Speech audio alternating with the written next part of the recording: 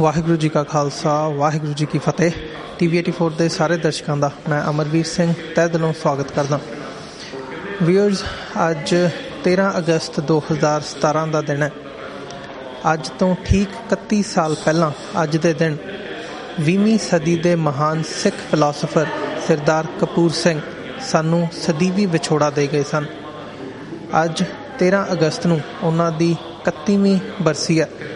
ਸਰਦਾਰ ਕਪੂਰ ਸਿੰਘ ਉਹ ਸ਼ਖਸੀਅਤ ਨੇ ਜਿਨ੍ਹਾਂ ਨੇ ਜਦੋਂ ਅਕਤੂਬਰ 1947 ਦੇ ਵਿੱਚ ਸਿੱਖ ਇੱਕ ਜਰਾਇਮ ਪੇਸ਼ਾ ਕੌਮ ਇਹ ਜਿਹੜਾ ਸਰਕੂਲਰ ਸੀਗਾ ਜਾਰੀ ਹੋਇਆ ਸੀ, ਉਦੋਂ ਉਹਨਾਂ ਨੇ ਉਹਦਾ ਪ੍ਰੋਟੈਸਟ ਕੀਤਾ ਸੀ, ਜਿਹਦੇ ਇਵਜ਼ ਦੇ ਵਿੱਚ ਉਹਨਾਂ ਨੂੰ ਨੌਕਰੀਓਂ ਬਰਖਾਸਤ ਕਰ ਦਿੱਤਾ ਗਿਆ ਸੀ ਅਤੇ ਉਹਨਾਂ ਨੂੰ ਬੜਾ ਹੀ ਬੁਰੀ ਤਰ੍ਹਾਂ ਟਰੀਟ ਕੀਤਾ ਗਿਆ ਸੀ। ਉਹਨਾਂ ਦੀਆਂ ਹੋਰ ਵੀ ਕੌਮ ਨੂੰ ਕਈ ਦਿਨਾਂ ਨੇ ਅਨੰਦਪੁਰ ਸਾਹਿਬ ਦਾ ਜਿਹੜਾ ਰੈਜ਼ੋਲਿਊਸ਼ਨ ਸੀਗਾ, ਜਿਹੜਾ ਕਿ ਧਰਮ ਯੁੱਧ ਮੋਰਚੇ ਦੀ ਮੁੱਖ ਮੰਗ ਸੀ, ਉਹ ਵੀ ਉਹਨਾਂ ਦੀ ਦੇਣ ਸੀ।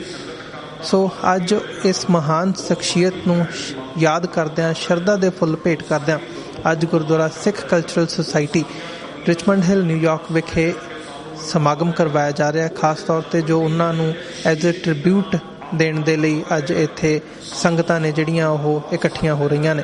ਸੋ ਅੱਜ ਅਸੀਂ ਇੱਥੇ ਪਹੁੰਚੇ ਹਾਂ ਉਹਨਾਂ ਨੂੰ ਐਜ਼ ਏ ਟ੍ਰਿਬਿਊਟ, ਉਹਨਾਂ ਨੂੰ ਯਾਦ ਕਰਦਿਆਂ ਸਰਦਾਰ ਕਪੂਰ ਸਿੰਘ ਦੀ ਯਾਦ ਦੇ ਵਿੱਚ ਅਸੀਂ ਜਿੱਥੇ ਇੱਥੇ ਦੀ ਜਿਹੜੀ ਪ੍ਰਬੰਧਕ ਕਮੇਟੀ ਹੈਗੀ ਹੈ ਉਹਨਾਂ ਨਾਲ ਵੀ ਗੱਲਬਾਤ ਕਰਾਂਗੇ ਅਤੇ ਜਿਹੜੀਆਂ ਇੱਥੇ ਪੰਥਕ ਸ਼ਖਸੀਅਤਾਂ ਪਹੁੰਚੀਆਂ ਨੇ ਉਹਨਾਂ ਦੇ ਵੀ ਵਿਚਾਰ ਸਰਵਣ ਕਰਾਂਗੇ ਕਿ ਉਹਨਾਂ ਦੇ ਕੀ ਵਿਚਾਰ ਨੇ ਸਰਦਾਰ ਕਪੂਰ ਸਿੰਘ ਬਾਰੇ ਅਤੇ ਉਹ ਕੀ ਸਮਝਦੇ ਨੇ ਕਿ ਜਿਹੜੀ ਅੱਜ ਦੀ ਪੀੜ੍ਹੀ ਹੈ ਉਹਨਾਂ ਤੱਕ ਕਿਵੇਂ ਇਹ ਜਿਹੜੀ ਲੈਗੇਸੀ ਹੈ ਉਹ ਪਾਸ ਆਨ ਹੋਣੀ ਚਾਹੀਦੀ ਹੈ। ਦੁੱਖ ਭੰਜਨ ਤੇਰਾ ਨਾਮ ਜੀ, ਦੁੱਖ ਭੰਜਨ ਤੇਰਾ ਨਾਮ, ਆਠ ਪਹਿਰ ਅਰਾਧੀਐ ਪੂਰਨ ਸਤ ਗੁਰ ਗਿਆਨ, ਆਠ ਪਹਿਰ ਅਰਾਧੀਐ ਪੂਰਨ ਸਤ ਗੁਰ ਗਿਆਨ।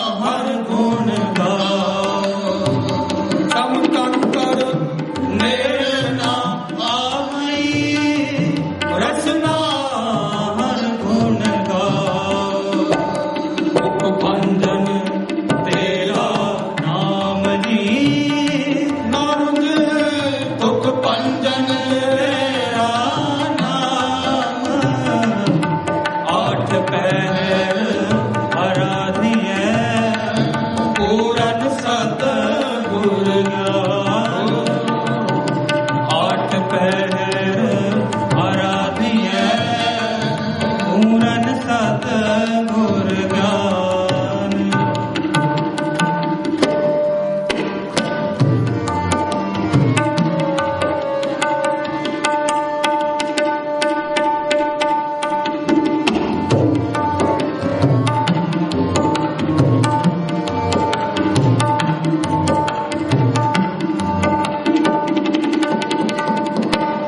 ਸੇਵਾ ਸੁਰਤ ਨ ਜਾਣਿਆ ਨਾ ਜਾਣੈ ਆਰਾਧ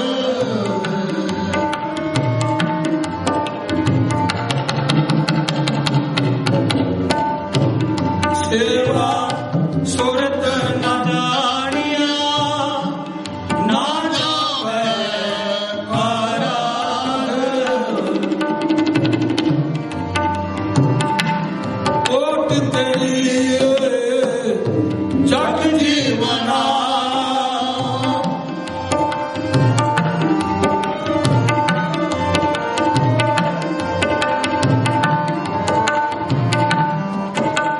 ਕੋਟ ਤੇਰੀ ਜਗ ਜੀਵਨਾ ਕੋਟ ਤੇਰੀ ਜਗ ਜੀਵਨਾ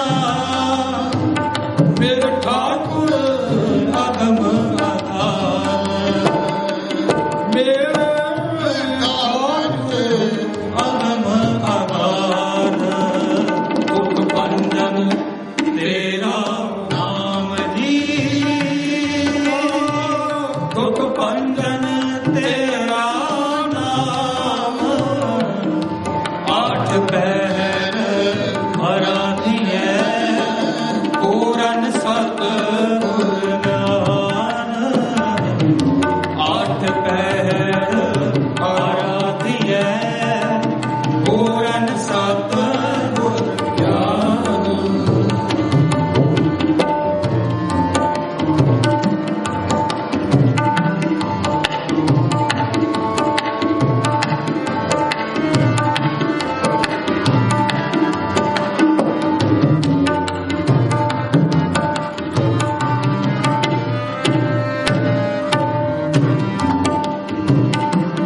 ਹਰਿ ਕਿਰਪਾਲ ਗੁਸਾਈਆ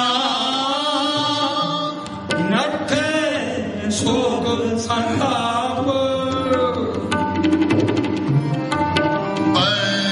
ਕਿਰਪਾਲ ਗੁਸਾਈਆ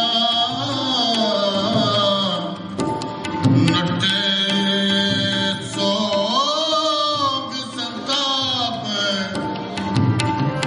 ਨੱਠੇ ਸੋਗ ਸੰਤਾਪ ਨੱਠੇ ਸੋਗ ਨੱਠੇ ਸੋਗ ਨੱਠੇ ਸੋਗ ਸੰਤਾਪ ਨੱਠੇ ਸੋਗ ਸੰਤਾਪ ਹਰਿ ਕਿਰਪਾਲ ਗੁਸਾਈਆ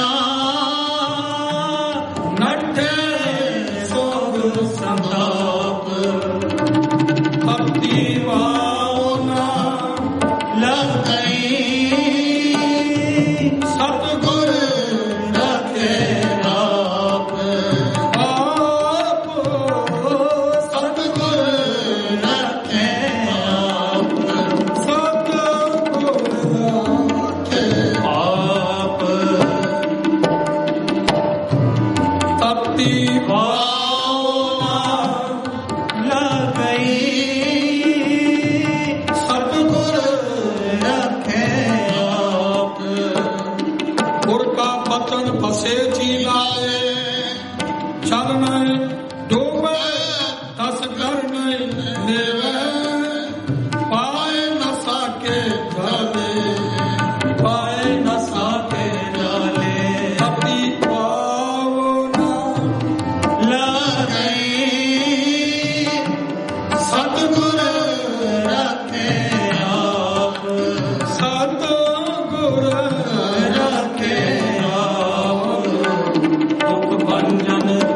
ਤੇਰਾ ਨਾਮ ਜੀ ਦੁਖ ਭੰਜਨ ਤੇਰਾ ਨਾਮ ਆਠ ਪਹਿਰ ਆਰਾਧੀਐ ਪੂਰਨ ਸਤ ਗੁਰ ਗਿਆਨ ਆਠ ਪਹਿਰ ਆਰਾਧੀਐ ਪੂਰਨ ਸਤ ਗੁਰ ਗਿਆਨ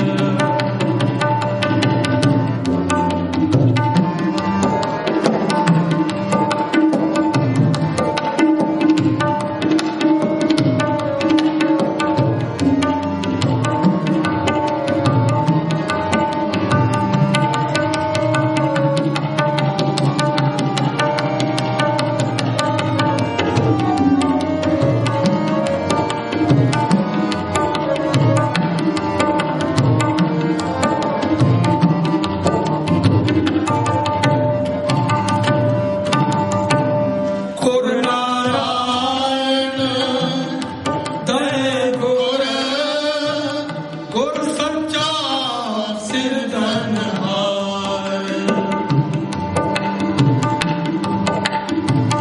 ਗੁਰ ਸੱਚਾ ਸਿਰਜਣ ਗੁਰ ਸੱਚਾ ਸੱਚਾ ਗੁਰ ਸੱਚਾ ਸਿਰਜਣਹਾਰ ਗੁਰ ਨਾਰਾਇਣ ਤੈ ਗੁਰ ਗੁਰ ਸੱਚਾ ਸਿਰਜਣਹਾਰ ਗੁਰ ਤੁਠੇ ਸਭ ਕਿਛ ਪਾਇਆ ਜਨ ਨਾਨਕ ਸਦ ਬਲਹਾਰ ਬਲਹਾਰ ਜਨ ਨਾਨਕ ਸਦ ਬਲਹਾਰ ਜਨ ਨਾਨਕ ਬਲਹਾਰ ਜਨ ਨਾਨਕ ਸਦ ਬਲਹਾਰ ਦੁਖ ਭੰਜਨ ਤੇਰਾ ਨਾਮ ਜੀ ਦੁਖ ਭੰਜਨ ਤੇਰਾ ਨਾਮ ਆਠ ਪਹਿਰ ਆਰਾਧੀਐ ਪੂਰਨ ਸਤ ਗੁਰ ਗਿਆਨ ਆਠ ਪਹਿਰ ਆਰਾਧੀਐ ਪੂਰਨ ਸਤ ਗੁਰ ਗਿਆਨ ਚਿਤ ਖਟ ਵਾਸੈ ਪਾਰ ਬ੍ਰਹਮ ਸੋਈ ਸੁਹਾਵਾ ਸੋਈ ਸੁਹਾਵਾ ਸੋਈ ਸੁਹਾਵਾ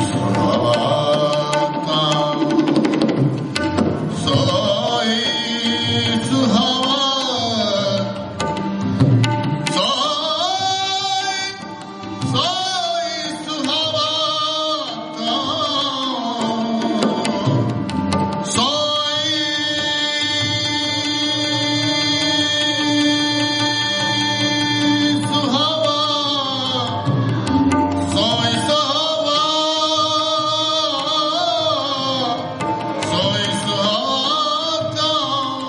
ਸੋਈ ਸੁਹਾਵਾ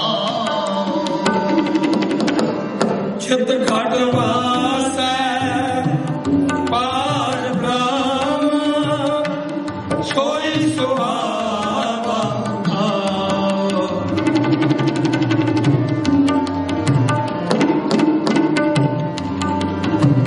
ਚਮਕੰ ਕਰ ਨੇਰਾ ਆਵਈ ਚਮਕੰ ਕਰ ਨੇਰਾ ਆਵਈ ਰਸਨਾ ਹਰ ਗੁਣ ਗਾਓ ਚਮਕੰ ਕਰ ਨੇਰਾ ਆਵਈ ਰਸਨਾ ਹਰ ਗੁਣ ਗਾਓ एक ऊपर जिस जन की आशा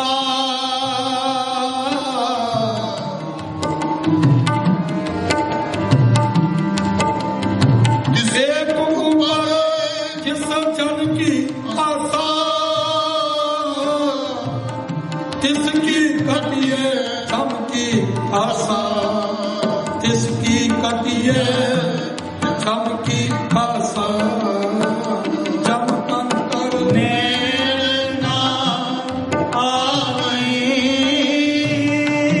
रसना हर गुण गाओ रसना हर गुण गाओ उपबंधन तेरा नाम जी दुख भंजन तेरा नाम आठ पैर आराधिए पूरन सतगुर ज्ञान आठ पैर आराधिए पूरन सतगुर ज्ञान सतगुर ज्ञान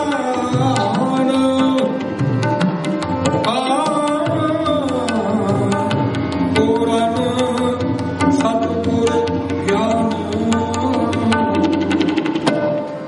आठ पैर आराधिए पूरन सतगुर ज्ञान आठ पैर आराधिए पूरन सतगुर ज्ञान पूरन सतगुर ज्ञान पूरन सतगुर ज्ञान ਦਿੱਤੇ ਹੋਏ ਟਾਈਮ ਲਈ ਇੱਥੇ ਸਮਾਪਤੀ ਦੇ ਨੇੜੇ ਹਾਂ ਭੁੱਲਾਂ ਚੁੱਕਾਂ ਦੀ ਸਾਹ ਸੰਗਤ ਖਿਮਾ ਬਖਸ਼ਿਸ਼ ਕਰ ਦੇਣੀ ਆਓ ਪਿਆਰ ਸੇ ਗੁਰੂ ਦੀ ਫਤਿਹ ਦੀਵਾਨ ਕਰਨਾ ਵਾਹਿਗੁਰੂ ਜੀ ਕਾ ਖਾਲਸਾ ਵਾਹਿਗੁਰੂ ਜੀ ਕੀ ਫਤਿਹ ਵਾਹਿਗੁਰੂ ਜੀ ਕਾ ਖਾਲਸਾ ਵਾਹਿਗੁਰੂ ਜੀ ਕੀ ਫਤਿਹ। ਅੱਜ ਅਸੀਂ ਗੁਰਦੁਆਰਾ ਰਿਚਮੰਡ ਹਿੱਲ ਕਲਚਰਲ ਸੁਸਾਇਟੀ ਨਿਊਯਾਰਕ, ਜਿਹੜਾ ਕਿ ਈਸਟ ਕੋਸਟ ਦਾ ਸਭ ਤੋਂ ਪੁਰਾਣਾ ਗੁਰਦੁਆਰਾ ਸਾਹਿਬ ਹੈ ਔਰ ਪੰਥਕ ਸਰਗਰਮੀਆਂ ਦਾ ਕੇਂਦਰ ਹੈ, ਉਸ ਦੇ ਵਿੱਚ ਜਿਹੜਾ ਪਹੁੰਚੇ ਹੈ। ਔਰ ਅੱਜ ਉਹ ਦਿਨ ਹੈ 13 ਅਗਸਤ 2017 ਕਿ ਅੱਜ ਤੋਂ ਠੀਕ 31 ਸਾਲ ਪਹਿਲਾਂ 20ਵੀਂ ਸਦੀ ਦੇ ਮਹਾਨ ਸਿੱਖ ਫਿਲਾਸਫਰ, ਉਹ ਸਚਿਆਰੇ ਸੱਜਣ ਜਿਨ੍ਹਾਂ ਨੇ ਆਪਣੀ ICS ਦੀ ਨੌਕਰੀ ਨੂੰ ਠੋਕਰ ਮਾਰ ਕੇ ਕੌਮ ਦੀਆਂ ਸਫਾਂ 'ਚ ਆ ਕੇ ਸਿੱਖੀ ਦੀ ਗੱਲ, ਕੌਮੀ ਘਰ ਦੀ ਗੱਲ, ਉਸ ਨੂੰ ਹਾਈਲਾਈਟ ਕੀਤਾ। ਉਹਨਾਂ ਦੀ 31ਵੀਂ ਯਾਦ ਉਹਨਾਂ ਦੇ ਵਿਛੋੜੇ ਦੀ। ਲੇਕਿਨ ਇਹ ਇੱਕ ਸਾਡੇ ਲਈ ਮੌਕਾ ਹੈ ਜਿਹਦੇ 'ਚ ਕਿ ਅਸੀਂ ਜਿੱਥੇ ਸਰਦਾਰ ਸਾਹਿਬ ਦੀ ਸਿੱਖ ਪੰਥ ਨੂੰ ਕੀ ਕੰਟਰੀਬਿਊਸ਼ਨ, ਕੀ ਦੇਣ ਹੈ, ਉੱਥੇ 20ਵੀਂ ਸਦੀ ਦਾ ਅੰਗਰੇਜ਼ੀ ਰਾਜ ਤੋਂ ਕਾਂਗਰਸੀ ਰਾਜ ਤੱਕ ਦਾ ਸਫ਼ਰ ਔਰ ਅੱਜ 70 ਸਾਲ 'ਚ ਸਿੱਖ ਕੌਮ ਕਿਵੇਂ ਇਸ ਹਿੰਦੂਤਵੀ ਰਾਜ ਦੇ ਜ਼ੁਲਮਾਂ ਦਾ ਸ਼ਿਕਾਰ ਲਗਾਤਾਰਤਾ ਨਾਲ ਹੋਈ ਔਰ ਅੱਜ ਹਿੰਦੀ ਹਿੰਦੁਸਤਾਨ ਦੇ ਮੁਦਈਆਂ ਦੇ ਹੱਥ 'ਚ ਪੋਲੀਟੀਕਲ ਪਾਵਰ ਹੈ। ਇਹ ਸਾਰੇ ਨੂੰ ਵੀ ਜਦੋਂ ਅਸੀਂ ਸਰ ਕਪੂਰ ਸਿੰਘ ਦੀ ਗੱਲ ਕਰਦੇ ਤੇ 20ਵੀਂ ਸਦੀ ਦਾ ਸਿੱਖ ਇਤਿਹਾਸ, ਉਹਨਾਂ ਦੀ ਸਾਚੀ ਸਾਖੀ ਤੋਂ ਬਿਨਾਂ ਜਿਹੜੀ ਪੁਸਤਕ ਉਹਨਾਂ ਨੇ, ਜਿਹੜੀ ਉਹਨਾਂ ਦੀ ਆਟੋਬਾਇਓਗ੍ਰਾਫੀ ਵੀ ਹੈ ਪਰ ਕੌਮ ਦੀ ਦੁੱਖ ਭਰੀ ਦਾਸਤਾਨ ਵੀ ਹੈ, ਉਸ ਦੇ ਨਾਲ ਅਸੀਂ ਅੱਜ ਇਸ ਗੱਲ ਨੂੰ ਮਹਿਸੂਸ ਕਰ ਸਕਦੇ ਹਾਂ ਕਿ ਉਸ ਸਚਿਆਰੇ ਦੂਰਦਰਸ਼ੀ ਆਦਮੀ ਨੇ ਜੋ 1947 ਤੋਂ ਪਹਿਲਾਂ ਅਕਾਲੀ ਲੀਡਰਸ਼ਿਪ ਨੂੰ ਵਾਰਨ ਕੀਤਾ ਔਰ ਉਹਨਾਂ ਨੂੰ ਇਹ ਗੱਲ ਸਮਝਾਉਣ ਦੀ ਕੋਸ਼ਿਸ਼ ਕੀਤੀ ਕਿ ਤੁਸੀਂ ਆਪਣਾ ਆਜ਼ਾਦ ਖਿੱਤਾ ਖਾਲਿਸਤਾਨ ਜਿਹੜਾ ਉਹ ਲਓ ਜਾਂ ਕੋਈ ਨਾ ਕੋਈ ਆਪਣਾ ਇਸ ਕਿਸਮ ਦਾ ਸਵੈ ਪ੍ਰਬੰਧ ਹੋਏ, ਜਿਵੇਂ ਕਿ ਉਹਨਾਂ ਨੇ ਲਗਭਗ 6 ਉਦਾਹਰਨਾਂ ਸਾਚੀ ਸਾਖੀ 'ਚ ਦਿੱਤੀਆਂ ਨੇ।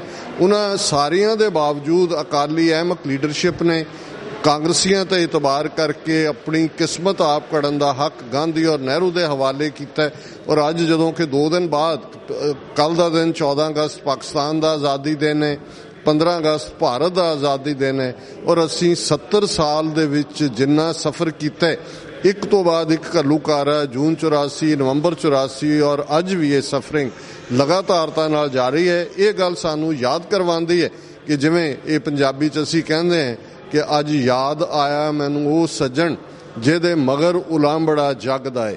ਸਰ ਕਪੂਰ ਸਿੰਘ ਇੱਕ ਮਹਾਨ ਲਿਟਰਰੀ ਫਿਗਰ ਵੀ ਸਨ ਔਰ ਜੇ ਅਸੀਂ ਉਹਨਾਂ ਦੀ ਦੇਣ ਦੀ ਗੱਲ ਕਰੀਏ ਤੇ ਉਹ ਸਿੱਖ ਹੋਮਲੈਂਡ ਦਾ ਮਤਾ ਹੋਏ ਨਲਵਾ ਕਾਨਫਰੰਸ ਲੁਧਿਆਣਾ 'ਚ, ਉਹ ਡਾਕੂਮੈਂਟ ਹੋਏ ਜਿਹੜਾ ਕਿ ਨਰਕਧਾਰੀਆਂ ਦੇ ਖਿਲਾਫ ਜਦੋਂ ਸ਼੍ਰੋਮਣੀ ਕਮੇਟੀ ਨੇ ਉਹਨਾਂ ਨੂੰ ਵਾਈਟ ਪੇਪਰ ਲਿਖਣ ਲਈ ਕਿਹਾ ਤੇ ਦੇ ਮੈਸੈਕਰਡ ਸਿੱਖਸ। ਔਰ ਇਸ ਦੇ ਨਾਲ ਅਨੰਦਪੁਰ ਸਾਹਿਬ ਦਾ ਮਤਾ ਇਹ ਸਭ ਉਹਨਾਂ ਦੀ ਕਲਮ 'ਚੋਂ ਨਿਕਲਿਆ। ਔਰ ਇਸ ਸਾਰੇ ਦੇ ਵਿੱਚ ਜਿਹੜੀ ਉਹਨਾਂ ਦੀ ਸਾਹਿਤ ਦੀ ਦੁਨੀਆ 'ਚ ਦੇਣ ਹੈ, ਉਹ ਉਹਨਾਂ ਦੀ ਪੁਸਤਕ ਸਪਤ ਸ਼੍ਰਿੰਗ ਹੋਏ, ਉਹ ਪੁੰਡਰੀਕ ਹੋਏ, ਉਹ ਪੁਸਤਕ ਪ੍ਰਾਸ਼ਰ ਪ੍ਰਸ਼ਨਾ ਹੋਏ, ਔਰ ਯੂਨੈਸਕੋ ਵੱਲੋਂ ਪਬਲਿਸ਼ ਜਿਹੜੇ ਸੈਕਰਡ ਹਿਮਸ ਆਫ ਗੁਰੂ ਗ੍ਰੰਥ ਸਾਹਿਬ ਉਸ ਦਾ ਟਰਾਂਸਲੇਸ਼ਨ ਹੋਏ। ਇਹ ਆਪਣੇ ਆਪ ਦੇ ਵਿੱਚ ਸਬੂਤ ਹੈ। ਪਰ ਇਹ ਬਦਕਿਸਮਤੀ ਹੈ ਵੀ ਅਸੀਂ ਆਪਣੇ ਸਕਾਲਰਸ ਨੂੰ, ਆਪਣੇ ਵਿਦਵਾਨਾਂ ਨੂੰ, ਔਰ ਜਿਹੜੇ ਖਾਸ ਤੌਰ 'ਤੇ ਸਮੇਂ ਤੋਂ ਬਿਯੋਂਡ ਦੇਖਣ ਦੀ ਸਮਰੱਥਾ ਰੱਖਦੇ ਨੇ, ਉਹਨਾਂ ਨੂੰ ਉਹਨਾਂ ਦੇ ਜੀਵਨ ਕਾਲ ਦੇ ਵਿੱਚ ਵੀ ਰੋਲਦੇ, ਔਰ ਬਹੁਤ ਵਾਰ ਉਹਨਾਂ ਦੇ ਵਿਰਸੇ ਨੂੰ ਅਸੀਂ ਕਦੇ ਵੀ ਜਿਹੜਾ ਉਹ ਚੇਤਾ ਕਰਨ ਦੀ ਕੋਸ਼ਿਸ਼ ਵੀ ਨਹੀਂ ਕਰਦੇ। ਸੋ ਅੱਜ ਇਹ ਚੰਗੀ ਗੱਲ ਹੈ ਕਿ ਗੁਰਦੁਆਰਾ ਸਾਹਿਬ ਰਿਚਮੰਡ ਹਿੱਲ ਕਲਚਰਲ ਸੁਸਾਇਟੀ ਨੇ ਇਹ ਸਪੈਸ਼ਲ ਸਮਾਗਮ ਉਹਨਾਂ ਦੀ ਯਾਦ ਨੂੰ ਸਮਰਪਿਤ ਕੀਤਾ। ਔਰ ਇਸ ਗੱਲ ਦੀ ਵੀ ਪੋਸੀਬਿਲਿਟੀ ਹੈ, ਕਮੇਟੀ ਦੇ ਵਿੱਚ ਵਿਚਾਰ ਚੱਲ ਰਹੀ ਹੈ ਕਿ ਸਰ ਕਪੂਰ ਸਿੰਘ ਜੀ ਦੀ ਜਿਹੜੀ ਤਸਵੀਰ ਹੈ ਉਹ ਥੱਲੇ ਗੈਲਰੀ ਦੇ ਵਿੱਚ ਜਿਹੜੀ ਕਿ ਲੰਗਰ ਹਾਲ ਦੇ ਵਿੱਚ ਹੈ, ਉਹ ਆਉਣ ਵਾਲੇ ਸਮੇਂ ਦੇ ਵਿੱਚ ਸਥਾਪਿਤ ਕੀਤੀ ਜਾਏ। ਸੋ ਅਸੀਂ ਇਹੀ ਕਹਿਣਾ ਚਾਹੁੰਦੇ ਕਿ ਅਸੀਂ, ਜਿਵੇਂ ਅੰਗਰੇਜ਼ੀ 'ਚ ਕਹਿੰਦੇ ਨੇ ਕਿ we don't miss an opportunity to miss an opportunity, ਅਸੀਂ ਵੇਲਾ ਗਵਾਉਣ ਦਾ ਕੋਈ ਵੇਲਾ ਹੱਥੋਂ ਜਾਣ ਨਹੀਂ ਦਿੰਦੇ। ਪਰ ਹੁਣ ਬਹੁਤ ਖਵਾਰੀ ਹੋ ਗਈ ਗੁਲਾਮੀ ਦੇ ਉਸ ਸਾਰੇ ਦੌਰ ਨੂੰ ਅਸੀਂ ਬੜੀ ਬੁਰੀ ਤਰ੍ਹਾਂ ਆਪਣੇ ਪਿੰਡੇ 'ਤੇ ਹੰਡਾ ਰਹੇ। ਹੁਣ ਕੌਮ ਸਪਸ਼ਟਤਾ ਦੇ ਨਾਲ ਕੌਮੀ ਘਰ ਖਾਲਿਸਤਾਨ ਦੇ ਨਿਸ਼ਾਨੇ ਵੱਲ 30 ਮਿਲੀਅਨ ਸਿੱਖ ਕੌਮ ਪੇਸ਼ਕਦਮੀ ਕਰੇ। ਔਰ ਮੈਂ ਸਮਝਦਾ ਵੀ ਇਹੀ ਯਾਦ ਵੀ ਹੋਏਗੀ ਸਰਦਾਰ ਕਪੂਰ ਸਿੰਘ ਦੀ, ਔਰ ਇਹੀ ਸਾਡਾ ਭਵਿੱਖ ਦੀ ਪੀੜ੍ਹੀਆਂ ਦਾ ਘੱਟੋ ਘੱਟ ਉਹਨਾਂ ਨੂੰ ਇਸ ਗੁਲਾਮੀ ਦੀ ਤਰਾਸਦੀ ਤੋਂ ਅਸੀਂ ਛੁਟਕਾਰਾ ਦਿਵਾ ਸਕਾਂਗੇ, ਜਿਹਦੇ 'ਚੋਂ ਸਾਡੀ ਜਨਰੇਸ਼ਨ ਔਰ ਸਾਡੇ ਤੋਂ ਪਹਿਲੀਆਂ ਜਨਰੇਸ਼ਨ ਜਿਹੜੀਆਂ ਨੇ ਗੁਜ਼ਰੀਆਂ ਨੇ। ਸੋ ਇਹੀ ਮੈਸੇਜ ਅੱਜ ਦੇ ਇਸ ਮੌਕੇ 'ਤੇ ਮੈਂ ਸੰਗਤ ਨੂੰ ਵੀ ਦਿਆਂਗਾ ਔਰ TV 84 ਦੇ ਦਰਸ਼ਕਾਂ ਨਾਲ ਵੀ ਸਾਂਝਾ ਕਰ ਰਹੇ ਹਾਂ। ਵਾਹਿਗੁਰੂ ਜੀ ਕਾ ਖਾਲਸਾ, ਵਾਹਿਗੁਰੂ ਜੀ ਕੀ ਫਤਿਹ। ਵਾਹਿਗੁਰੂ ਜੀ ਕਾ ਖਾਲਸਾ, ਵਾਹਿਗੁਰੂ ਜੀ ਕੀ ਫਤਿਹ। ਅੱਜ ਅਸੀਂ ਗੁਰਦੁਆਰਾ ਸਿੱਖ ਕਲਚਰ ਸੁਸਾਇਟੀ ਰਿਚਮੰਡ ਹਿੱਲ ਵਿੱਚ ਸਰਦਾਰ ਕਪੂਰ ਸਿੰਘ ਜੀ ICS, ਜੋ ਸਿੱਖ ਜਗਤ ਦੇ ਮੁੱਢਲੇ ਚਿੰਤਕ ਹੋਏ ਨੇ, ਜਿਨ੍ਹਾਂ ਨੇ ਸਿੱਖ ਸਮਾਜ ਨੂੰ, ਸਿੱਖ ਕੌਮ ਨੂੰ ਆਉਣ ਵਾਲੀਆਂ ਮੁਸ਼ਕਲਾਂ ਜਾਂ ਉਸ ਸਮੇਂ ਜੋ ਸਾਡੇ ਨਾਲ ਵਰਤਾਰਾ ਹਿੰਦੂ ਕੌਮ ਕਰ ਰਹੀ ਸੀ, ਉਹਨਾਂ ਦੀਆਂ ਜੋ ਆਉਣ ਵਾਲੀਆਂ ਭਾਵਨਾਵਾਂ ਸੀ, ਉਹਨਾਂ ਤੋਂ ਜਾਗਰੂਕ ਕਰਾਇਆ ਤੇ ਨਾਲ ਆਉਣ ਵਾਲੇ ਸਮੇਂ ਵਾਸਤੇ ਸਾਨੂੰ ਵਿਉਂਤਬੰਦੀ ਵੀ ਦੱਸੀ, ਜਿਹੜੀ ਅਸੀਂ ਉਹਨਾਂ ਦੀਆਂ ਕਿਤਾਬਾਂ ਸਾਚੀ ਸਾਖੀ ਤੇ ਹੋਰ ਜੋ ਪ੍ਰਾਸ਼ਰ ਪ੍ਰਾਸ਼ਾ ਹੈ ਉਹਨਾਂ ਵਿੱਚੋਂ ਪੜ੍ਹ ਕੇ ਆਉਣ ਵਾਲੇ ਸਮੇਂ ਦਾ ਭਵਿੱਖ ਹੈ ਉਹ ਅੱਖੀਂ ਦੇਖ ਸਕਦੇ ਹਾਂ ਤੇ ਉਸ ਵਾਸਤੇ ਅਸੀਂ ਆਪਣੀ ਵਿਉਂਤਬੰਦੀ ਵੀ ਕਰ ਸਕਦੇ ਹਾਂ। ਇਹਨਾਂ ਯਾਦਾਂ ਨੂੰ ਯਾਦ ਕਰਦੇ ਹੋਏ ਅਸੀਂ ਸਰਦਾਰ ਕਪੂਰ ਸਿੰਘ ਜੀ ICS ਨੂੰ ਆਪਣੀ ਬਣਦੀ ਸ਼ਰਧਾਂਜਲੀ ਦੇਣ ਵਾਸਤੇ ਸਿੱਖ ਕਲਚਰ ਸੁਸਾਇਟੀ ਵਿੱਚ ਅੱਜ ਇੱਕ ਸਪੈਸ਼ਲ ਪ੍ਰੋਗਰਾਮ ਉਲੀਕਿਆ ਹੈ, ਜਿਸ ਵਿੱਚ ਡਾਕਟਰ ਅਮਰਜੀਤ ਸਿੰਘ ਜੀ, ਜੋ ਖਾਲਿਸਤਾਨ ਅਫੇਅਰ ਦੇ ਸੰਚਾਲਕ ਹਨ, ਉਹ ਮੁੱਖ ਤੌਰ 'ਤੇ ਸੰਗਤਾਂ ਨੂੰ ICS ਕਪੂਰ ਸਿੰਘ ਦੀ ਜੀਵਨੀ ਬਾਰੇ ਜਾਣੂ ਕਰਾਉਣਗੇ ਤੇ ਸੰਗਤਾਂ ਹੁਮ-ਹੁਮਾ ਕੇ ਪਹੁੰਚ ਰਹੀਆਂ ਹਨ। ਆਪ ਜੀ ਨੂੰ ਵੀ ਬੇਨਤੀ ਹੈ ਕਿ ਇਸ ਦਾ ਲਾਭਾ ਉਠਾਓ। ਵਾਹਿਗੁਰੂ ਜੀ ਕਾ ਖਾਲਸਾ, ਵਾਹਿਗੁਰੂ ਜੀ ਕੀ ਫਤਿਹ। ਅੱਜ ਦਾ ਜੋ ਵਿਸ਼ੇਸ਼ ਗਿਆਨੀ ਸੁਖਦੇਵ ਸਿੰਘ ਹੋਰਾਂ ਵੱਲੋਂ ਸੰਗਤਾਂ ਦੇ ਨਾਲ ਵਿਚਾਰਾਂ ਦੀ ਸਾਂਝ ਪਾਉਣ ਦੇ ਲਈ ਹੁਕਮ ਕੀਤਾ ਗਿਆ ਹੈ, ਸਤਿਗੁਰੂ ਪਾਤਸ਼ਾਹ ਮਹਾਰਾਜ ਸਾਹਿਬ ਜੀ ਦੇ ਪਾਵਨ ਗੁਰਬਾਣੀ ਦੇ ਅੰਮ੍ਰਿਤਮਈ ਬਚਨ ਨੇ, ਜੇ ਜੀਵੈ ਪਤ ਲੱਥੀ ਜਾਏ ਸਭ ਹਰਾਮ ਜੇਤਾ ਕਿਛ ਖਾਏ। ਇਹ ਮਾਲਕ ਦੇ ਅੰਮ੍ਰਿਤਮਈ ਬੋਲ ਸਮੇਂ-ਸਮੇਂ ਦੇ ਨਾਲ ਕਲਗੀਧਰ ਪਾਤਸ਼ਾਹ ਮਹਾਰਾਜ ਧੰਨ ਗੁਰੂ ਗੋਬਿੰਦ ਸਿੰਘ ਸਾਹਿਬ ਜੀ ਦੀ ਬਖਸ਼ਿਸ਼ ਕੀਤੀ ਹੋਈ ਖੰਡੇ ਬਾਟੇ ਦੀ ਪੌਲ ਛੱਕ ਕੇ ਜਿਹੜੇ ਸਤਿਗੁਰੂ ਜੀ ਦੇ ਉਸ ਬੇੜੇ ਵਿੱਚ ਸਵਾਰ ਹੋਏ, ਉਸ ਜਹਾਜ਼ ਵਿੱਚ ਸਵਾਰ ਹੋਏ, ਜਿਸ ਜਹਾਜ਼ ਦੀ ਸਿਰਜਣਾ ਸਤਿਗੁਰੂ ਗੁਰੂ ਨਾਨਕ ਸਾਹਿਬ ਮਹਾਰਾਜ ਜੀ ਨੇ ਆਪਣੇ ਜੀਵਨ ਕਾਲ ਤੋਂ ਆਰੰਭ ਕੀਤੀ ਸੀ, ਜਿਸ ਮਹਿਲ ਦੀਆਂ ਨੀਹਾਂ ਸਤਿਗੁਰੂ ਜੀ ਨੇ ਆਪ ਰੱਖੀਆਂ, ਜਿਸ ਮਹਿਲ ਦੀ ਉਸਾਰੀ 8 ਗੁਰੂ ਸਾਹਿਬਾਨ ਨੇ ਆਪਣੇ ਰਤ ਮਿੱਝ ਹੱਡੀਆਂ ਦੇ ਚੂਨੇ ਨਾਲ ਕੀਤੀ। ਸਾਹਿਬੇ ਕਮਾਲ ਸਤਿਗੁਰੂ ਗੁਰੂ ਗੋਬਿੰਦ ਸਿੰਘ ਸਾਹਿਬ ਜੀ ਨੇ ਖਾਲਸਾ ਪੰਥ ਦੀ ਸਾਜਨਾ ਕਰਕੇ ਉਸ ਮਹਿਲ ਦੇ ਗੁੰਬਦ ਨੂੰ ਅੰਤਮ ਛੋਹਾਂ ਦਿੱਤੀਆਂ। ਐਸਾ ਮਹਾਨ ਖਾਲਸਾ ਜਿਸ ਖਾਲਸੇ ਦੇ ਜੀਵਨ ਨੂੰ ਜਦੋਂ ਅਸੀਂ ਗਹੁ ਨਾਲ ਪੜ੍ਹਦੇ ਹਾਂ, ਦਰਸ਼ਨ ਕਰਦੇ ਹਾਂ, ਸਮੇਂ ਦੀਆਂ ਹਕੂਮਤਾਂ, ਸਮੇਂ ਦੇ ਹਾਕਮ ਜਿਹੜੇ ਨੇ, ਜਗਤ ਗੁਰਦੇਵ ਗੁਰੂ ਨਾਨਕ ਸਾਹਿਬ ਜੀ ਨੇ ਜਦੋਂ ਹੀ ਸੁਲਤਾਨਪੁਰ ਦੀ ਧਰਤੀ ਤੋਂ ਜਾਂ ਉਸ ਤਲਵੰਡੀ ਨਗਰ ਦੇ ਅੰਦਰ ਸਤਿਗੁਰ ਜਿੱਥੇ ਪ੍ਰਗਟ ਹੋਏ, ਜਦੋਂ ਸੱਚ ਦੀ ਆਵਾਜ਼ ਦਿੱਤੀ ਔਰ ਇਹ ਪਾਵਨ ਹੁਕਮ ਜਾਰੀ ਕੀਤਾ, ਨਾ ਜ਼ੁਲਮ ਸਹਿਣਾ ਹੈ, ਨਾ ਜ਼ੁਲਮ ਕਰਨਾ ਹੈ। ਸਮੇਂ ਦੇ ਹਾਕਮ ਜਿਹੜੇ ਸਨ, ਉਹ ਭਾਵੇਂ ਕਿਸੇ ਰੂਪ ਵਿੱਚ ਵੀ ਸਨ, ਉਹਨਾਂ ਨੇ ਉਸ ਆਵਾਜ਼ ਨੂੰ ਦਬਾਉਣ ਦਾ ਯਤਨ ਕੀਤਾ। ਗੁਰਦੇਵ ਗੁਰੂ ਨਾਨਕ ਸਾਹਿਬ ਮਹਾਰਾਜ ਸੁਲਤਾਨਪੁਰ ਦੀ ਧਰਤੀ ਤੋਂ ਜਦੋਂ ਭਾਈ ਗੁਰਦਾਸ ਜੀ ਦੇ ਪਾਵਨ ਬਚਨਾਂ ਅਨੁਸਾਰ ਬਾਬਾ ਦੇਖੈ ਧਿਆਨ ਧਰ, ਜਲਤੀ ਸਭ ਪ੍ਰਿਥਵੀ ਦਿਸ ਆਈ, ਬਾਝੋਂ ਗੁਰੂ ਗੁਬਾਰ ਹੈ ਕਰਦੀ ਸੁਣੀ ਲੁਕਾਈ, ਬਾਬੇ ਭੇਖ ਬਣਾਇਆ ਉਦਾਸੀ ਕੀ ਰੀਤ ਚਲਾਈ, ਚੜਿਆ ਸੋਧਨ ਧਰਤ ਲੁਕਾਈ। ਗੁਰਮੁਖਾਂ ਦੀ ਭਾਲ ਵਿੱਚ ਧਰਤ ਨੂੰ ਪ੍ਰਭੂ ਦੇ ਨਾਮ ਨਾਲ ਜੋੜਨ ਲਈ ਸਤਿਗੁਰੂ ਜੀ ਨੇ ਯਾਤਰਾ ਆਰੰਭ ਕੀਤੀਆਂ। ਗੁਰਦੇਵ ਜਿੱਥੇ ਜਿੱਥੇ ਵੀ ਗਏ, ਪ੍ਰਚਾਰਕ ਥਾਪੇ ਗਏ, ਧਰਮਸ਼ਾਲਾ ਕਾਇਮ ਕੀਤੀਆਂ। ਉਹੀ ਧਰਮਸ਼ਾਲਾ, ਉਹੀ ਵੱਡੀ ਸੰਗਤ, ਛੋਟੀ ਸੰਗਤ ਅੱਜ ਵੀ ਪ੍ਰਸਿੱਧ ਜਿਹੜੇ ਅਸਥਾਨ ਨੇ, ਇਹ ਸਤਿਗੁਰਾਂ ਦੇ ਹੁਕਮ ਅਨੁਸਾਰ ਕਰਤਾਰਪੁਰ ਨਗਰ ਆਪ ਗੁਰਦੇਵ ਜੀ ਨੇ ਵਸਾਇਆ। ਫਿਰ ਭਾਈ ਲਹਿਣਾ ਨੂੰ ਉਹ ਮਹਾਨ ਬਖਸ਼ਿਸ਼ ਪ੍ਰਾਪਤ ਹੋਈ। ਗੁਰੂ ਅੰਗਦ ਦੇਵ ਦੇ ਰੂਪ ਅੰਦਰ ਸਤਿਗੁਰਾਂ ਨੇ ਖਡੂਰ ਸਾਹਿਬ ਅੰਦਰ ਧਰਮ ਦਾ ਜਿਹੜਾ ਕੇਂਦਰ ਸੀ, ਪ੍ਰਚਾਰ ਦਾ ਕੇਂਦਰ ਸਥਾਪਿਤ ਕੀਤਾ। ਗੁਰੂ ਅਮਰਦਾਸ ਮਹਾਰਾਜ ਨੇ ਗੋਇੰਦਵਾਲ ਸਾਹਿਬ ਕੌਮ ਦਾ ਕੇਂਦਰੀ ਪ੍ਰਚਾਰ ਦਾ ਸਾਧਨ ਜਿਹੜਾ ਵੱਡਾ ਸੀ, ਉਸ ਨੂੰ ਸਥਾਪਨ ਕੀਤਾ। ਗੁਰੂ ਰਾਮਦਾਸ ਮਹਾਰਾਜ ਨੇ ਅੰਮ੍ਰਿਤਸਰ ਸਾਹਿਬ ਦੀ ਨੀਂਹ ਰਖਵਾਉਣੀ। ਸ਼੍ਰੀ ਹਰਿਮੰਦਰ ਸਾਹਿਬ ਜੀ ਦੀ ਮਹਾਨ ਸਿਰਜਣਾ ਧੰਨ ਗੁਰੂ ਅਰਜਨ ਦੇਵ ਪਾਤਸ਼ਾਹ ਮਹਾਰਾਜ ਵੱਲੋਂ ਕੀਤੀ ਜਾਣੀ। ਮੀਰੀ ਪੀਰੀ ਦੇ ਮਾਲਕ, ਬੰਦੀ ਛੋੜ ਦਾਤਾ ਗੁਰੂ ਹਰਗੋਬਿੰਦ ਸਾਹਿਬ ਮਹਾਰਾਜ ਜੀ ਨੇ ਸ਼੍ਰੀ ਅਕਾਲ ਤਖਤ ਸਾਹਿਬ ਜੀ ਦੀ ਸਿਰਜਣਾ ਕਰਨੀ। ਇਸੇ ਤਰ੍ਹਾਂ ਸਮੇਂ ਦੇ ਅਨੁਸਾਰ 7ਵੇਂ ਤੇ 8ਵੇਂ 9ਵੇਂ ਸਤਿਗੁਰਾਂ ਨੇ ਵੀ ਜਿੱਥੇ ਜਿੱਥੇ ਗਏ ਐਸੇ ਅਸਥਾਨ ਬਣਾਏ, ਪ੍ਰਚਾਰ ਦੇ ਕੇਂਦਰ ਕਾਇਮ ਕੀਤੇ। 10ਵੇਂ ਗੁਰਦੇਵ ਸਤਿਗੁਰਾਂ ਨੇ ਕਿਲ੍ਹਿਆਂ ਦੀ ਸਿਰਜਣਾ ਵੀ ਕੀਤੀ ਤਾਂ ਕਿ ਦੁਸ਼ਮਣ ਦੇ ਵੱਧਦੇ ਹੋਏ ਕਦਮਾਂ ਨੂੰ ਰੋਕਿਆ ਜਾ ਸਕੇ। ਜਿਸ ਵਿਸ਼ੇ ਤੇ ਮੈਂ ਆਉਣਾ ਹੈ ਸੰਗਤ ਜੀ, ਧੰਨ ਗੁਰੂ ਗ੍ਰੰਥ ਸਾਹਿਬ ਮਹਾਰਾਜ ਜਿਹੜੇ ਸਾਡੇ ਪ੍ਰਤੱਖ ਸਤਿਗੁਰੂ ਨੇ, ਔਰ ਸਤਿਗੁਰੂ ਦੀ ਅਗਵਾਈ ਦੇ ਅੰਦਰ ਹੀ ਗੁਰਸਿੱਖਾਂ ਨੇ ਵੱਡੇ ਤੇ ਛੋਟੇ ਘੱਲੂਘਾਰੇ ਜਿਹੜੇ ਨੇ ਉਹਨਾਂ ਦੇ ਵਿੱਚ ਆਪਣਾ ਆਪ ਕੁਰਬਾਨ ਕੀਤਾ ਹੈ। ਗੁਰਸਿੱਖਾਂ ਨੇ ਸਤਿਗੁਰੂ ਦੇ ਸਤਿਕਾਰ ਲਈ, ਸਤਿਗੁਰੂ ਦੇ ਸਨਮਾਨ ਲਈ ਆਪਣਾ ਆਪ ਸਮੇਂ-ਸਮੇਂ ਕੁਰਬਾਨ ਕੀਤਾ ਅਤੇ ਗੁਰਸਿੱਖਾਂ ਨੇ ਇਹ ਅਰਦਾਸ ਕੀਤੀ, ਜੇ ਜੀਵੈ ਪਤ ਲੱਥੀ ਜਾਏ, ਸਭ ਹਰਾਮ ਜੇਤਾ ਕਿਛ ਖਾਏ।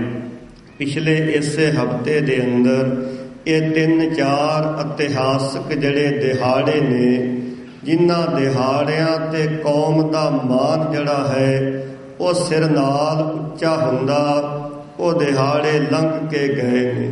ਇੱਕ ਤਾਂ ਗੁਰੂ ਕੇ ਬਾਗ ਦਾ ਮੋਰਚਾ ਜਿਹੜਾ ਹੈ, ਜਿਸ ਮੋਰਚੇ ਦੇ ਦੌਰਾਨ ਹੀ ਸਾਕਾ ਪੰਜਾ ਸਾਹਿਬ ਵਾਪਰਿਆ।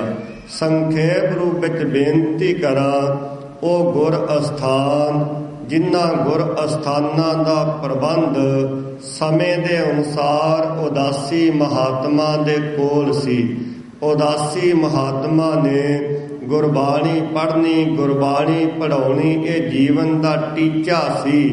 ਪਰ ਸਮਾਂ ਬਦਲਿਆ, ਮਨ ਬਦਲ ਗਏ ਔਰ ਜੀਵਨ ਜਿਹੜਾ ਉਹਨਾਂ ਦਾ ਥੱਲੜੇ ਪੱਧਰ ਤੇ ਜਾ ਡਿੱਗਾ। ਕੁਝ ਐਸੇ ਲੋਕ ਉੱਥੇ ਆਣ ਕੇ ਕਾਬਜ ਹੋ ਗਏ। ਮੈਂ ਇਸ ਲਈ ਬੇਨਤੀ ਕਰਦਾ ਹਾਂ, ਸਾਰੇ ਉਦਾਸੀ, ਸਾਰੇ ਨਿਰਮਲੇ ਐਸੇ ਨਹੀਂ ਸਨ ਸੰਗਤ ਜੀ।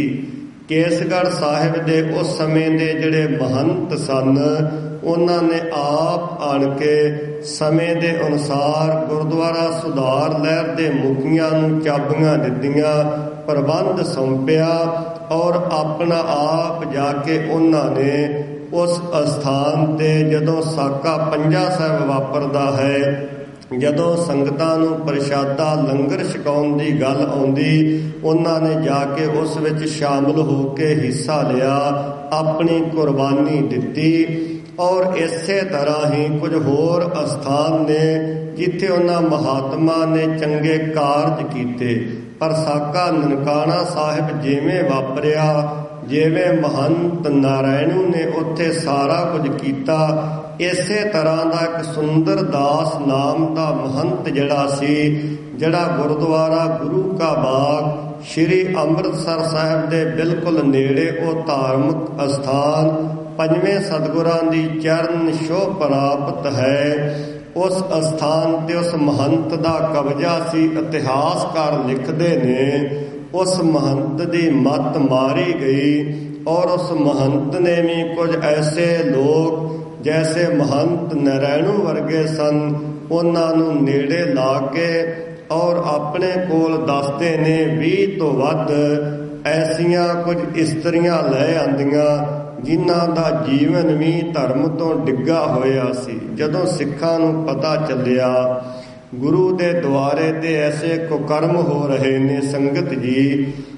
ਬੇਨਤੀ ਕਰਾਂ, ਸਿੱਖ ਦਾ ਆਪਣਾ ਧਨ ਚਲਿਆ ਜਾਵੇ, ਆਪਣਾ ਪਰਿਵਾਰ ਨਿਕਲ ਜਾਵੇ, ਖਤਮ ਹੋ ਜਾਵੇ, ਘਰ ਘਾਟ ਬਰਬਾਦ ਹੋ ਜਾਵੇ, ਸਿੱਖ ਉਸ ਨੂੰ ਜਰ ਲੈਂਦੇ ਨੇ, ਉਸ ਨੂੰ ਮੰਨ ਲੈਂਦੇ ਨੇ।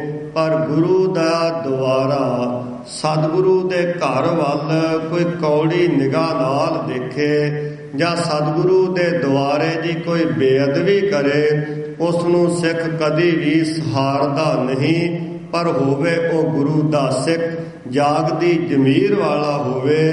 ਔਰ ਸਤਿਗੁਰੂ ਦੇ ਪਿਆਰੇ ਸਿੱਖਾਂ ਨੇ ਫੈਸਲਾ ਕੀਤਾ, ਸ਼੍ਰੀ ਅੰਮ੍ਰਿਤਸਰ ਤੋਂ ਇੱਕ ਕਾਫਲਾ ਗੁਰਸਿੱਖਾਂ ਦਾ ਅਕਾਲ ਤਖਤ ਸਾਹਿਬ ਤੋਂ ਗਿਆ, ਉਸ ਨੂੰ ਸਮਝਾਇਆ ਔਰ ਸਮੇਂ ਦੇ ਹਾਕਮ ਬ੍ਰਿਟਿਸ਼ ਗਵਰਨਮੈਂਟ ਦੇ ਜਿਹੜੇ ਮੁਖੀ ਸਨ ਉਹਨਾਂ ਨਾਲ ਵੀ ਗੱਲਬਾਤ ਹੋਈ। ਇਸ ਗੱਲ ਤੇ ਸਾਰੀ ਗੱਲ ਪਹੁੰਚੀ।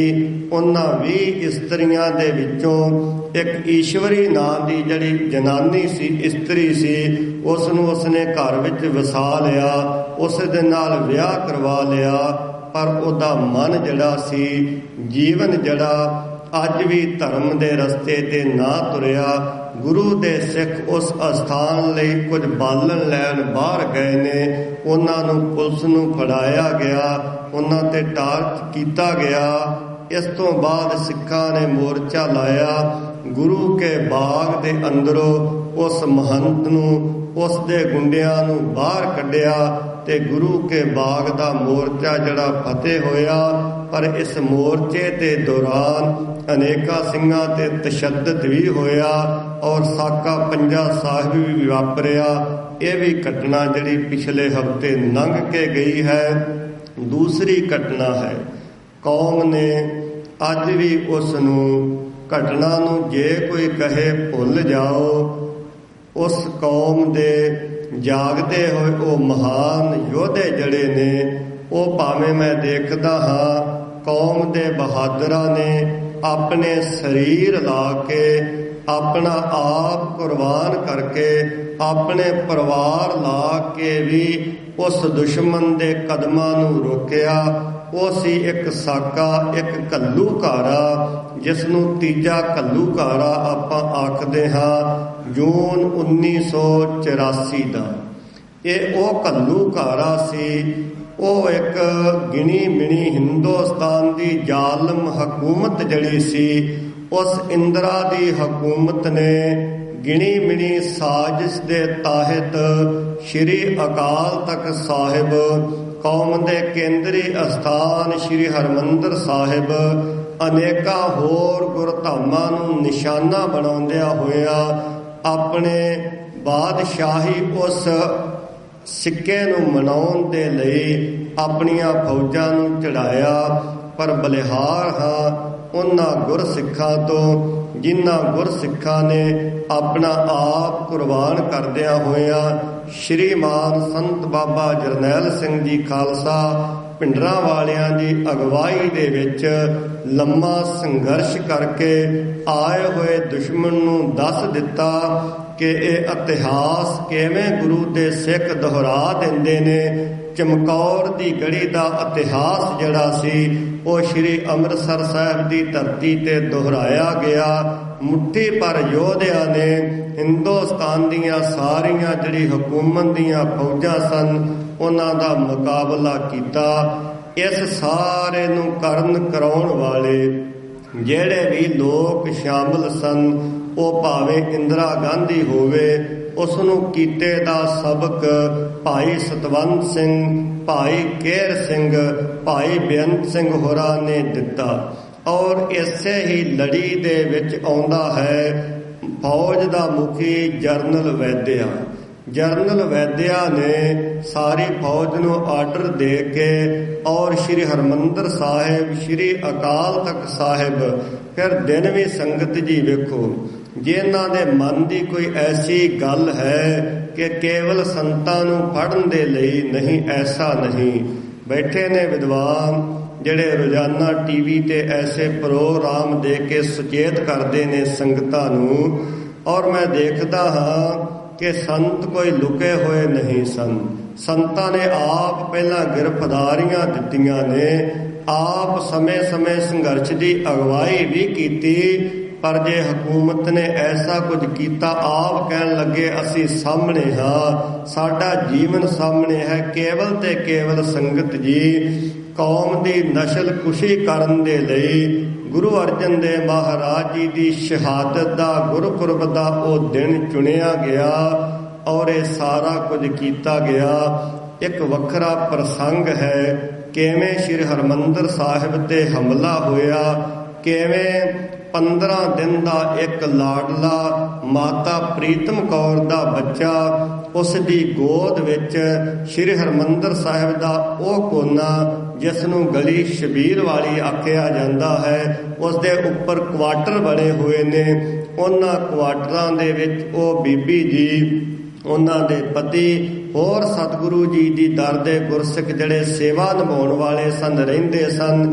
ਜਦੋਂ ਪੌੜੀਆਂ ਤੋਂ ਥੱਲੇ ਉਤਰੇ ਨੇ ਅੰਦਰ ਪ੍ਰਕਰਮਾਂ ਵਾਲੇ ਪਾਸੇ, ਉਹਨਾਂ ਹਾਕਮਾਂ ਨੇ ਉਸ ਬੱਚੇ ਨੂੰ ਉਸ ਮਾਂ ਦੀ ਗੋਦ ਵਿੱਚੋਂ ਫੜ ਕੇ ਕਿਵੇਂ ਗੋਲੀਆਂ ਦਾ ਨਿਸ਼ਾਨਾ ਬਣਾਇਆ।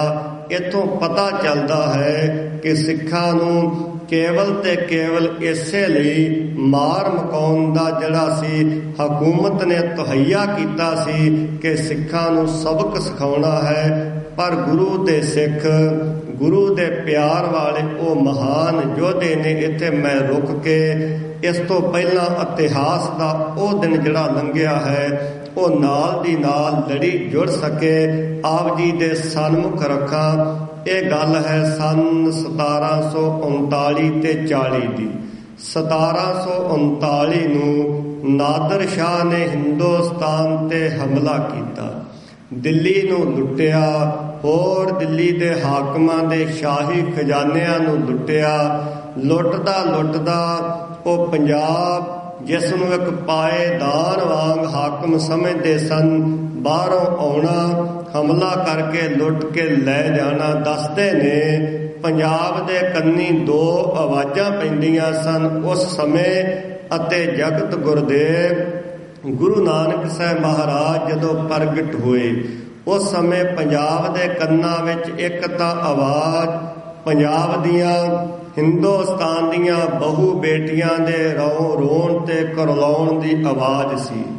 ਜਦੋਂ ਉਹਨਾਂ ਨੌਜਵਾਨ ਬੱਚੀਆਂ ਨੂੰ, ਉਹਨਾਂ ਬੇਟੀਆਂ ਨੂੰ ਹਾਕਮਾਂ ਨੇ ਆਪਣੀ ਹਵਸ਼ ਦਾ ਸ਼ਿਕਾਰ ਬਣਾਉਣਾ, ਆਪਣੇ ਨਾਲ ਲੈ ਕੇ ਜਾਣਾ ਉਹਨਾਂ ਦੇ ਰੋਣ ਦੀ ਆਵਾਜ਼। ਜਦੋਂ ਹਿੰਦੁਸਤਾਨ ਤੇ ਹਮਲਾ ਕਰਨਾ ਉਦੋਂ ਘੋੜਿਆਂ ਦੇ ਉਹਨਾਂ ਸੁੰਮਾਂ ਦੀ ਟਾਪਾਂ ਦੀ ਆਵਾਜ਼। ਕੇਵਲ 2 ਆਵਾਜ਼ਾਂ ਪੈਂਦੀਆਂ ਸਨ, ਪਰ ਇਸ ਆਵਾਜ਼ ਨੂੰ ਰੋਕਣ ਦੇ ਲਈ ਜਗਤ ਗੁਰਦੇਵ ਗੁਰੂ ਨਾਨਕ ਸਾਹਿਬ ਮਹਾਰਾਜ ਉਸ ਧਰਤੀ ਤੇ ਪ੍ਰਗਟ ਹੋਏ। ਸਤਿਗੁਰਾਂ ਨੇ ਐਸੇ ਸਿੱਖ ਦੀ ਸਿਰਜਣਾ ਕੀਤੀ, ਐਸੇ ਸਿੱਖ ਨੂੰ ਜਨਮ ਦਿੱਤਾ। ਉਹਨਾਂ ਹੀ ਗੁਰਸਿੱਖਾਂ ਦੇ ਵਿੱਚੋਂ ਸੰਗਤ ਜੀ ਜਦੋਂ ਸੰਨ 1739 ਨੂੰ ਨਾਦਰ ਸ਼ਾਹ ਹਮਲਾ ਕਰਕੇ ਲੁੱਟ ਕੇ ਵਾਪਸ ਜਾ ਰਿਹਾ ਸੀ, ਪੰਜਾਬ ਦੀ ਧਰਤੀ ਦੇ ਅੰਦਰ ਲਾਹੌਰ ਦੇ ਉਸ ਤਖਤ ਤੇ ਜ਼ਕਰੀਆ ਖਾਨ ਦਾ ਰਾਜ ਸੀ।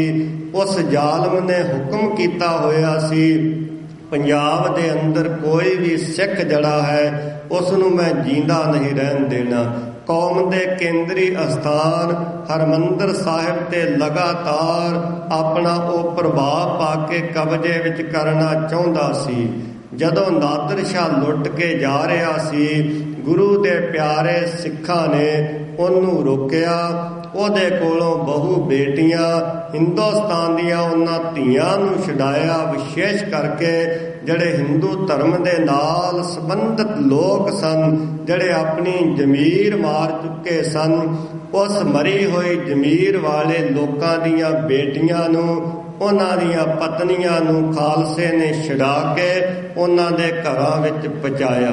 ਨਾਦਰ ਨੇ ਦੇਖਿਆ ਕਿ ਮੈਨੂੰ ਰੋਕਣ ਵਾਲਾ ਮੈਂ ਜਿਉਂ ਈਰਾਨ ਤੋਂ ਚੱਲਿਆ ਹਾਂ, ਦਿੱਲੀ ਤੱਕ ਨਾ ਆਉਂਦਿਆਂ ਮਿਲਿਆ ਨਾ ਜਾਂਦਿਆਂ ਮਿਲਣ ਦੀ ਸੰਭਾਵਨਾ ਸੀ, ਪਰ ਦਿੱਲੀ ਤੋਂ ਚੱਲਦਿਆਂ ਹੀ ਪੰਜਾਬ ਦੀ ਧਰਤੀ ਤੇ ਕੌਣ ਲੋਕ ਨੇ ਜਿਨ੍ਹਾਂ ਨੇ ਮੇਰਾ ਕਾਫਲਾ ਰੋਕਿਆ, ਮੇਰੀ ਹਕੂਮਤ ਨੂੰ ਰੋਕਿਆ। ਲਾਹੌਰ ਪਹੁੰਚਿਆ, ਜ਼ਕਰੀਆ ਖਾਨ ਦੇ ਨਾਲ ਮਿਲਾਪ ਕਰਕੇ ਕਹਿਣ ਲੱਗਾ ਇਹਨਾਂ ਨੂੰ ਰੋਕ, ਜੇ ਇਸੇ ਤਰ੍ਹਾਂ ਵੱਧਦੇ ਰਹੇ ਤਾਂ ਇਹਨਾਂ ਦਾ ਰਾਜ ਹਿੰਦੁਸਤਾਨ ਦੇ ਤਖਤ ਤੇ ਜਦੋਂ ਹੋਣਾ ਉਸ ਸਮੇਂ ਵਿੱਚ ਦੇਰੀ ਨਾ ਸਮਝ। ਜ਼ਕਰੀਆ ਖਾਨ ਨੇ ਹੋਰ ਸਖਤਾਈ ਕੀਤੀ, ਗੁਰੂ ਕੇ ਸਿੱਖਾਂ ਦੇ ਸਿਰਾਂ ਦੇ ਮੁੱਲ ਰੱਖ ਦਿੱਤੇ। ਜੀਂਦਾ ਫੜ ਕੇ ਲਿਆਵੇ ਇੰਨਾ ਪੈਸਾ, ਇੰਨੀਆਂ ਮੋਹਰਾਂ, ਕੋਈ ਮਾਰ ਕੇ ਲਿਆਵੇਗਾ ਇੰਨੀਆਂ ਮੋਹਰਾਂ ਦਵਾਂਗਾ। ਸੰਨ 1739 ਤੋਂ ਬਾਅਦ 40 ਦਾ ਸਮਾਂ ਆ ਗਿਆ। ਹਕੂਮਤ ਦੇ ਲਾਲਚ ਵਸ ਪੰਜਾਬ ਦੀ ਧਰਤੀ ਦੇ ਅੰਦਰ ਕੁਝ ਐਸੇ ਸੂਏ ਪੈਦਾ ਹੋ ਗਏ, ਉਹਨਾਂ ਨਗਰਾਂ ਦਾ ਮੈਂ ਨਾਂ ਨਹੀਂ ਲੈਣਾ ਚਾਹੁੰਦਾ।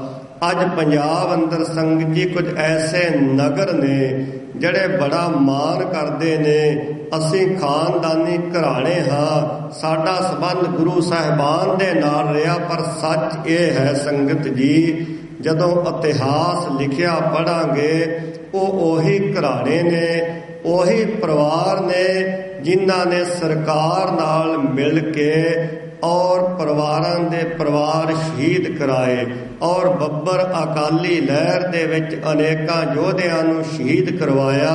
ਸਰਦਾਰ ਭਗਤ ਸਿੰਘ ਵਰਗਿਆਂ ਨੂੰ ਫਾਂਸੀ ਦੇ ਫੰਦੇ ਲਾਉਣ ਵਾਲੇ ਉਹ ਲੋਕ ਨੇ।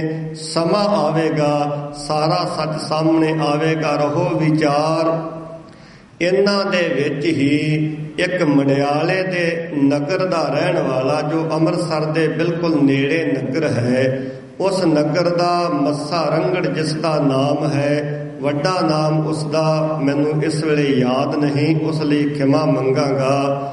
ਮੂਲ ਰੂਪ ਅੰਦਰ ਉਸ ਨੂੰ ਮੱਸਾ ਰੰਗੜ ਕਰਕੇ ਲੋਕ ਜਾਣਦੇ ਸਨ।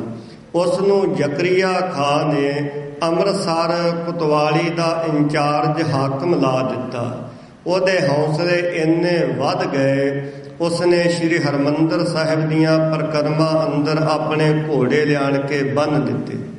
ਕੌਮ ਦੇ ਉਹ ਕੇਂਦਰੀ ਅਸਥਾਨ, ਜਿਸ ਅਸਥਾਨ ਨੂੰ ਸਤਿਗੁਰਾਂ ਨੇ ਬਚਨ ਕਹੇ ਸਨ, ਡਿੱਠੇ ਸਭੇ ਥਾਵ ਨਹੀਂ ਤੁਧ ਜਿਹਿਆ, ਬੱਧੋ ਪੁਰਖ ਵਿਧਾਤੇ ਤਾਂ ਤੂੰ ਸੋਹਿਆ। ਉਸ ਮਹਾਨ ਅਸਥਾਨ ਦੇ ਅੰਦਰ ਘੋੜੇ ਵਾੜ ਦਿੱਤੇ ਗਏ, ਉਸ ਅਸਥਾਨ ਦੇ ਅੰਦਰ ਸ਼ਰਾਬ ਚਲਾ ਦਿੱਤੀ ਗਈ। ਆਪ ਹਾਕਮ ਜਿਹੜਾ ਸੀ ਮੱਸਾ, ਕੌਮ ਦੇ ਉਸ ਕੇਂਦਰੀ ਅਸਥਾਨ ਜਿੱਥੇ ਬੈਠ ਕੇ ਧੰਨ ਗੁਰੂ ਅਰਜਨ ਦੇਵ ਮਹਾਰਾਜ ਜੀ ਨੇ ਸਰੰਦੇ ਦੇ ਨਾਲ ਧੁਰ ਕੀ ਬਾਣੀ ਦਾ ਆਪ ਕੀਰਤਨ ਕੀਤਾ ਸੀ। ਜਿਸ ਅਸਥਾਨ ਤੇ ਬੈਠ ਕੇ ਮਾਲਕ ਸਤਿਗੁਰੂ ਦੀ ਤਾਬਿਆ ਵਿੱਚ ਬਾਬਾ ਬੁੱਢਾ ਸਾਹਿਬ ਜੀ ਨੇ ਪਹਿਲਾ ਹੁਕਮਨਾਮਾ ਲਿਆ ਸੀ, ਉਸ ਕੇਂਦਰੀ ਅਸਥਾਨ ਦੇ ਅੰਦਰ ਇਹ ਹਾਕਮ ਵੜ ਗਿਆ, ਇਸ ਦਾ ਕਬਜ਼ਾ ਹੋ ਗਿਆ। ਪਰ ਗੁਰੂ ਦੇ ਸਿੱਖ ਜਿਹੜੇ ਸਿੱਖ ਸਮੇਂ ਦੇ ਨਾਲ ਆਉਂਦੇ ਨੇ, ਆਪਣੇ ਤਰੀਕੇ ਦੇ ਨਾਲ ਆਣ ਕੇ ਉਸ ਮਹਾਨ ਅਸਥਾਨ ਅੰਮ੍ਰਿਤ ਸਰੋਵਰ ਵਿੱਚੋਂ ਇਸ਼ਨਾਨ ਕਰਕੇ ਰਾਤੋਂ ਰਾਤ ਚਲੇ ਜਾਂਦੇ ਨੇ। ਉਹਨਾਂ ਸਿੱਖਾਂ ਦੇ ਵਿੱਚ ਹੀ ਇੱਕ ਸਿੱਖ ਆਇਆ ਜਿਸ ਦਾ ਨਾਮ ਭਾਈ ਬਲਾਕਾ ਸਿੰਘ ਇਤਿਹਾਸ ਨੇ ਦੱਸਿਆ ਹੈ। ਇਹ ਕੰਗ ਨਗਰ ਦਾ ਰਹਿਣ ਵਾਲਾ, ਜ਼ਿਲ੍ਹਾ ਤਰਨਤਾਰਨ ਦਾ ਪ੍ਰਸਿੱਧ ਨਗਰ ਹੈ। ਖਡੂਰ ਸਾਹਿਬ ਤਹਿਸੀਲ ਦੇ ਅੰਦਰ ਇਹ ਕੰਗ ਪਿੰਡ ਆਉਂਦਾ ਹੈ। ਸੰਗਤ ਜੀ, ਭਾਈ ਬਲਾਕਾ ਸਿੰਘ ਨੇ ਜਦੋਂ ਸਾਰੇ ਹਾਲਾਤ ਵੇਖੇ ਕਿ ਅੰਦਰ ਨਾਚ ਹੋ ਰਹੇ ਨੇ, ਸ਼ਰਾਬ ਦੇ ਦੌਰ ਚੱਲਦੇ ਨੇ, ਭਾਈ ਬਲਾਕਾ ਸਿੰਘ ਸਿੱਧਾ ਇੱਥੋਂ, ਕਿਉਂਕਿ ਗੁਰੂ ਦੇ ਸਿੱਖ ਜਿਹੜੇ ਸਨ ਬਹੁ ਗਿਣਤੀ ਅੰਦਰ, ਹਾਕਮ ਨੇ ਇੰਨੀ ਸਖਤੀ ਕੀਤੀ ਹੋਈ ਸੀ, ਪੰਜਾਬ ਨੂੰ ਛੱਡ ਕੇ ਰਾਜਸਥਾਨ ਤੇ ਬੀਕਾਨੇਰ ਵੱਲ ਜਾ ਰੁਕੇ ਸਨ।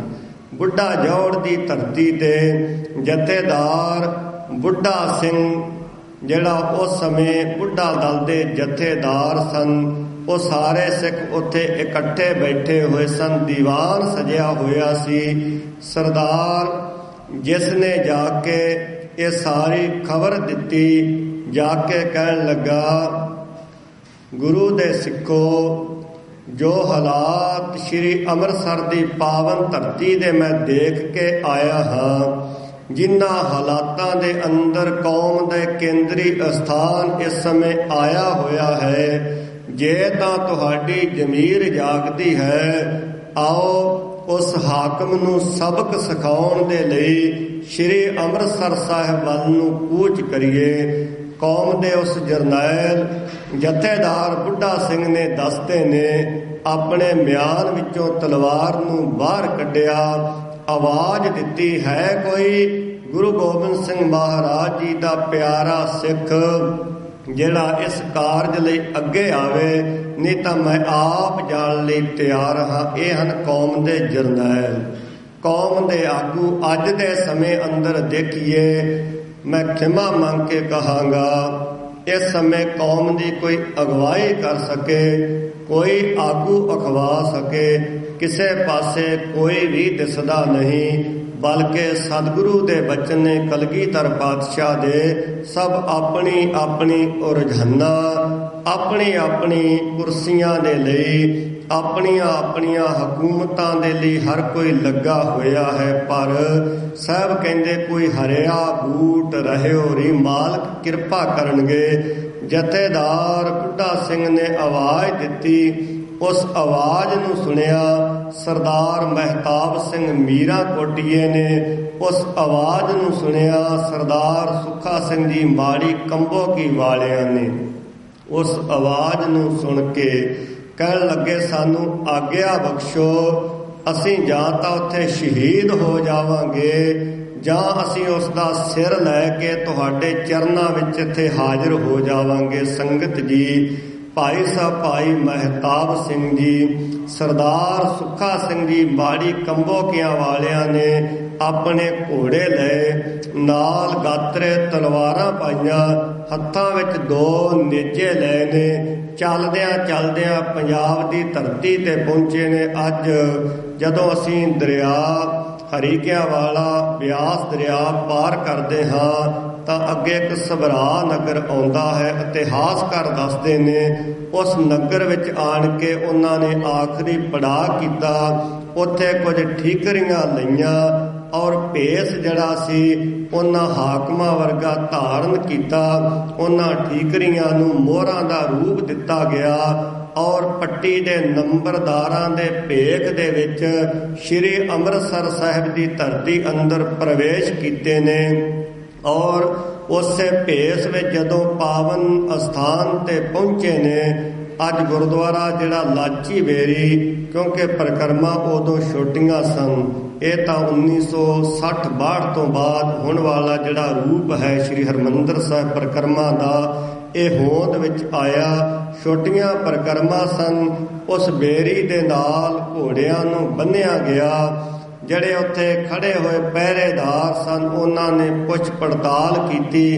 ਕਹਿਣ ਲੱਗੇ ਅਸੀਂ ਆਪਣਾ ਮਾਮਲਾ ਜਿਹੜਾ ਹੈ ਚੌਧਰੀ ਸਾਹਿਬ ਨੂੰ ਤਾਰਨ ਲਈ ਆਏ ਹਾਂ, ਪੱਟੀ ਦੇ ਨੰਬਰਦਾਰ ਹਾਂ। ਜਦੋਂ ਸਾਰੀ ਗੱਲਬਾਤ ਹੋਈ ਕਹਿਣ ਲੱਗੇ ਸਾਨੂੰ ਵੀ ਕੁਝ ਦੇ ਕੇ ਜਾਓ।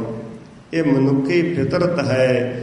ਰਿਸ਼ਵਤ ਲੈਣੀ ਇਹ ਆਦਿ ਕਾਲ ਤੋਂ ਚੱਲਦੀ ਆਈ। ਇਸੇ ਲਈ ਜਗਤ ਗੁਰਦੇਵ ਗੁਰੂ ਨਾਨਕ ਸਾਹਿਬ ਜੀ ਦੇ ਪਾਵਨ ਬਚਨੇ, ਕਾਦੀ ਕੂੜ ਬੋਲ ਮਲ ਖਾਏ, ਬ੍ਰਾਹਮਣ ਨਾਵੇਂ ਜੀਆਂ ਘਾਏ, ਜੋਗੀ ਜੁਗਤ ਨਾ ਜਾਣੈ ਅੰਧ, ਤੀਨੇ ਉਜਾੜੇ ਕਾ ਬੰਨ। ਇਹਨਾਂ ਪਹਿਰੇਦਾਰਾਂ ਨੇ ਕੁਝ ਮੰਗ ਕੀਤੀ। ਕਹਿਣ ਲੱਗੇ ਜ਼ਰੂਰ ਤੁਹਾਨੂੰ ਕੁਝ ਦਵਾਂਗੇ, ਪਰ ਪਹਿਲਾਂ ਮਾਲਕ ਦਾ ਮਾਮਲਾ ਤਾਰ ਆਈਏ। ਪਹਿਲਾਂ ਜਿਸ ਮਾਲਕ ਦਾ ਅਸੀਂ ਕਰਜ਼ਾ ਲਾਉਣ ਆਏ ਹਾਂ ਉਹ ਕਰਜ਼ਾ ਲਾ ਆਈਏ। ਕੀ ਜਾਣਦੇ ਨੇ ਪਹਿਰੇਦਾਰ ਕਿਸ ਮਾਲਕ ਦਾ ਕਿਹੜਾ ਕਰਜ਼ਾ ਲਾਉਣ ਆਏ ਨੇ? ਦੱਸਦੇ ਨੇ ਘੋੜਿਆਂ ਨੂੰ ਉਸ ਬੇਰੀ ਨਾਲ ਬੰਨ੍ਹ ਕੇ ਆਪਣੇ ਨੇਜੇ ਉੱਥੇ ਟਿਕਾ ਕੇ ਤਲਵਾਰਾਂ ਜੋ ਅੰਦਰ ਦੀ ਧਾਰਨ ਕੀਤੀਆਂ ਹੋਈਆਂ ਸਨ। ਜਦੋਂ ਉਸ ਮਹਾਨ ਅਸਥਾਨ ਤੇ ਪਹੁੰਚੇ ਤਾਂ ਕੀ ਦੇਖਿਆ? ਮੱਸੇ ਨੇ ਆਪਣਾ ਹੁੱਕਾ ਅੱਗੇ ਰੱਖਿਆ ਹੋਇਆ ਹੈ। ਇੱਕ ਪਾਸੇ ਨਾਚ ਚੱਲ ਰਹੇ ਨੇ ਜਿੱਥੇ ਗੁਰੂ ਕੇ ਕੀਰਤਨੀਏ ਬੈਠ ਕੇ ਅੰਮ੍ਰਿਤ ਬਾਣੀ ਦਾ ਕੀਰਤਨ ਕਰਦੇ ਸਨ। ਦੇਖਦਿਆਂ ਹੀ ਦੇਖਦਿਆਂ ਮੋਹਰਾਂ ਵਾਲੀਆਂ ਥੈਲੀਆਂ ਜਦੋਂ ਉਸ ਮੱਸੇ ਦੇ ਸਾਹਮਣੇ ਕੀਤੀਆਂ, ਖੋਲ ਕੇ ਦੱਸਦੇ ਨੇ ਦੇਖਣ ਲੱਗਾ ਸਰਦਾਰ ਮਹਿਤਾਬ ਸਿੰਘ ਹੋਰਾਂ ਨੇ ਆਪਣੀ ਤਲਵਾਰ ਮਿਆਨ ਵਿੱਚੋਂ ਕੱਢ ਕੇ ਉਸ ਦਾ ਜਿਹੜਾ ਸਿਰ ਸੀ ਧੜ ਤੋਂ ਵੱਖਰਾ ਕਰਕੇ ਔਰ ਉਸੇ ਵੇਲੇ ਚੁੱਕੇ ਜਕਾਰਿਆਂ ਦੀ ਗੂੰਜ ਵਿੱਚ ਖਾਲਸਾ ਬਾਹਰ ਨੂੰ ਆਇਆ। ਇਹ ਕਰਜ਼ਾ ਧੰਨ ਗੁਰੂ ਰਾਮਦਾਸ ਮਹਾਰਾਜ ਦੇ ਦਰ ਦਾ ਲਾ ਕੇ ਜਦੋਂ ਬਾਹਰ ਆਏ ਨੇ, ਪਹਿਰੇਦਾਰਾਂ ਨੇ ਮੰਗ ਕੀਤੀ ਕੁਝ ਦਿਓ, ਤੁਸੀਂ ਕਰਜ਼ਾ ਲਾ ਕੇ ਆਏ ਜੋ, ਮੋਹਰਾਂ ਦੇ ਕੇ ਆਏ ਜੋ। ਦੱਸਦੇ ਨੇ ਆਪਣੀ ਝੋਲੀ ਦੇ ਵਿੱਚੋਂ ਬੁੱਕਲ ਵਿੱਚੋਂ ਸਿਰ ਕੱਢ ਕੇ ਮੱਸੇ ਦਾ ਕਹਿਣ ਲੱਗੇ ਆ ਤੁਹਾਡੇ ਲਈ ਲੈ ਕੇ ਆਏ ਹਾਂ। ਹਾਕਮ ਜਿਹੜੇ ਹੱਕੇ ਬੱਕੇ ਰਹਿ ਗਏ ਪਹਿਰੇਦਾਰ, ਗੁਰੂ ਕੇ ਸਿੱਖਾਂ ਨੇ ਨੇਜੇ ਦੇ ਵਿੱਚ ਉਸ ਸੀਸ ਨੂੰ ਟੰਗਿਆ ਔਰ ਘੋੜਿਆਂ ਤੇ ਸਵਾਰ ਹੋ ਕੇ ਉਹ ਮਹਾਨ ਯੋਧੇ ਜਿਹੜੇ ਨੇ ਸਤਿਗੁਰੂ ਜੀ ਦੀ ਬਖਸ਼ਿਸ਼ ਪ੍ਰਾਪਤ ਕਰਕੇ ਮਾਲਕ ਦੇ ਦਰ ਦੀ ਮਰਿਆਦਾ ਨੂੰ ਬਹਾਲ ਕਰਦਿਆਂ ਹੋਇਆਂ ਬੀਕਾਨੇਰ ਦੀ ਧਰਤੀ ਤੇ ਜਥੇਦਾਰ ਬੁੱਢਾ ਸਿੰਘ ਹੋਰਾਂ ਦੇ ਕੋਲ ਸੰਗਤ ਜੀ ਪਹੁੰਚ ਗਏ। ਇਹ ਹੈ ਮਹਾਨ ਸਤਿਗੁਰੂ ਦੇ ਦਰ ਦੇ ਜਿਹੜੇ ਯੋਧੇ। ਭਾਈ ਸਾਹਿਬ ਭਾਈ ਸੁੱਖਾ ਸਿੰਘ ਹੋਰਾਂ ਦੀ ਸ਼ਹਾਦਤ 1752 ਨੂੰ ਅੱਗੇ ਜਾ ਕੇ ਹੋਈ। ਇੱਕ ਮੁੱਠ ਭੇੜ ਹੋਈ ਹਾਕਮਾਂ ਨਾਲ। ਉਸ ਤੋਂ ਪਹਿਲਾਂ 45 ਦੇ ਵਿੱਚ ਸਰਦਾਰ ਮਹਿਤਾਬ ਸਿੰਘ ਹੋਰਾਂ ਨੂੰ ਲਾਹੌਰ ਦੇ ਅੰਦਰ ਹੀ ਚਰਖੜੀ ਤੇ ਚਾੜ ਕੇ ਸ਼ਹੀਦ ਕੀਤਾ ਗਿਆ। ਭਾਈ ਸਾਹਿਬ ਭਾਈ ਮਹਿਤਾਬ ਸਿੰਘ ਹੋਰਾਂ ਦਾ ਘਰਾਣਾ ਮੀਰਾਂਕੋਟ ਦਾ ਉਹ ਘਰਾਣਾ ਜਿਸ ਘਰਾਣੇ ਨੇ ਸਰਦਾਰ ਰਤਨ ਸਿੰਘ ਭੰਗੂ ਵਰਗਿਆਂ ਨੂੰ ਜਨਮ ਦਿੱਤਾ।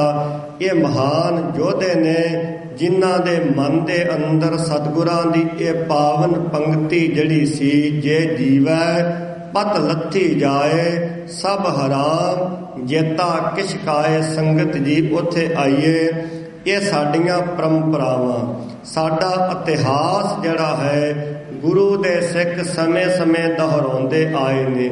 ਇਤਿਹਾਸ ਆਪਣੇ ਆਪ ਦੁਹਰਾਇਆ ਜਾਂਦਾ ਹੈ ਜਦੋਂ ਇਤਿਹਾਸ ਨੂੰ ਅਸੀਂ ਪੜ੍ਹਦੇ ਰਹਾਂਗੇ, ਇਤਿਹਾਸ ਨੂੰ ਵਾਚਦੇ ਰਹਾਂਗੇ। ਅੱਜ ਬਦਕਿਸਮਤੀ ਹੈ ਕੌਮ ਦੀ, ਸਾਡੇ ਕੋਲ ਨਾ ਤਾਂ ਇੱਕ ਰੂਪ ਅੰਦਰ ਲਿਖਤੀ ਇਤਿਹਾਸ ਆ ਸਕਿਆ। ਜਦੋਂ ਅੱਜ ਅਸੀਂ ਸਾਹਿਬਜ਼ਾਦਿਆਂ ਦਾ ਇਤਿਹਾਸ ਪੜ੍ਹਨ ਬੈਠਦੇ ਹਾਂ ਜਾਂ ਬੱਚਿਆਂ ਨੂੰ ਪੜ੍ਹਾਉਂਦੇ ਹਾਂ ਤਾਂ ਕਈ ਤਰ੍ਹਾਂ ਦੇ ਸਵਾਲ ਆਉਂਦੇ ਨੇ। ਸਾਡੇ ਇਤਿਹਾਸ ਅੰਦਰ ਐਸਾ ਕੁਝ ਪਾ ਦਿੱਤਾ ਗਿਆ, ਇਤਿਹਾਸ ਸਿਰਜਿਆ ਸਾਡੇ ਵੱਡਿਆਂ ਪੁਰਖਾਂ ਨੇ ਹੈ। ਪੁਰਖਿਆਂ ਦਾ ਸਿਰਜਿਆ ਹੋਇਆ ਇਤਿਹਾਸ ਕੁਝ ਗੈਰਾਂ ਨੇ ਲਿਖਿਆ, ਇਹੀ ਕਾਰਨ ਹੋਇਆ ਸਾਡੇ ਇਤਿਹਾਸ ਵਿੱਚ ਬਹੁਤ ਕੁਝ ਵਿਗਾੜ ਪਾ ਦਿੱਤੇ ਗਏ ਨੇ। ਮਾਲਕ ਕਿਰਪਾ ਕਰਨ, ਸਤਿਗੁਰੂ ਰਹਿਮਤ ਕਰਨ, ਉਸ ਸਿਰਜੇ ਹੋਏ ਇਤਿਹਾਸ ਨੂੰ ਅਸੀਂ ਆਪ ਲਿਖ ਸਕੀਏ। ਮੈਂ ਇੱਕ ਬੇਨਤੀ ਕਰਾਂਗਾ ਕਿ ਘੱਟ ਤੋਂ ਘੱਟ 1978 ਤੋਂ ਲੈ ਕੇ 1993 ਤੱਕ ਦਾ ਇਤਿਹਾਸ ਅਸੀਂ ਇੱਕ ਲਿਖ ਦਈਏ, ਤਾਂ ਕਿ ਕੌਮੀ ਤੌਰ ਤੇ ਇੱਕ ਮੁੱਠ ਹੋ ਕੇ ਅਸੀਂ ਕੌਮ ਦੇ ਲਈ ਕੁਝ ਕਰ ਸਕੀਏ। ਉਸ ਇਤਿਹਾਸ ਨੂੰ, ਜਿਹੜੇ ਇਤਿਹਾਸ ਨੂੰ ਬਾਬਾ ਸੁੱਖਾ ਸਿੰਘ ਹੋਰਾਂ ਨੇ, ਭਾਈ ਮਹਿਤਾਬ ਸਿੰਘ ਹੋਰਾਂ ਨੇ ਸਿਰਜਿਆ ਸੀ। 1984 ਨੂੰ ਇਹ ਸਾਕਾ ਹੋਇਆ। ਸਮੇਂ ਦੇ ਨਾਲ ਜਿਹੜੇ ਹਾਕਮ ਸੰਬੰਧਿਤ ਸਨ ਉਹਨਾਂ ਨੂੰ ਉਹਨਾਂ ਦੇ ਕੀਤੇ ਦਾ ਸਬਕ ਸਿਖਾਇਆ ਗਿਆ। ਉਸੇ ਲੜੀ ਦੇ ਤਹਿਤ ਜਰਨਲ ਵੈਦਿਆ ਦਾ ਨਾਮ ਆਉਂਦਾ ਹੈ। ਫੌਜ ਮੁਖੀ ਸੀ। ਉਹਦਾ ਇੱਕ ਬਿਆਨ ਛਪਿਆ ਉਸ ਸਮੇਂ ਮੀਡੀਏ ਦੇ ਅੰਦਰ ਕਿ ਮੈਨੂੰ ਕੋਈ ਇਸ ਗੱਲ ਦੀ ਚਿੰਤਾ ਨਹੀਂ, ਮੈਂ ਕੀ ਕੀਤਾ ਹੈ, ਕਿਉਂ ਕੀਤਾ ਹੈ। ਜੇ ਮੇਰੇ ਲਈ ਕੋਈ ਗੋਲੀ ਬਣੀ ਹੋਵੇਗੀ ਜਾਂ ਗੋਲੀ ਤੇ ਨਾਮ ਲਿਖਿਆ ਹੋਵੇਗਾ, ਉਹ ਮੈਨੂੰ ਮਿਲ ਜਾਵੇਗੀ। ਗੁਰੂ ਦੇ ਸਿੱਖਾਂ ਨੇ ਇਸ ਬਿਆਨ ਨੂੰ ਪੜ੍ਹਿਆ ਔਰ ਇਸ ਬਿਆਨ ਨੂੰ ਪੜ੍ਹ ਕੇ ਉਹਨਾਂ ਮਹਾਨ ਯੋਧਿਆਂ ਨੇ, ਜਿਨ੍ਹਾਂ ਦੇ ਵਿੱਚ ਸਰਦਾਰ ਹਰਜਿੰਦਰ ਸਿੰਘ ਜੀ ਜਿੰਦਾ, ਸਰਦਾਰ ਸੁਖਦੇਵ ਸਿੰਘ ਜੀ ਸੁੱਖਾ ਔਰ ਇਹਨਾਂ ਦੇ ਤੀਸਰੇ ਸਾਥੀ ਭਾਈ ਨਿਰਮਲ ਸਿੰਘ ਵੀ ਸਨ, ਜਿਨ੍ਹਾਂ ਦਾ ਨਾਮ ਸੰਖੇਪ ਰੂਪ ਅੰਦਰ ਆਉਂਦਾ ਹੈ। ਅੱਜ ਉਹ ਸ਼੍ਰੀ ਹਰਿਮੰਦਰ ਸਾਹਿਬ ਵਿਖੇ ਸੇਵਾ ਨਿਭਾ ਰਹੇ ਨੇ, ਡਿਊਟੀ ਕਰਦੇ ਨੇ। ਬਹੁਤ ਵੱਡਾ ਉਹਨਾਂ ਦਾ ਵੀ ਯੋਗਦਾਨ ਸੀ। ਪੂਨੇ ਦੇ ਅੰਦਰ ਜਾ ਕੇ ਇਹਨਾਂ ਮਹਾਨ ਯੋਧਿਆਂ ਨੇ ਉਸ ਦੁਸ਼ਮਣ ਦੇ ਲਈ ਬਣੀ ਉਹ ਗੋਲੀ ਜਿਹੜੀ ਇਹਨਾਂ ਦੇ ਹੱਥ ਵਿੱਚ ਆ ਚੁੱਕੀ ਸੀ। ਪਰ ਵੇਖੋ ਸਿੱਖ ਦਾ ਕਿਰਦਾਰ ਕੈਸਾ ਹੈ, ਸਿੱਖ ਦਾ ਜੀਵਨ ਕੈਸਾ ਹੈ। ਨਿਹੱਥੇ ਤੇ ਵਾਰ ਨਹੀਂ ਕਰਨਾ, ਇਸਤਰੀ ਤੇ ਵਾਰ ਨਹੀਂ ਕਰਨਾ। ਉਸ ਦੀ ਘਰ ਵਾਲੀ ਵੈਦਿਆ ਦੀ ਉਹਦੇ ਨਾਲ ਉਸ ਕਾਰ ਵਿੱਚ ਸਫ਼ਰ ਕਰ ਰਹੀ ਸੀ।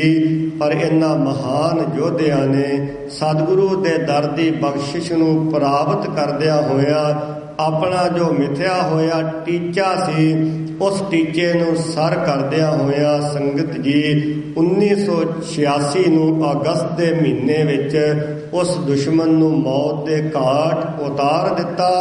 ਔਰ ਉਸੇ ਸਮੇਂ ਹੀ ਕੌਮ ਦੇ ਕੇਂਦਰੀ ਅਸਥਾਨ ਤੋਂ ਆਵਾਜ਼ ਆਈ ਗੁਰੂ ਕੇ ਰਾਗੀ ਸਿੰਘਾਂ ਦੀ ਰਸਨਾ ਰਾਹੀਂ, ਜੈਕਾਰ ਕੀਓ ਧਰਮੀਆਂ ਕਾ, ਪਾਪੀ ਕੋ ਡਨ ਦਿਓ ਰੇ। ਇਹਨਾਂ ਮਹਾਨ ਯੋਧਿਆਂ ਦੇ ਅਸੀਂ ਦਿਨ ਮਨਾਉਂਦੇ ਹਾਂ।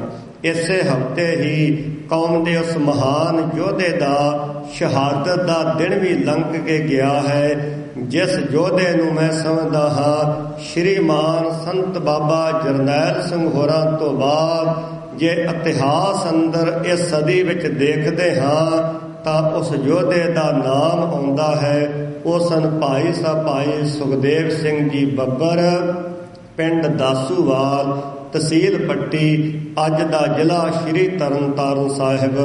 ਜਿਸ ਮਹਾਨ ਯੋਧੇ ਨੇ ਕੌਮ ਦੇ ਲਈ ਆਪਣਾ ਆਪ ਕੁਰਬਾਨ ਕੀਤਾ ਔਰ ਸ਼੍ਰੀ ਅਕਾਲ ਤਖਤ ਸਾਹਿਬ ਤੇ ਜਦੋਂ ਹਾਕਮ ਚੜ੍ਹ ਕੇ ਆਏ, ਆਪਸੀ ਭਾਵੇਂ ਕੋਈ ਪਹਿਲਾਂ ਮਤ ਭੇਦ ਸਨ, ਪਰ ਉਸ ਸਮੇਂ ਦੋਨੋਂ ਜਰਨੈਲਾਂ ਨੇ, ਸ਼੍ਰੀਮਾਨ ਸੰਤ ਬਾਬਾ ਜਰਨੈਲ ਸਿੰਘ ਹੋਰਾਂ ਨੇ ਸ਼੍ਰੀ ਅਕਾਲ ਤਖਤ ਸਾਹਿਬ ਤੇ ਬੈਠ ਕੇ ਅਗਵਾਈ ਕੀਤੀ।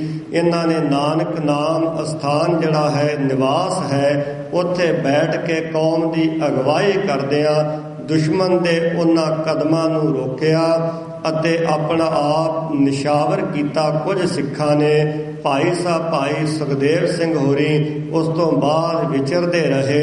ਇਹਨਾਂ ਦਾ ਜੇ ਸਮੁੱਚਾ ਜੀਵਨ ਵੇਖੀਏ, 1978 ਨੂੰ ਜਿਸ ਦਿਨ ਤੇਰਾ ਸਿੰਘ ਅੰਮ੍ਰਿਤਸਰ ਦੀ ਧਰਤੀ ਤੇ ਸ਼ਹੀਦ ਕੀਤੇ ਜਾਂਦੇ ਨੇ, ਉਸ ਦਿਨ ਆਨੰਦ ਕਾਰਜ ਹੋਇਆ ਸੀ। ਉਸੇ ਹੀ ਦਿਨ ਇਹਨਾਂ ਨੇ ਮਨ ਵਿੱਚ ਇਹ ਧਾਰ ਲਿਆ ਕਿ ਇਹਨਾਂ ਨੂੰ ਦੁਸ਼ਮਣਾਂ ਨੂੰ ਕਿਵੇਂ ਸਬਕ ਸਿਖਾਉਣਾ ਹੈ। ਸਤਿਗੁਰੂ ਗੁਰੂ ਗ੍ਰੰਥ ਸਾਹਿਬ ਜੀ ਦੀ ਹੋਈ ਬੇਅਦਬੀ ਔਰ ਕਰਨ ਵਾਲੇ ਜਿਨ੍ਹਾਂ ਬੇਅਦਬੀ ਕੀਤੀ ਉਹਨਾਂ ਨੂੰ ਕਿਵੇਂ ਸੁਧਨਾ ਹੈ। ਬਹੁਤ ਸਾਰਾ ਉਹਨਾਂ ਦਾ ਨਿਰਮਲ ਜੀਵਨ ਲਹਿਰ ਦੇ ਵਿੱਚ ਬਹੁਤ ਯੋਧੇ ਆਏ ਨੇ, ਸਾਰਿਆਂ ਨੂੰ ਸਿਰ ਝੁਕਦਾ। ਪਰ ਭਾਈ ਸੁਖਦੇਵ ਸਿੰਘ ਹੋਰਾਂ ਨੇ ਬਾਣੀ ਤੇ ਬਾਣੇ ਦੇ ਵਿੱਚ ਰਹਿ ਕੇ ਆਪਣਾ ਆਪ ਕੁਰਬਾਨ ਕੀਤਾ। ਹਾਕਮਾਂ ਦੇ ਉਹੀ ਸੂਈਏ ਜਿਵੇਂ 1740 ਜਾਂ 39 ਵਿੱਚ ਸਨ, ਉਸੇ ਤਰ੍ਹਾਂ ਪੰਜਾਬ ਦੀ ਧਰਤੀ ਤੇ ਇਸ ਸਮੇਂ ਵੀ ਆਏ ਔਰ ਕਿਸੇ ਦੀ ਸੂਹ ਦੇਣ ਤੇ ਪਟਿਆਲੇ ਤੋਂ 1992 ਨੂੰ ਇਸ ਮਹਾਨ ਯੋਧੇ ਨੂੰ ਗ੍ਰਿਫਤਾਰ ਕੀਤਾ ਗਿਆ। ਲੁਧਿਆਣੇ ਦੇ ਨੇੜੇ ਮੁਕਾਬਲਾ ਬਣਾ ਕੇ ਸ਼ਹੀਦ ਕਰ ਦਿੱਤਾ ਗਿਆ। ਉਸ ਮਹਾਨ ਯੋਧੇ ਨੂੰ ਵੀ ਸਾਡੀ ਨਮਸਕਾਰ ਹੈ। ਮਾਲਕ ਸਤਿਗੁਰੂ ਜੀ ਕਿਰਪਾ ਕਰਨ, ਬਖਸ਼ਿਸ਼ ਕਰਨ। ਇਹ ਸਾਰੀਆਂ ਜਿਹੜੀਆਂ ਅਸੀਂ ਯਾਦਾਂ ਮਨਾ ਰਹੇ ਹਾਂ, ਯਾਦਾਂ ਵਿੱਚ ਜੁੜ ਮਿਲ ਬੈਠੇ ਹਾਂ ਸੰਗਤ ਜੀ, ਇਹ ਗੁਰ ਅਸਥਾਨਾਂ ਦੀ ਮਰਜ਼ਾਦਾ ਲਈ, ਗੁਰ ਧਾਮਾਂ ਦੀਆਂ ਉਹਨਾਂ ਪਰੰਪਰਾ ਨੂੰ ਕਾਇਮ ਰੱਖਣ ਲਈ ਮਹਾਨ ਯੋਧਿਆਂ ਨੇ ਆਪਣਾ ਯੋਗਦਾਨ ਪਾਇਆ। ਅੱਜ ਵੀ ਸਤਿਗੁਰੂ ਕਿਰਪਾ ਕਰਨ, ਮਾਲਕ ਜੀ ਕਿਰਪਾ ਕਰਨ। ਗੁਰ ਧਾਮਾਂ ਦੀ ਸੇਵਾ ਸੰਭਾਲ ਕਰਦਿਆਂ ਗੁਰੂ ਭਾਵਨਾ ਵਿੱਚ ਰਹਿ ਕੇ ਸ਼ਰਧਾ, ਪਿਆਰ ਤੇ ਸਤਿਕਾਰ ਨਾਲ ਸੇਵਾ ਕਰੀਏ। ਕਰ ਰਹੇ ਸੇਵਾਦਾਰਾਂ ਦਾ ਸਹਿਯੋਗ ਦਈਏ, ਜਿਹਦੇ ਨਾਲ ਸਤਿਗੁਰੂ ਦੀਆਂ ਖੁਸ਼ੀਆਂ ਮਿਲ ਸਕਦੀਆਂ ਨੇ। ਬੇਅੰਤ ਸੰਗਤਾਂ ਦਾ ਧੰਨਵਾਦ। ਹੋਈਆਂ ਭੁੱਲਾਂ ਚੁੱਕਾਂ ਦੀ ਖਿਮਾ ਕਰਨੀ ਬਸ ਯਾਦ ਰੱਖੀਏ। ਜਿਨਕੇ ਤੁਮ ਦਿਨ ਮਨਾਤੇ ਹੋ ਉਨਕਾ ਇਰਸ਼ਾਦ ਵੀ ਸਮਝੋ, ਜਿਨਕੇ ਤੁਮ ਦਿਨ ਮਨਾਤੇ ਹੋ ਉਨਕੀ ਬਾਤ ਵੀ ਸਮਝੋ। ਜੇ ਉਹਨਾਂ ਦੀ ਬਾਤ, ਉਹਨਾਂ ਦਾ ਹੁਕਮ ਸਮਝ ਲਵਾਂਗੇ, ਉਹ ਦਿਨ ਦੂਰ ਨਹੀਂ ਜਿਸ ਦਿਨ ਖਾਲਸੇ ਦਾ ਰਾਜ ਹਿੰਦੁਸਤਾਨ ਦੇ ਤਖਤ ਤੇ ਹੋਵੇਗਾ। ਭੁੱਲਾਂ ਚੁੱਕਾਂ ਦੀ ਖਿਮਾ। ਵਾਹਿਗੁਰੂ ਜੀ ਕਾ ਖਾਲਸਾ, ਵਾਹਿਗੁਰੂ ਜੀ ਕੀ ਫਤਿਹ। ਵਾਹਿਗੁਰੂ ਜੀ ਕਾ ਖਾਲਸਾ, ਵਾਹਿਗੁਰੂ ਜੀ ਕੀ ਫਤਿਹ। ਸਮੁੱਚੀ ਸਾਧ ਸੰਗਤ ਜੀ, ਅੱਜ ਆਪ ਜੀ ਨੂੰ ਪਤਾ ਹੋਵੇਗਾ ਕਿ ਸਿੱਖ ਕੌਮ ਦਾ ਮਹਾਨ ਉਸ ਫਲਾਸਫਰ ਜਿਨ੍ਹਾਂ ਨੇ ਅਨੰਦਪੁਰ ਸਾਹਿਬ ਦੇ ਮਤੇ ਨੂੰ ਬਣਾਉਣ ਦੇ ਵਿੱਚ ਪਹਿਲ ਕਦਮੀ ਕੀਤੀ ਤੇ ਸਿੱਖ ਕੌਮ ਦੀਆਂ ਜਿਹੜੀਆਂ ਗੁਲਾਮੀ ਦੀਆਂ ਜੰਜੀਰਾਂ ਸੀ, ਜਦੋਂ ਸਾਡੇ ਉੱਤੇ ਭਾਰਤ ਨੇ ਆਪਣੇ ਸੰਵਿਧਾਨ ਦੇ ਵਿੱਚ ਸਿੱਖ ਕੌਮ ਨੂੰ ਜਿਹੜਾ ਜਰਾਇਮ ਪੇਸ਼ਾ ਕੌਮ ਦਾ ਜੋ ਰੁਤਬਾ ਦਿੱਤਾ ਜਾਂ ਕਿਹਾ ਗਿਆ, ਉਸ ਤੋਂ ਬਾਅਦ ਨਾਲ ਨਾਲ ਸਾਨੂੰ ਕੇਸਾਧਾਰੀ ਹਿੰਦੂ ਧਾਰਾ 25(20) ਦੇ ਅੰਦਰ ਕਿਹਾ ਗਿਆ। ਤੇ ਉਹ ਪਹਿਲੇ ਇਨਸਾਨ ਸਨ ਸਰਦਾਰ ਕਪੂਰ ਸਿੰਘ ਜੀ, ਜਿਨ੍ਹਾਂ ਨੂੰ ਸਾਰੀ ਦੁਨੀਆ ਜਾਣਦੀ ਹੈ।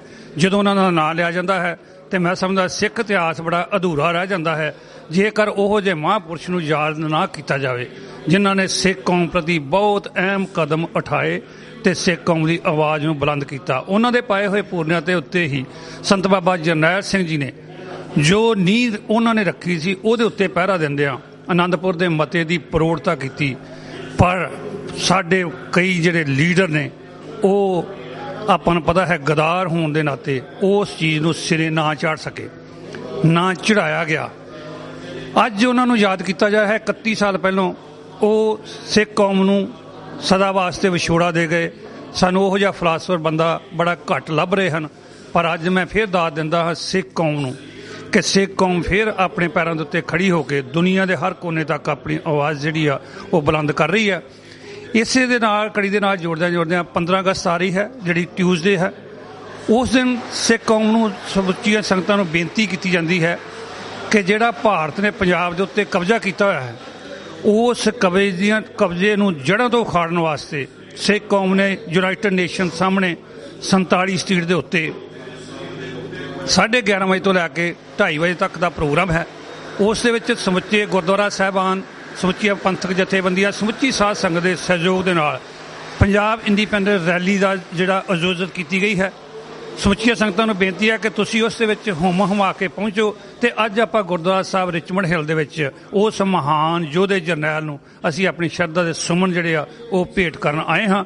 ਸਮੁੱਚੀ ਸੰਗਤ ਜਿਹੜੀ ਆ ਉਹਨਾਂ ਦੇ ਪਾਏ ਹੋਏ ਪੂਰਨੇ ਦੇ ਉੱਤੇ ਚੱਲੇ ਜੀ। ਅਖੀਰ ਦੇ ਵਿੱਚ ਮੈਂ TV 84 TV ਚੈਨਲ ਦਾ ਤਹਿ ਦਿਲੋਂ ਧੰਨਵਾਦ ਕਰਦਾ ਹਾਂ, ਜਿਹੜੇ ਹਰ ਟਾਈਮ ਹਰ ਘੜੀ ਸਿੱਖ ਕੌਮ ਦੀ ਆਵਾਜ਼ ਹਰ ਘਰ ਤੱਕ ਜਿਹੜੇ ਪਹੁੰਚਾ ਰਹੇ ਹਨ। ਇਹ ਦਿਨ ਦੁੱਗਣੀ ਅਤੇ ਰਾਤ ਚੌਗਣੀ ਤਰੱਕੀ ਕਰਨ, ਵਾਹਿਗੁਰੂ ਬਖਸ਼ਿਸ਼ ਕਰਨ ਕਿ ਆਪਾਂ ਸਾਰੇ ਨਾਲ ਰਲ ਮਿਲਾ ਕੇ ਇਸ ਚੈਨਲ ਦੀ ਜਿਹੜੀ ਆ ਉਹ ਸਪੋਰਟ ਵੀ ਕਰੀਏ। ਅਖੀਰ ਦੇ ਸਾਰਿਆਂ ਨੂੰ ਧੰਨਵਾਦ। ਵਾਹਿਗੁਰੂ ਜੀ ਕਾ ਖਾਲਸਾ, ਵਾਹਿਗੁਰੂ ਜੀ ਕੀ ਫਤਿਹ। ਵਾਹਿਗੁਰੂ ਜੀ ਕਾ ਖਾਲਸਾ, ਵਾਹਿਗੁਰੂ ਜੀ ਕੀ ਫਤਿਹ। ਮੈਂ ਸਰਦਾਰ ਅਵਤਾਰ ਸਿੰਘ ਬੰਵਰਾ, ਰਾਮਗੜੀਆ ਸਿੱਖ ਸੁਸਾਇਟੀ ਦਾ ਚੇਅਰਮੈਨ, ਸੇਵਾਦਾਰ ਅਤੇ ਭਾਈ ਲਾਲੋ ਸਿੱਖ ਸੇਵਾ ਮਿਸ਼ਨ ਆਫ ਦੇ ਸੇਵਾਦਾਰ ਦੀ ਤਰਫੋਂ ਆਪਣੀ ਤਰਫੋਂ ਸਰਦਾਰ ਕਪੂਰ ਸਿੰਘ ਜੀ ਸਿੱਖ ਕੌਮ ਦੇ ਮਹਾਨ ਵਿਦਵਾਨ, ਜਿਨ੍ਹਾਂ ਦਾ ਅੱਜ ਸ਼ਹੀਦੀ ਦਿਹਾੜਾ ਆਪਣਾ ਅਕਾਲ ਪੁਰਖ ਦੇ ਚਰਨਾਂ ਦੇ ਵਿੱਚ ਅੱਜ ਤੋਂ 31 ਸਾਲ ਪਹਿਲਾਂ ਜਾ ਬਰਾਜੇ ਸਨ, ਉਹਨਾਂ ਨੂੰ ਯਾਦ ਕਰਦੇ ਅੱਜ ਉਹਨਾਂ ਨੂੰ ਸ਼ਰਧਾ ਦੇ ਫੁੱਲ ਭੇਟ ਕਰਦਾ ਹਾਂ।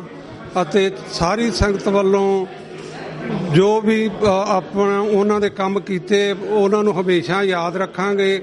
ਸਿੱਖ ਕੌਮ ਵਾਸਤੇ ਜੋ ਉਹਨਾਂ ਨੇ ਘਾਲਣਾ ਘਾਲੀ ਆਪਣੀ ਸਾਰੀ ਉਮਰ ਦੇ ਵਿੱਚ, ਚੰਗੇ ਤੋਂ ਚੰਗਾ ਟਾਈਮ ਜੋ ਸੀ ਆਪਣਾ ਸਾਰਾ ਉਹਨਾਂ ਨੇ ਸਿੱਖ ਵਿਦਵਾਨ ਹੋਣ ਦੇ ਨਾਤੇ ਸਿੱਖ ਕੌਮ ਨੂੰ ਹਰ ਟਾਈਮ ਤੇ ਹਲੂਣਾ ਦਿੰਦੇ ਰਹੇ। ਮੌਕੇ ਮੌਕੇ ਦੇ ਉੱਤੇ ਜੋ ਉਹਨਾਂ ਨੇ ਸਿੱਖੀ ਦਾ ਪ੍ਰਚਾਰ ਕੀਤਾ, ਅੱਜ ਅਸੀਂ ਉਹਨਾਂ ਦੇ ਪੂਰਨਿਆਂ ਤੇ ਚੱਲਦੇ ਹੋਏ ਅੱਗੇ ਵਧ ਰਹੇ ਹਾਂ। ਔਰ ਸਾਰੀ ਸੰਗਤ ਨੂੰ ਅਰਦਾਸ ਇਹੋ ਹੀ ਹੁਣ ਮਹਾਰਾਜ ਦੇ ਚਰਨਾਂ ਦੇ ਵਿੱਚ ਸਾਰੀ ਸੰਗਤ ਵੱਲੋਂ ਅਰਦਾਸ ਆ, ਜਿੱਥੇ ਵੀ ਹਨ ਮਹਾਰਾਜ ਦੇ ਚਰਨਾਂ ਵਿੱਚ ਜਾ ਬਰਾਜੇ ਹਨ, ਅਕਾਲ ਪੁਰਖ ਉਹਨਾਂ ਦੀ ਆਤਮਾ ਨੂੰ ਆਪਣੇ ਚਰਨਾਂ ਵਿੱਚ ਬਰਾਜੇ। ਉਹਨਾਂ ਦੇ ਚੱਲੇ ਹੋਏ ਉਹਨਾਂ ਦੇ ਪਾਏ ਪੂਰਨਿਆਂ ਤੇ ਚੱਲ ਕੇ ਅਸੀਂ ਸਿੱਖ ਕੌਮ ਨੂੰ ਹੋਰ ਅੱਗੇ ਚੜ੍ਹਦੀ ਕਲਾ ਦੇ ਵਿੱਚ ਲਿਜਾ ਸਕੀਏ। ਇਹਨਾਂ ਕੁਝ ਹੀ ਕਹਿੰਦਾ ਆਖੇ ਬੰਦਾ ਜਾ ਕੇ। ਵਾਹਿਗੁਰੂ ਜੀ ਕਾ ਖਾਲਸਾ, ਵਾਹਿਗੁਰੂ ਜੀ ਕੀ ਫਤਿਹ। ਸੋ ਮੈਂ ਬੇਨਤੀ ਕਰਾਂਗਾ doctor Amarjit Singh ji, Khalistan affair centre Washington DC, ਜੋ 1:30 ਤੱਕ ਆਪ ਸੰਗਤਾਂ ਨੂੰ ਸਰਦਾਰ ਕਪੂਰ ਸਿੰਘ ਦਾ ਜੀਵਨ ਤੇ ਹੁਣ ਦਾ ਸਿੱਖ ਇਤਿਹਾਸ ਬਾਰੇ ਆਪਣੇ ਵਿਚਾਰ ਪੇਸ਼ ਕਰਨਗੇ। ਇੱਕ ਦੋ ਇਨਫੋਰਮੇਸ਼ਨ ਆ, 15 ਅਗਸਤ ਨੂੰ 11 ਵਜੇ ਆਜ਼ਾਦ ਪੰਜਾਬ ਰੈਲੀ UNO ਸਾਹਮਣੇ ਕੱਢੀ ਜਾ ਰਹੀ ਆ। ਗੁਰੂ ਘਰ ਤੋਂ ਬੱਸਾਂ ਚੱਲਣਗੀਆਂ, ਸੋ ਆਪ ਸਮੂਹ ਨੂੰ ਬੇਨਤੀ ਹੈ ਵੀ ਉਹਦੇ ਵਿੱਚ ਵੱਧ ਚੜ੍ਹ ਕੇ ਸ਼ਮੂਲੀਅਤ ਕਰੋ।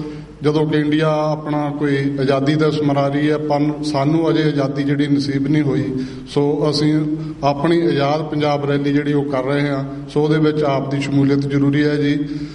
20 ਤਰੀਕ ਨੂੰ 7ਵਾਂ ਮਹਾਨ ਨਗਰ ਕੀਰਤਨ ਸ੍ਰੀ ਗੁਰੂ ਗ੍ਰੰਥ ਸਾਹਿਬ ਜੀ ਦੇ ਪਹਿਲੇ ਪ੍ਰਕਾਸ਼ ਪੁਰਬ ਨੂੰ ਸਮਰਪਿਤ ਹੈ। ਅੱਜ ਤੋਂ 413 ਸਾਲ ਪਹਿਲਾਂ ਜਦੋਂ ਪਹਿਲੀ ਵਾਰ ਸ੍ਰੀ ਗੁਰੂ ਗ੍ਰੰਥ ਸਾਹਿਬ ਜੀ ਨੂੰ ਬਾਬਾ ਬੁੱਢਾ ਜੀ ਨੇ ਆਪਣੇ ਸਿਰ ਤੇ ਲੈ ਕੇ ਹਰਿਮੰਦਰ ਵਾਸ ਸ਼ੋਭਤ ਕੀਤਾ, ਤੋ ਉਸ ਦੇ ਸੰਬੰਧ ਵਿੱਚ 7ਵਾਂ ਜਿਹੜਾ ਨਗਰ ਕੀਰਤਨ ਹੈ ਉਹ 20 ਅਗਸਤ ਨੂੰ 12 ਵਜੇ ਆਰੰਭ ਹੋਵੇਗਾ। ਸੋ ਆਪ ਸੰਗਤਾਂ ਉਹਦੇ ਵਿੱਚ ਵੀ ਵੱਧ ਚੜ੍ਹ ਕੇ ਸ਼ਮੂਲੀਅਤ ਕਰਨੀ ਜੀ।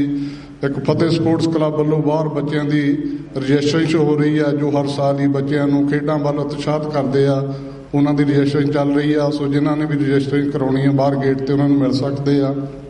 ਸੋ ਮੈਂ ਬੇਨਤੀ ਕਰਾਂਗਾ ਡਾਕਟਰ ਅਮਰਜੀਤ ਸਿੰਘ ਜੀ ਅੱਜ 1:30 ਤੱਕ ਆਪ ਸੰਗਤਾਂ ਨਾਲ ਆਪਣੇ ਵਿਚਾਰ ਸਾਂਝੇ ਕਰਨਗੇ।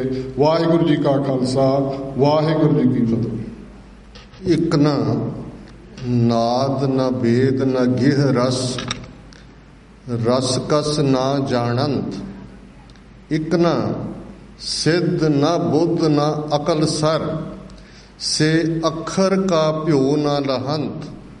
ਨਾਨਕ ਤੇ ਨਰ ਅਸਲ ਖਰ, ਜੇ ਵਿਣ ਗੁਣ ਗਰਭ ਕਰੰਤ। ਵਾਹਿਗੁਰੂ ਜੀ ਕਾ ਖਾਲਸਾ, ਵਾਹਿਗੁਰੂ ਜੀ ਕੀ ਫਤਿਹ। ਸਾਹਿਬ ਸ੍ਰੀ ਗੁਰੂ ਗ੍ਰੰਥ ਸਾਹਿਬ ਜੀ ਦੀ ਹਜ਼ੂਰੀ ਵਿੱਚ ਜੁੜੇ ਬੈਠੇ ਸਤਿਗੁਰੂ ਜੀ ਦਾ ਆਪਣਾ ਆਪਾ ਗੁਰੂ ਖਾਲਸਾ ਸਾਧ ਸੰਗਤ ਜੀਓ, ਆਪ ਜੀ ਨੇ ਭਾਈ ਸਾਹਿਬ ਜੀ ਤੋਂ ਇਸ ਹਫ਼ਤੇ ਵਿੱਚ ਵਾਪਰੀਆਂ ਇਤਿਹਾਸਕ ਘਟਨਾਵਾਂ ਦਾ ਵੇਰਵਾ ਸਰਵਣ ਕੀਤਾ।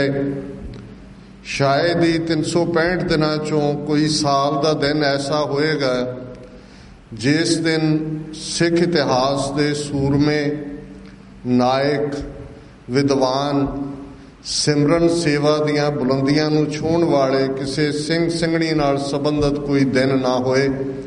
ਪਰ ਫਿਰ ਵੀ ਕੁਝ ਦਿਨ ਵਿਸ਼ੇਸ਼ ਤੌਰ ਤੇ ਸਿੱਖ ਕੈਲੰਡਰ ਦੇ ਵਿੱਚ ਆਪਣਾ ਮੁਕਾਮ ਰੱਖਦੇ ਨੇ। ਜਿਵੇਂ ਭਾਈ ਸਾਹਿਬ ਜੀ ਨੇ ਬੜੇ ਵੇਰਵੇ ਨਾਲ ਗੁਰੂ ਕੇ ਬਾਗ ਤੇ ਉਹ ਇਤਿਹਾਸਕ ਵਾਕਿਆ ਜਦੋਂ ਅਸੀਂ ਭਾਈ ਹਰਜਿੰਦਰ ਸਿੰਘ ਜਿੰਦਾ, ਭਾਈ ਸੁਖਦੇਵ ਸਿੰਘ ਸੁੱਖਾ ਦਾ ਜ਼ਿਕਰ ਕਰਦੇ ਤੇ ਇੱਕ ਗੱਲ ਬੜੇ ਮਾਣ ਨਾਲ ਅਸੀਂ ਕਹਿੰਦੇ ਕਿ ਉਹਨਾਂ ਨੇ ਸਾਬਤ ਕਰ ਦਿੱਤਾ ਕਿ ਭਾਈ ਸੁੱਖਾ ਸਿੰਘ ਮਤਾਬ ਸਿੰਘ ਦੇ ਵਾਰਸਾਂ ਦੀ ਲੜੀ ਅਜੇ ਟੁੱਟੀ ਨਹੀਂ ਹੈ। ਇਹ ਸਾਡੀਆਂ ਅੱਖਾਂ ਸਾਹਮਣੇ ਉਹ ਬਹਾਦਰੀ ਭਰਿਆ ਕਾਰਨਾਮਾ ਉਹਨਾਂ ਨੇ ਸਰੰਜਾਮ ਦਿੱਤੇ। ਭਾਈ ਸਾਹਿਬ ਨੇ ਇੱਕ ਗੱਲ ਆਪਣੀ ਕਥਾ ਦੇ ਵਿੱਚ ਕਹੀ, ਔਰ ਮੈਂ ਸਮਝਦਾ ਵੀ ਇਹ ਆਪਣੇ ਆਪ ਦੇ ਵਿੱਚ ਇੱਕ ਸਬੂਤ ਹੈ ਕਿ ਅਸੀਂ ਅੱਜ ਇਤਿਹਾਸ ਕੀ ਲਿਖਣਾ ਜਾਂ ਕੀ ਪੜ੍ਹਨਾ। ਜਿਨ੍ਹਾਂ ਨੇ ਆਪਣਾ ਆਪਾ ਇਤਿਹਾਸ ਦੇ ਹਵਾਲੇ ਕੀਤਾ, ਜਿਨ੍ਹਾਂ ਨੇ ਇਤਿਹਾਸ ਨੂੰ ਇੱਕ ਨਵਾਂ ਮੋੜ ਦਿੱਤਾ, ਟਰਨ ਦਿੱਤਾ, ਤੇ ਜਿਹੜੇ 20ਵੀਂ ਸਦੀ ਦੇ ਪਹਿਲੀ ਸਦੀ ਤੇ ਦੂਸਰੀ ਸਦੀ ਦੇ ਇਤਿਹਾਸ ਦੀ ਲੜੀ ਹੈ, ਜਿਹੜੀ ਕਿ ਟ੍ਰਾਂਜੀਸ਼ਨ ਬ੍ਰਿਟਿਸ਼ ਕਲੋਨੀਅਲ ਰੂਲ ਤੋਂ ਭਾਰਤੀ ਰੂਲ ਤੱਕ ਹੋਈ, ਉਸ ਦੇ ਜਿਹੜੇ ਆਈ ਵਿਟਨੈਸ ਨੇ। ਜਦੋਂ ਅਸੀਂ ਸਾਖੀ ਸ਼ਬਦ ਕਹਿੰਦੇ ਹਾਂ, ਸਾਖੀ ਦਾ ਮਤਲਬ ਐਵੀਡੈਂਸ ਹੁੰਦਾ, ਵਿਟਨੈਸ ਸ਼ਹਾਦਤ। ਤੇ ਸਰਦਾਰ ਕਪੂਰ ਸਿੰਘ ਜਿਨ੍ਹਾਂ ਦਾ ਜ਼ਿਕਰ ਹੋਇਆ, ਇਹ ਉਹ ਸਿੱਖ ਫਿਲਾਸਫਰ ਨੇ। ਬੇਸ਼ੱਕ ਜਿਵੇਂ ਇਹ ਜ਼ਾਹਰ ਹੈ ਕਿ ਅਸੀਂ ਤਾਂ ਹਮੇਸ਼ਾ ਇਹ ਮਿੱਥਿਆ ਹੋਇਆ ਆਪਣੇ ਵਿਦਵਾਨਾਂ ਨੂੰ ਵੀ ਰੋਲਣਾ ਨਾ ਪੜ੍ਹਨਾ, ਤੇ ਫਿਰ ਉਸ ਕਿਸਮ ਦੇ ਰਿਊਮਰ ਕਲਚਰ 'ਚ ਅਸੀਂ ਯਕੀਨ ਰੱਖਦੇ ਹਾਂ, ਜਜ਼ਬਾਤੀ ਗੱਲਾਂ ਦਾ ਪ੍ਰਭਾਵ ਕਬੂਲਦੇ ਹਾਂ, ਤੇ ਫਿਰ ਵਕਤ ਬੀਤਣ ਬਾਅਦ ਕਹਿੰਦੇ ਹਾਂ ਜੀ ਖਾਲਸਾ ਜੀ ਧੋਖਾ ਹੋ ਗਿਆ। ਇਹੀ ਕੁਛ ਅਸੀਂ ਸੁਣਦੇ ਆਏ।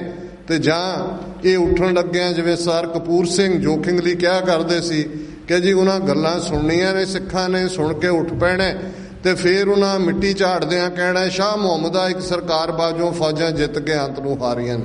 ਪਰ ਜੋ ਸਾਹਮਣੇ ਵਾਪਰ ਰਿਹਾ ਹੁੰਦਾ ਉਹਨੂੰ ਇਗਨੋਰ ਕਰਨਾ, ਉਸ ਨੂੰ ਅਪਮਾਨਿਤ ਕਰਨਾ, ਉਸ ਨੂੰ ਹਿਊਮਿਲੇਟ ਕਰਨਾ, ਉਸ ਨੂੰ ਬੁਰੇ ਦੇ ਘਰ ਤੱਕ ਛੱਡਣ ਜਾਣਾ।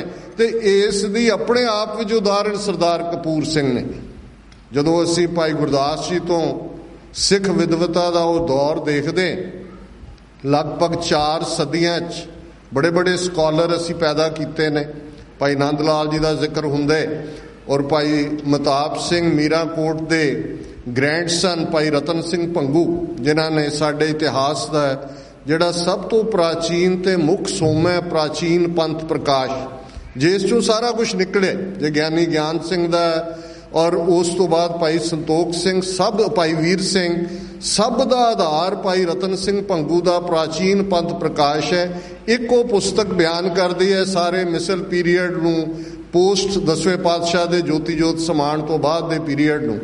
ਤੇ ਫਿਰ ਜੇ ਅਸੀਂ 20ਵੀਂ ਸਦੀ ਤੱਕ ਆ ਜਾਈਏ, ਸਿੱਖ ਰਾਜ ਦੇ ਵੇਲੇ ਜ਼ਰੂਰ ਸੋਹਣ ਲਾਲ ਸੂਰੀ ਇੱਕ ਇਤਿਹਾਸਕਾਰ, ਸਰਕਾਰੇ ਖਾਲਸਾ ਦਾ ਇਤਿਹਾਸਕਾਰ ਸੀ। ਲਾਹੌਰ 'ਚ ਉਹਨੇ ਲਿਖਿਆ, ਪਰਸ਼ੀਅਨ ਦੇ ਵਿੱਚ ਹੀ ਲਿਖਿਆ ਜਾਂਦਾ ਸੀ। ਤੇ ਉਹਦੇ ਬਾਰੇ ਸਰ ਕਪੂਰ ਸਿੰਘ ਹੋਰਾਂ ਨੇ ਇੰਕਸ਼ਾਫ ਕੀਤਾ, ਕਿਉਂਕਿ ਉਦੋਂ ਈਸਟ ਇੰਡੀਆ ਕੰਪਨੀ ਦਾ ਦਫ਼ਤਰ ਕਲਕੱਤਾ 'ਚ ਸੀ, ਤੇ ਸੋਹਣ ਲਾਲ ਸੂਰੀ ਉਦੋਂ ਈਸਟ ਇੰਡੀਆ ਕੰਪਨੀ ਦੀ ਪੇਰੋਲ 'ਚ ਸੀ। ਪਤਾ ਨਹੀਂ 30 ਕਿ 50 ਰੁਪਏ ਉਹਨੂੰ ਅੰਗਰੇਜ਼ ਦਿੰਦੇ ਸੀ, ਔਰ ਉਹਦੇ 'ਚ ਲਿਖਿਆ ਹੋਇਆ ਸੀ ਕਿ ਇਹ ਜਿਹੜਾ 30 ਰੁਪਏ ਇਹਨੂੰ ਦਿੱਤੇ ਜਾ ਰਹੇ ਨੇ, they will be given generation after generation till eternity. Sohan Lal Suri ਦੇ ਵਾਰਿਸ 1947 ਤੱਕ ਉਹ ਜਿਹੜਾ ਅੰਗਰੇਜ਼ਾਂ ਦਾ ਜਿਹੜਾ ਉਹਨਾਂ ਨਾਲ ਸਿੱਖ ਰਾਜ ਨਾਲ ਗੱਦਾਰੀ ਕਰਨ ਦਾ ਵਜ਼ੀਫਾ ਉਹਨਾਂ ਤੋਂ ਲੈਂਦੇ ਰਹੇ।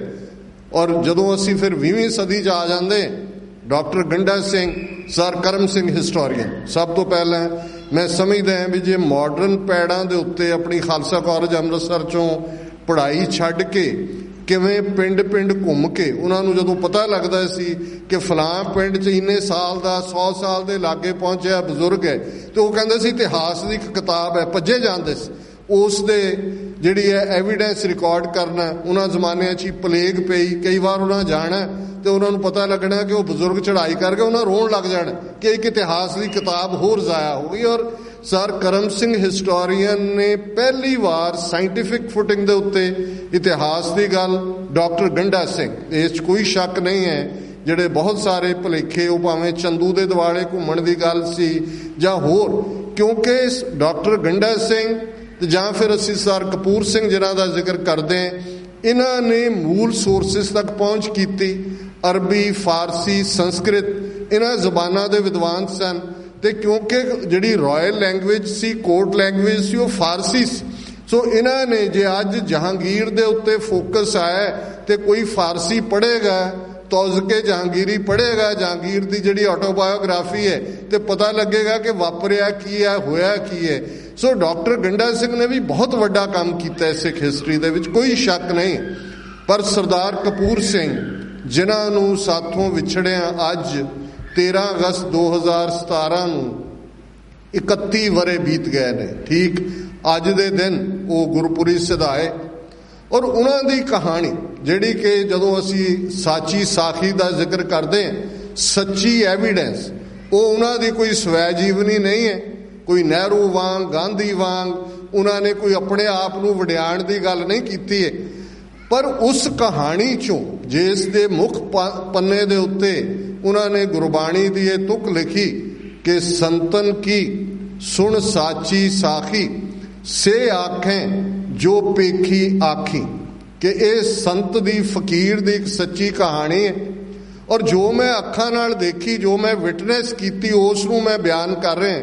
ਔਰ ਮੈਂ ਸਮਝਦਾ ਵੀ ਇਹ ਸਾਚੀ ਸਾਖੀ ਇਨਫੈਕਟ ਸਿੱਖ ਕੌਮ ਦੀ ਬਦਕਿਸਮਤੀ ਦੀ, ਅਕਾਲੀ ਲੀਡਰਾਂ ਦੀ ਅਹਿਮਕਾਨਾ ਸੋਚ ਦੀ, ਕਾਂਗਰਸੀ ਲੀਡਰਾਂ ਦੀ ਬੇਵਫਾਈ ਦੀ ਔਰ ਕੁੱਲ ਕੌਮ ਦੀ ਜਾਗਰੂਕਹੀਨਤਾ ਦੀ ਕਹਾਣੀ ਹੈ, ਜਿਸ ਨੂੰ ਉਹਨਾਂ ਨੇ ਉਸ ਸਾਰੇ ਪੀਰੀਅਡ, ਕਿਉਂਕਿ ਸਰਦਾਰ ਕਪੂਰ ਸਿੰਘ ਇੱਕ ਬ੍ਰਿਲੀਅੰਟ, ਜਿਨ੍ਹਾਂ ਦਾ ਜਨਮ 2 ਮਾਰਚ 1909 ਨੂੰ ਸਰਦਾਰ ਦਿਦਾਰ ਸਿੰਘ ਦੇ ਘਰ ਪਿੰਡ ਚੱਕ ਜ਼ਿਲ੍ਹਾ ਲੁਧਿਆਣਾ 'ਚ ਹੁੰਦੇ, ਮੁੱਢਲੀ ਉਹਨਾਂ ਦੀ ਤਾਲੀਮ ਤਹਿਸੀਲ ਜੜ੍ਹਾਂਵਾਲਾ ਜ਼ਿਲ੍ਹਾ ਲਾਇਲਪੁਰ 'ਚ ਹੁੰਦੀ ਹੈ। ਮਾਸਟਰ ਤਾਰਾ ਸਿੰਘ ਉੱਥੇ ਹਾਈ ਸਕੂਲ ਦੇ ਜਿਹੜੇ ਨੇ ਪ੍ਰਿੰਸੀਪਲ ਹੋਣ ਦੇ ਨਾਤੇ ਜਾਂ ਹੈਡਮਾਸਟਰ ਹੋਣ ਦੇ ਨਾਤੇ ਉਹਨਾਂ ਦੇ ਟੀਚਰ ਵੀ ਨੇ।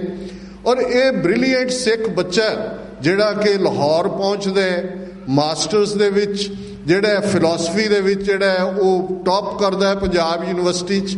ਔਰ ਇਹ ਉਹ ਟਾਈਮ ਹੈ ਜਦੋਂ ਕਿ ਚੇਂਜ ਹੋ ਰਹੀ ਹੈ, ਇੱਕ ਨਵਾਂ ਕਲਚਰ ਸਿਰਜਿਆ ਜਾ ਰਿਹਾ ਉਸ ਖਿੱਤੇ 'ਚ।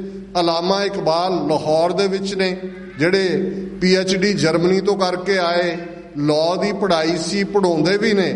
ਔਰ ਅਲਾਮਾ ਇਕਬਾਲ ਉਹ ਨੇ ਜਿਨ੍ਹਾਂ ਨੇ ਪਾਕਿਸਤਾਨ ਦਾ ਥਾਟ ਦਿੱਤਾ ਹੈ, ਜਿਸ ਦੇ ਉੱਤੇ ਫਿਰ ਕਾਇਦੇ ਆਜ਼ਮ ਮੁਹੰਮਦ ਅਲੀ ਜਿਨ੍ਹਾਂ ਨੇ ਪਾਕਿਸਤਾਨ ਦੀ ਨੀਂਹ ਰੱਖੀ, ਜਿਹੜਾ ਦਿਨ ਕੱਲ੍ਹ ਹੈ 14 ਅਗਸਤ। 15 ਨੂੰ ਫਿਰ ਗਾਂਧੀ, ਨਹਿਰੂ, ਪਟੇਲ ਜਿਹੜੇ ਲੰਡਨ ਰਿਟਰਨਡ ਬੜੇ ਸ਼ੈਤਾਨ ਚਲਾਕ ਵਕੀਲ, ਜਿਨ੍ਹਾਂ ਨੇ ਕਿਵੇਂ 1000 ਸਾਲ ਦੀ ਗੁਲਾਮੀ ਤੋਂ ਬਾਅਦ ਹਿੰਦੂ ਥਾਟ ਨੂੰ ਵਾਪਸ ਲਿਆ ਕੇ ਸੈਕੂਲਰਿਜ਼ਮ ਦੇ ਲਬਾਦੇ ਥੱਲੇ ਜਿਸ ਕਿਸਮ ਦਾ ਉਹਨਾਂ ਨੇ ਅੱਜ ਜੋ 70 ਸਾਲ ਬਾਅਦ ਅਸੀਂ ਫੇਸ ਕਰ ਰਹੇ ਹਾਂ, ਇਹ ਉਹਨਾਂ ਨੀਤੀਆਂ ਦੇ ਉੱਤੇ ਖੜਾ। ਪਰ ਸਰਦਾਰ ਕਪੂਰ ਸਿੰਘ ਵਰਗਾ ਸਕਾਲਰ ਜਿਸ ਦੀ ਟ੍ਰੇਨਿੰਗ ਬਿਲਕੁਲ ਉਸ ਲਾਈਨ ਤੇ ਹੈ, ਸੋਚ ਵੀ ਉਹਨਾਂ ਦੀ ਅਲਾਮਾ ਇਕਬਾਲ ਔਰ ਕਾਇਦੇ ਆਜ਼ਮ ਜਾਂ ਦੂਸਰਿਆਂ ਵਾਂਗ ਹੈ, ਪਰ ਬਦਕਿਸਮਤੀ ਇਹ ਕਿ ਉਸ ਥਾਟ ਦਾ ਕੋਈ ਬਾਇਰ ਨਹੀਂ। ਲੰਡਨ ਚਲੇ ਜਾਂਦੇ ਨੇ, ਕੈਂਬਰਿਜ ਯੂਨੀਵਰਸਿਟੀ 'ਚ ਉਸ ਆਪਣੀ ਪੜ੍ਹਾਈ ਦੇ ਨਾਲ ਨਾਲ ICS ਦਾ ਐਗਜ਼ਾਮ ਪਾਸ ਕਰਦੇ ਨੇ। ਔਰ ਜਦੋਂ ਉਹ ਇੰਗਲੈਂਡ ਦੇ ਵਿੱਚ ਪੜ੍ਹ ਰਹੇ ਨੇ ਕੈਂਬਰਿਜ ਯੂਨੀਵਰਸਿਟੀ 'ਚ, ਦੁਨੀਆ ਦਾ ਬੜਾ ਵੱਡਾ ਫਿਲਾਸਫਰ ਬਰਟਰੈਂਡ ਰਸਲ ਉੱਥੇ ਟੀਚਰਸ, ਉਹਨੇ ਆਫਰ ਕੀਤਾ ਕਿ ਤੁਸੀਂ ਲੈਕਚਰਰਸ਼ਿਪ ਲੈ ਲਓ। ਕਈ ਵਾਰ ਇਤਿਹਾਸ ਦੇ ਇਫ ਐਂਡ ਬਟ ਨੇ। ਮੈਂ ਕਈ ਵਾਰ ਦੇਖਦਾ ਕਿ ਬਜਾਏ ਆਪਣੀ ਧਰਤੀ ਤੇ ਆ ਕੇ ਆਪਣੇ ਲੋਕਾਂ ਹੱਥੋਂ ਅਪਮਾਨਿਤ ਹੋਣ ਕੋਲੋਂ ਜੇ ਸਰਦਾਰ ਕਪੂਰ ਸਿੰਘ ਉਹ ਆਫਰ ਐਕਸੈਪਟ ਕਰ ਲੈਂਦੇ ਤੇ ਸ਼ਾਇਦ ਫਿਲਾਸਫੀ ਦੇ ਵਿੱਚ ਸਾਡੇ ਕੋਲ ਨੋਬਲ ਪ੍ਰਾਈਜ਼ ਹੁੰਦਾ, ਕੋਈ ਇੰਟਰਨੈਸ਼ਨਲ ਲੈਵਲ ਤੇ। ਅੱਜ ਜਦੋਂ ਧਰਮਾਂ ਦੀ ਫਿਲਾਸਫੀ ਦੀ ਡਿਬੇਟ ਹੁੰਦੀ ਹੈ, ਕਿਉਂਕਿ 20ਵੀਂ ਸਦੀ 'ਚ ਸਰਦਾਰ ਕਪੂਰ ਸਿੰਘ ਤੋਂ ਬਿਨਾਂ ਕੋਈ ਬੰਦਾ ਐਸਾ ਨਹੀਂ ਸਿੱਖਾਂ 'ਚ ਹੋਇਆ ਜਿਹੜਾ ਈਸਟ ਦਾ ਥਾਟ, ਹਿੰਦੂ ਥਾਟ, ਵੇਦਾਂ, ਸ਼ਾਸਤਰਾਂ, ਸਿਮਰਤੀਆਂ ਦਾ ਔਰ ਵੈਸਟ ਦੀ ਫਿਲਾਸਫੀ ਉਸ ਨੂੰ ਇਸ ਕਿਸਮ ਦਾ ਮੇਲ ਦੇ ਸਕਦਾ ਹੋਏ। ਬੇਸ਼ੱਕ ਯੂਨੈਸਕੋ ਨੇ ਉਹਨਾਂ ਨੂੰ ਰੈਕਗਨਾਈਜ਼ ਕੀਤਾ ਹੈ, ਯੂਨਾਈਟਿਡ ਨੇਸ਼ਨਸ ਦੀ ਸੰਸਥਾ ਹੈ, ਸੇਕ੍ਰੇਡ ਰਾਈਟਿੰਗਸ ਆਫ ਦਾ ਸਿੱਖਸ ਜਿਹੜੀ ਯੂਨੈਸਕੋ ਨੇ ਛਾਪੀ, ਸਰਦਾਰ ਕਪੂਰ ਸਿੰਘ ਦੀ ਲਿਖੀ ਹੋਈ, ਉਹਨਾਂ ਦੀ ਟਰਾਂਸਲੇਟਿਡ ਹੈ ਬਹੁਤ ਸਾਰੇ ਹਿਮਸ ਉਹਦੇ 'ਚੋਂ। ਔਰ ਉਸ ਸਾਰੇ ਦੌਰ ਦੇ ਵਿੱਚ ਸਰ ਕਪੂਰ ਸਿੰਘ ICS ਕਰ ਲੈਂਦੇ ਨੇ, ਵਾਪਸ ਆਉਂਦੇ ਨੇ ਪੰਜਾਬ। ਲਗਭਗ 13-14 ਸਾਲ ਦੀ ਉਹਨਾਂ ਦੀ ਨੌਕਰੀ ਹੈ। ਦੇਸ਼ ਵੰਡ ਤੱਕ ਦਾ ਮੌਕਾ ਆਉਂਦਾ ਹੈ। ਅੰਗਰੇਜ਼ ਵੀ ਸਮਝਦੇ ਨੇ ਕਿ ਇਹ ਇੱਕ ਇਤਬਾਰੀ ਬੰਦਾ ਹੈ ਜਿਹਦੇ ਰਾਹੀਂ ਸਿੱਖ ਲੀਡਰਸ਼ਿਪ ਤੱਕ ਸੁਨੇਹਾ ਪਹੁੰਚਾਇਆ ਜਾ ਸਕਦਾ ਹੈ ਕਿ ਭਾਈ ਹੁਣ ਅਸੀਂ ਜਾਣਾ ਤੇ ਤੁਹਾਡੀ ਕੌਮ ਦੀ ਸਾਡੇ ਲਈ ਬੜੀ ਖਿਦਮਤ ਹੈ, ਕਿਉਂਕਿ ਸੈਕੰਡ ਵਰਲਡ ਵਾਰ ਅਜੇ ਤਾਜ਼ਾ ਖਤਮ ਹੋਇਆ ਸੀ ਔਰ ਸਿੱਖਾਂ ਦੀ ਕੁਰਬਾਨੀਆਂ ਦੀ ਕਹਾਣੀ ਸਾਰੇ ਯੂਰਪ 'ਚ ਸੁਣਾਈ ਜਾ ਰਹੀ ਸੀ। ਵਿੰਸਟਨ ਚਰਚਲ ਬੇਸ਼ੱਕ ਉਹਦੀ ਪਾਰਟੀ ਚੋਣਾਂ ਹਾਰ ਗਈ ਸੀ, ਪਰ ਉਹ ਆਪ ਆਪਣੀ ਸੀਟ ਜਿੱਤ ਗਿਆ ਸੀ ਔਰ ਉਹਦਾ ਬਹੁਤ ਇਨਫਲੂਐਂਸ ਸੀ ਬ੍ਰਿਟਨ ਦੇ ਵਿੱਚ। ਔਰ ਤੁਸੀਂ ਸਾਰੇ ਵਾਕਫ ਹੋ, round table conference Baldev Singh ਨੁਮਾਇੰਦਗੀ ਕਰਦੇ ਨੇ ਉੱਥੇ। ਔਰ ਵਿੰਸਟਨ ਚਰਚਲ ਔਰ ਇਸ ਸਾਰੀ ਵਿਟਨੈਸ ਦਾ, ਔਰ ਮੈਂ ਰਿਕਮੈਂਡ ਕਰਾਂਗਾ ਬੇਸ਼ੱਕ ਅੱਜ ਗੁਰੂ ਲਾਦੋਰੇ ਦਿਵਸ ਹੋਣ ਕਰਕੇ ਸੰਗਤ ਦਾ ਵੱਡਾ ਹਿੱਸਾ ਉੱਥੇ ਹੈ, ਲੇਕਿਨ ਫਿਰ ਵੀ ਤੁਸੀਂ ਜਿੰਨੇ ਸੂਝਵਾਨ ਸਿਆਣੇ ਬੈਠੇ ਹੋ, ਘੱਟੋ ਘੱਟ ਹੋਰ ਕੁਝ ਨਹੀਂ ਪੜ੍ਹਨਾ, ਸਾਚੀ ਸਾਖੀ ਜ਼ਰੂਰ ਪੜ੍ਹੋ। ਜੇ ਖਾਲਿਸਤਾਨ ਦੇ ਕਨਸੈਪਟ ਨੂੰ ਸਮਝਣਾ ਤੇ ਸਾਚੀ ਸਾਖੀ ਨੇ ਹੀ ਉਹ ਬਿਆਨ ਕੀਤੇ ਕਿ ਕਿਹੜੇ ਹਾਲਾਤ ਨੇ। 6 ਇਨਸੀਡੈਂਟਸ, 6 ਵਾਕਿਆ, 6 ਰੈਫਰੈਂਸਿਸ ਸਰਦਾਰ ਕਪੂਰ ਸਿੰਘ ਨੇ ਦਿੱਤੀਆਂ ਨੇ ਕਿ ਕਿਵੇਂ ਅੰਗਰੇਜ਼ਾਂ ਨੇ ਇਹ ਮੈਸੇਜ ਦਿੱਤਾ, ਕਿਵੇਂ ਸਿੱਖ ਸਟੇਟ ਸਾਡੇ ਪੈਰਾਂ 'ਚ ਆ ਕੇ ਖਲੋਂਦੀ ਸੀ ਔਰ ਕਿਵੇਂ ਸਾਡੀ ਅਹਿਮਕ ਲੀਡਰਸ਼ਿਪ ਨੇ, ਉਸ ਵੇਲੇ ਦੀ ਅਕਾਲੀ ਲੀਡਰਸ਼ਿਪ ਜਿਹਨਾਂ 'ਚ ਮਾਸਟਰ ਤਾਰਾ ਸਿੰਘ ਵੀ ਹੈ, ਗਿਆਨੀ ਕਰਤਾਰ ਸਿੰਘ 1947 'ਚ ਅਕਾਲੀ ਦਲ ਦਾ ਪ੍ਰੈਜ਼ੀਡੈਂਟ ਸੀ ਜਿਹਨੂੰ ਸਿੱਖਾਂ ਦਾ ਦਿਮਾਗ ਅੱਜ ਵੀ ਕਹੀ ਜਾਂਦੇ ਨੇ, ਬਲਦੇਵ ਸਿੰਘ ਵੀ ਹੈ ਜਿਹੜਾ ਨੁਮਾਇੰਦਗੀ ਕਰਦੇ, ਪਰ ਕਿਸ ਕਿਸਮ ਦਾ ਇਹਨਾਂ ਸਾਰਿਆਂ ਦਾ ਵਰਤਾਰਾ ਹੈ ਜਿਸ ਬਾਰੇ ਇੱਕ ਉਰਦੂ ਦਾ ਸ਼ੇਰ ਹੀ ਸਾਰੀ ਕਹਾਣੀ ਨੂੰ ਕਹਿ ਦਿੰਦਾ ਹੈ ਕਿ ਉਹ ਵਕਤ ਵੀ ਦੇਖਾ ਤਾਰੀਖ ਕੀ ਘੜੀਆਂ ਨੇ ਜਬ ਲਮਹੋਂ ਨੇ ਖਤਾ ਕੀ ਸਦੀਆਂ ਨੇ ਸਜ਼ਾ ਪਾਈ। ਹੁਣ ਵਿੰਸਟਨ ਚਰਚਲ ਸੁਨੇਹਾ ਭੇਜ ਰਿਹਾ ਬਲਦੇਵ ਸਿੰਘ ਨੂੰ ਕਿ ਨਹਿਰੂ ਨੂੰ ਜਾਣ ਦੇ, ਤੂੰ ਰੁਕ ਜਾ 2-4 ਦਿਨ। We want to do something for Sikh nation so that they should be able to walk on the current of history with the feet of their own। ਕਿ ਅਸੀਂ ਸਿੱਖਾਂ ਲਈ ਕੁਝ ਕਰਨਾ ਚਾਹੁੰਦੇ ਹਾਂ ਤਾਂ ਕਿ ਇਤਿਹਾਸ ਦੀਆਂ ਪੈੜਾਂ ਤੇ ਆਪਣੇ ਪੈਰਾਂ ਨਾਲ ਤੁਰ ਸਕਣ, ਪਰ ਅਸੀਂ ਆਪਣੇ ਪੈਰ ਵੀ ਵੱਢੇ, ਆਪਣੇ ਨੱਕ 'ਚ ਨੱਥ ਪਾ ਕੇ ਉਸ ਦੀ ਡੋਰੀ ਜਿਹੜੀ ਆ ਉਹ ਗਾਂਧੀ ਤੇ ਨਹਿਰੂ ਦੇ ਹੱਥ ਫੜਾਈ ਤੇ ਫਿਰ ਅੱਜ ਤੱਕ ਅਸੀਂ ਕਹਾਣੀ ਸੁਣਾ ਰਹੇ ਹਾਂ। ਗਾਂਧੀ ਨੇ ਇਹ ਕਿਹਾ ਸੀ ਕਿ ਜੀ ਕੋਈ ਸੰਵਿਧਾਨ ਨਹੀਂ ਬਣੇਗਾ ਜਿਹੜਾ ਸਿੱਖਾਂ ਨੂੰ ਮਨਜ਼ੂਰ ਨਾ ਹੋਏ। ਨਹਿਰੂ ਨੇ ਇਹ ਕਿਹਾ ਸੀ ਅਸੀਂ ਗਲੋ ਆਫ ਫਰੀडम ਦੇਵਾਂਗੇ। ਅਸੀਂ ਇਹ ਸੁਣਾਈ ਜਾਈਏ ਇਹਨਾਂ ਕਹਾਣੀਆਂ ਨੂੰ, ਔਰ ਅਕਸਰ ਪਿਆਰਾ ਸਿੰਘ ਨਿਰਛਲ ਦਾ ਇਹ 2 ਲਾਈਨਾਂ ਦਾ ਸ਼ੇਰ ਸਾਡੀ ਇਸ ਅਕਲ ਦੀ ਕਮੀ ਨੂੰ ਬਿਆਨਦਾ ਹੈ ਜਦੋਂ ਉਹਨਾਂ ਨੇ ਕਿਹਾ ਕਿ ਬਾਜ਼ੀ ਲੈ ਗਏ ਭਾਨੇ ਸ਼ਾਹ ਹੋਰੀ, ਅਸੀਂ ਧੌਣ ਭਨਾਉਣ ਦੇ ਯਾਰ ਹੀ ਰਹੇ, ਅਸੀਂ ਕੁਰਬਾਨੀਆਂ ਹੀ ਗਿਣਾਉਣੀਆਂ ਨੇ, ਅਸੀਂ ਕੁਝ ਹਾਸਲ ਨਹੀਂ ਕਰਨਾ। ਔਰ ਸਰਦਾਰ ਕਪੂਰ ਸਿੰਘ ਜਦੋਂ ਸੰਤ ਜਰਨੈਲ ਸਿੰਘ ਖਾਲਸਾ ਪਿੰਡਾਂ ਵਾਲੇ ਸਟੇਜ ਤੇ ਉੱਭਰਦੇ ਨੇ, ਉਸ ਦੌਰ ਤੱਕ ਸਰਦਾਰ ਕਪੂਰ ਸਿੰਘ ਨੇ ਆਨੰਦਪੁਰ ਦਾ ਮਤਾ ਵੀ ਦਿੱਤਾ ਅਕਾਲੀਆਂ ਨੂੰ ਕਿ ਭਾਈ ਚਲੋ ਉਹ ਮੌਕਾ ਤੁਸੀਂ 47 ਦਾ ਗਵਾਇਆ, ਹੁਣ ਇਹ ਵੱਧ ਅਧਿਕਾਰਾਂ ਤੇ ਹੀ ਆ ਜਾਓ। 3 ਮਹਿਕਮੇ ਸੈਂਟਰ ਆਪਣੇ ਕੋਲ ਰੱਖੇ, ਕਮਿਊਨੀਕੇਸ਼ਨ, ਫਾਈਨੈਂਸ, ਡਿਫੈਂਸ ਬਾਕੀ ਸਟੇਟਾਂ ਨੂੰ ਦੇ। 78 ਦਾ ਅੰਮ੍ਰਿਤਸਰ ਦਾ ਸਾਕਾ ਵਾਪਰਿਆ ਜਿਹੜਾ 10 ਜੂਨ 1978 ਨੂੰ ਨਰਕਤਾਰੀਆਂ ਦੇ ਖਿਲਾਫ ਹੁਕਮਨਾਮਾ ਜਾਰੀ ਹੁੰਦਾ ਹੈ, ਉਸ ਤੇ ਵੀ ਸਰਦਾਰ ਕਪੂਰ ਸਿੰਘ ਦੀ ਮੋਹਰ ਛਾਪ ਹੈ। ਜੇ ਸ਼੍ਰੋਮਣੀ ਕਮੇਟੀ ਦੇ ਮੈਸੈਕਰਡ 6 ਵਾਈਟ ਪੇਪਰ ਜਾਰੀ ਕਰਦੀ ਹੈ, ਉਹ ਵੀ ਸਰਦਾਰ ਕਪੂਰ ਸਿੰਘ ਦਾ ਲਿਖਿਆ। ਜੇ ਨਲਵਾ ਕਾਨਫਰੰਸ ਲੁਧਿਆਣਾ ਸਿੱਖ ਹੋਮਲੈਂਡ ਦਾ ਮਤਾ ਪਾਸ ਕਰਦੀ ਹੈ, ਉਹ ਵੀ ਸਰਦਾਰ ਕਪੂਰ ਸਿੰਘ ਦਾ ਲਿਖਿਆ। ਤੇ ਉਹਨਾਂ ਦੀਆਂ ਕਿਤਾਬਾਂ ਦੀ ਜੇ ਗੱਲ ਕਰਨੀ ਹੈ ਤੇ ਮੇਰਾ ਖਿਆਲ ਹੈ ਸਾਡੇ ਬਹੁਤਿਆਂ ਨੂੰ ਹੀ ਜਿਨ੍ਹਾਂ ਨੂੰ ਪੜ੍ਹਨ ਦਾ ਸ਼ੌਕ ਨਹੀਂ ਹੈ, ਉਹਨਾਂ ਦੇ ਸਾਹਮਣੇ ਜੇ ਅਸੀਂ ਨਾਂ ਵੀ ਬਿਆਨ ਕਰੀਏ ਤੇ ਉਹਨਾਂ ਨੂੰ ਨਾਵਾਂ ਦੇ ਵੀ ਅਰਥ ਨਹੀਂ ਸਮਝ ਆਉਣੇ। ਪ੍ਰਾਸ਼ਰ ਪ੍ਰਸ਼ਨ ਹੈ, ਹਸ਼ੀਸ਼ ਹੈ, ਸਪਤ ਸ਼ਰਿੰਗ ਹੈ, ਮੀ ਜੂਡਿਸ ਹੈ, ਬਾਕੀ ਸੌਰਡ ਆਫ ਦਾ ਆਵਰ ਹੈ। ਔਰ ਇਸ ਤੋਂ ਇਲਾਵਾ ਜੋ ਧਰਮ ਦੇ ਨਾਂ ਤੇ ਫਿਲਾਸਫੀ ਦੀ ਗੱਲ ਹੈ ਉਹ ਤਾਂ ਉਹਨਾਂ ਦੇ ਬਹੁਤ ਸਾਰੇ ਹੋਰ ਰਾਈਟ ਅਪਸ ਆਰਟੀਕਲਸ ਆਏ ਨੇ। ਔਰ ਜਦੋਂ ਭਾਈ ਅਮਰੀਕ ਸਿੰਘ, ਉਹਨਾਂ ਨੂੰ ਬੇਸ਼ੱਕ ਉਹ ਬਿਮਾਰੀ ਹਾਲਤ ਦੇ ਵਿੱਚ ਸਨ, ਉਹਨਾਂ ਨੂੰ ਫਾਲਜ ਹੋਇਆ, ਉਹਨਾਂ ਦੀ ਕਰੰਟ ਮੈਮਰੀ ਘੱਟ ਸੀ, ਪਰ ਉਹ ਕਾਰ 'ਚ ਉਹਨਾਂ ਨੂੰ ਬਿਠਾ ਕੇ ਗੁਰੂ ਨਾਨਕ ਨਿਵਾਸ ਲਿਆਏ। ਸੰਤ ਜਰਨੈਲ ਸਿੰਘ ਖਾਲਸਾ ਪਿੰਡਾਂ ਵਾਲਿਆਂ ਨਾਲ ਉਹਨਾਂ ਦੀ ਮੁਲਾਕਾਤ ਹੁੰਦੀ ਹੈ, ਉਹ ਉਹਨਾਂ ਦੀ ਪਿਕਚਰ ਵੀ ਬੜੀ ਵਰਲਡ ਫੇਮਸ ਹੈ। ਔਰ ਉਹਦੇ 'ਚ ਕਿਉਂਕਿ ਸਚਾਰੇ ਉਹ ਸਿੱਖ ਸਨ, 1970 ਦੇ ਵਿੱਚ ਹੀ ਉਹਨਾਂ ਨੇ ਚੰਡੀਗੜ੍ਹ ਦੇ ਵਿੱਚ, ਜਿਨ੍ਹਾਂ 'ਚੋਂ ਫਿਰ ਭਾਈ ਗਜਿੰਦਰ ਸਿੰਘ ਦਲ ਖਾਲਸਾ, ਉਸ ਪੀਰੀਅਡ ਦੇ ਸਾਰੇ ਨੌਜਵਾਨ ਦੇਖੋਗੇ ਤੇ ਸਰਦਾਰ ਕਪੂਰ ਸਿੰਘ ਉਸ ਸ਼ਹਿਦ ਵਾਂਗ ਸਨ ਜਿਹਦੇ ਆਲੇ ਦੁਆਲੇ ਨੌਜਵਾਨ ਇਕੱਠੇ ਹੁੰਦੇ ਸਨ। 3 ਸੈਮੀਨਾਰ ਚੰਡੀਗੜ੍ਹ 'ਚ ਉਹਨਾਂ ਨੇ ਕਰਵਾਏ, ਖਾਲਿਸਤਾਨ ਵਾਈ ਨਾਟ। ਇਹ 1970 ਦੀ ਗੱਲ ਹੈ। ਸੰਤ ਜਰਨੈਲ ਸਿੰਘ ਮਿਲ ਕੇ ਬਹੁਤ ਖੁਸ਼ ਹੋਏ, ਉਹ ਉਹਨਾਂ ਨੂੰ ਮਿਲ ਕੇ ਬਹੁਤ ਖੁਸ਼ ਹੋਏ। ਲੇਕਿਨ ਜਦੋਂ ਸਰਦਾਰ ਕਪੂਰ ਸਿੰਘ ਉਹਨਾਂ ਨੂੰ ਬਾਅਦ 'ਚ ਨੌਜਵਾਨਾਂ ਨੇ ਪੁੱਛਿਆ ਕਿ ਤੁਹਾਡਾ ਕੀ ਖਿਆਲ ਹੈ, ਤੇ ਵੱਡੇ ਸਨ, ਉਹ ਕਹਿਣ ਲੱਗੇ ਜਰਨੈਲ ਸਿੰਘ ਬਹੁਤ ਸੱਚਾ ਸੁੱਚਾ ਆਦਮੀ ਹੈ, ਬੜੀ ਦੇਰ ਬਾਅਦ ਕੌਮਾਂ ਨੂੰ ਇਸ ਕਿਸਮ ਦਾ ਬੰਦਾ ਮਿਲਦਾ, ਪਰ ਅਕਾਲੀਆਂ ਨੇ ਇਹਨੂੰ ਰਹਿਣ ਨਹੀਂ ਦੇਣਾ, ਇਹਨੂੰ ਮਰਵਾ ਦੇਣਾ। ਹੁਣ ਜਦੋਂ ਤੁਸੀਂ ਸਾਰੇ ਇਤਿਹਾਸ ਦੀ ਉਸ ਟੈਸਟੀਮਨੀ ਨੂੰ ਦੇਖਦੇ ਹੋ, ਪਿੱਛੇ ਜਾ ਕੇ ਦੇਖਦੇ ਹੋ, ਅੱਗੇ ਜਾ ਕੇ ਦੇਖਦੇ ਹੋ, ਅੱਜ 31 ਸਾਲ ਬਾਅਦ ਅਸੀਂ ਉਹੀ ਕਹਾਣੀ ਫਿਰ ਬਿਆਨ ਕਰ ਰਹੇ। ਬੇਸ਼ੱਕ ਕਹਿੰਦੇ ਨੇ ਕਿ ਜੀ ਅੱਜ ਯਾਦ ਆਇਆ ਮੈਨੂੰ ਉਹ ਸੱਜਣ ਜਿਹਦੇ ਮਗਰ ਉਲਾਂਬੜਾ ਜਗਦਾ ਏ।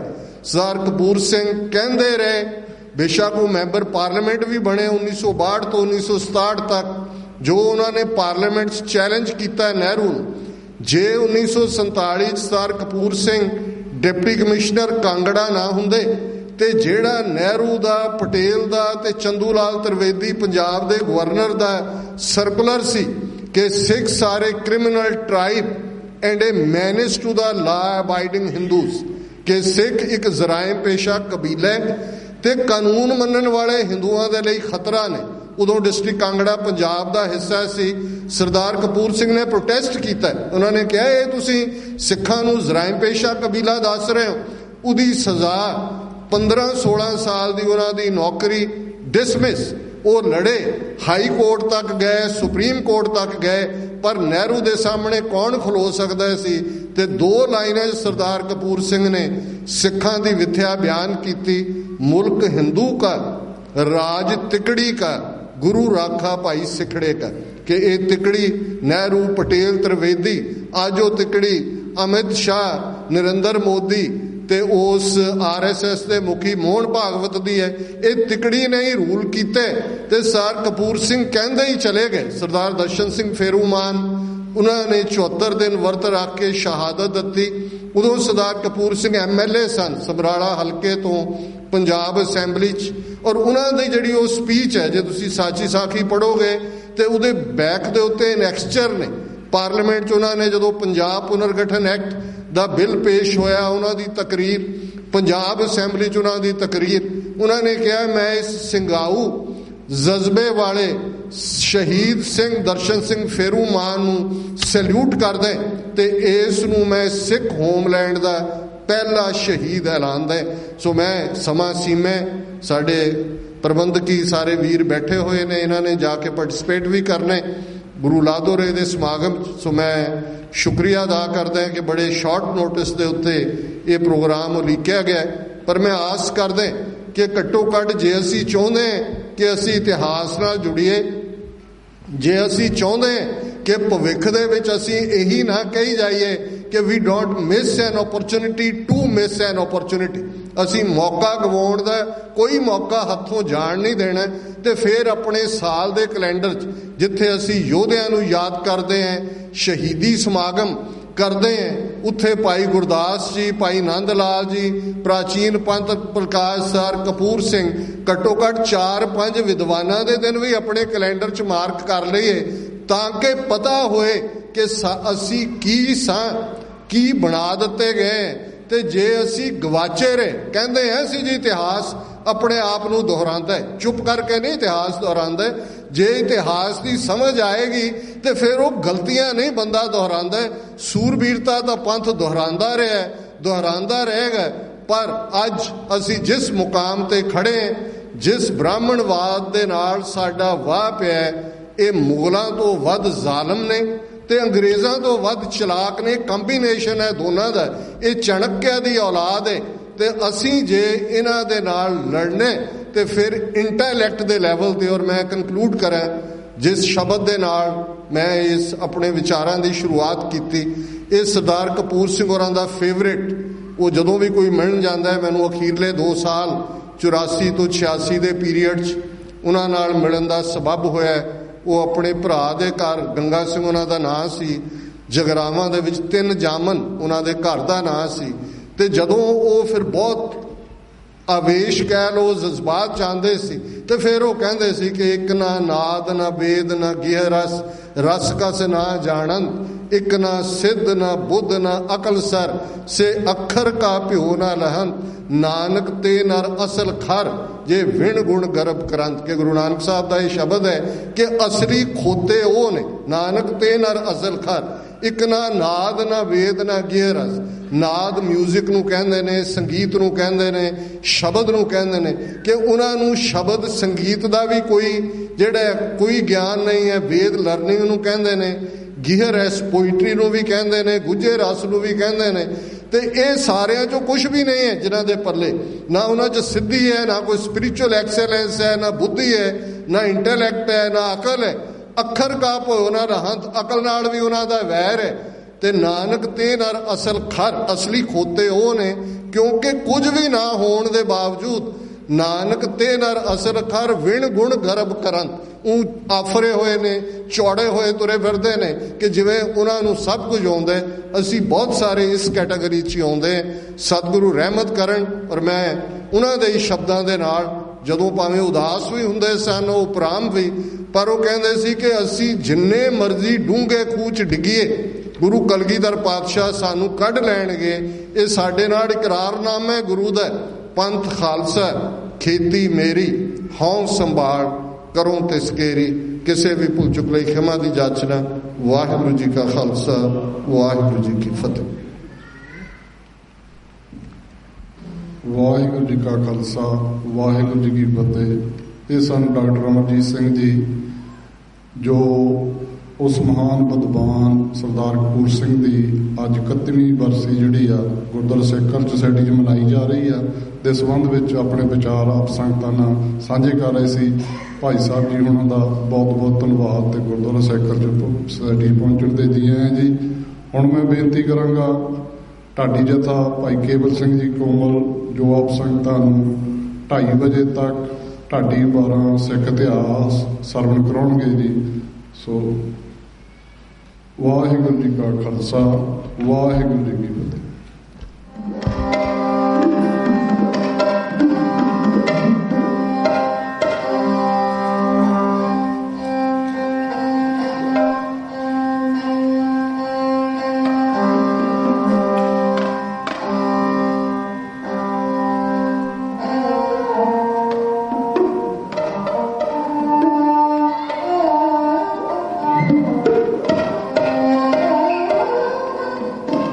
Thank you.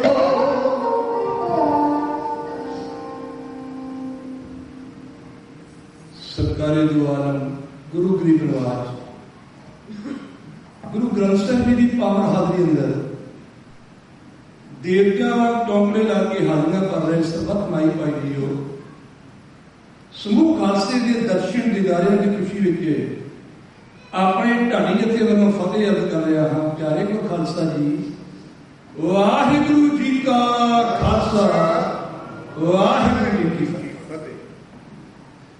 ਇਤਿਹਾਸ ਕੌਮਾਂ ਦੀ ਜਾਨ, ਇਤਿਹਾਸ ਪੜ੍ਹਿਆ ਜਾਵੇ, ਇਤਿਹਾਸ ਵਾਚਿਆ ਜਾਵੇ, ਇਤਿਹਾਸ ਸ਼ਰਵਣ ਕੀਤਾ ਜਾਵੇ, ਛਾਤੀ ਤਾਣ ਕੇ ਅਗੇਰੇ ਚੱਲਣ ਦੀ ਜਾਚ ਪ੍ਰਦਾਨ ਹੁੰਦੀ ਹੈ। ਜੀ ਕਿ ਡਾਕਟਰ ਸਾਹਿਬ ਤਾਂ ਸਟੇਜ ਤੇ ਬੋਲਦੇ ਹੋ,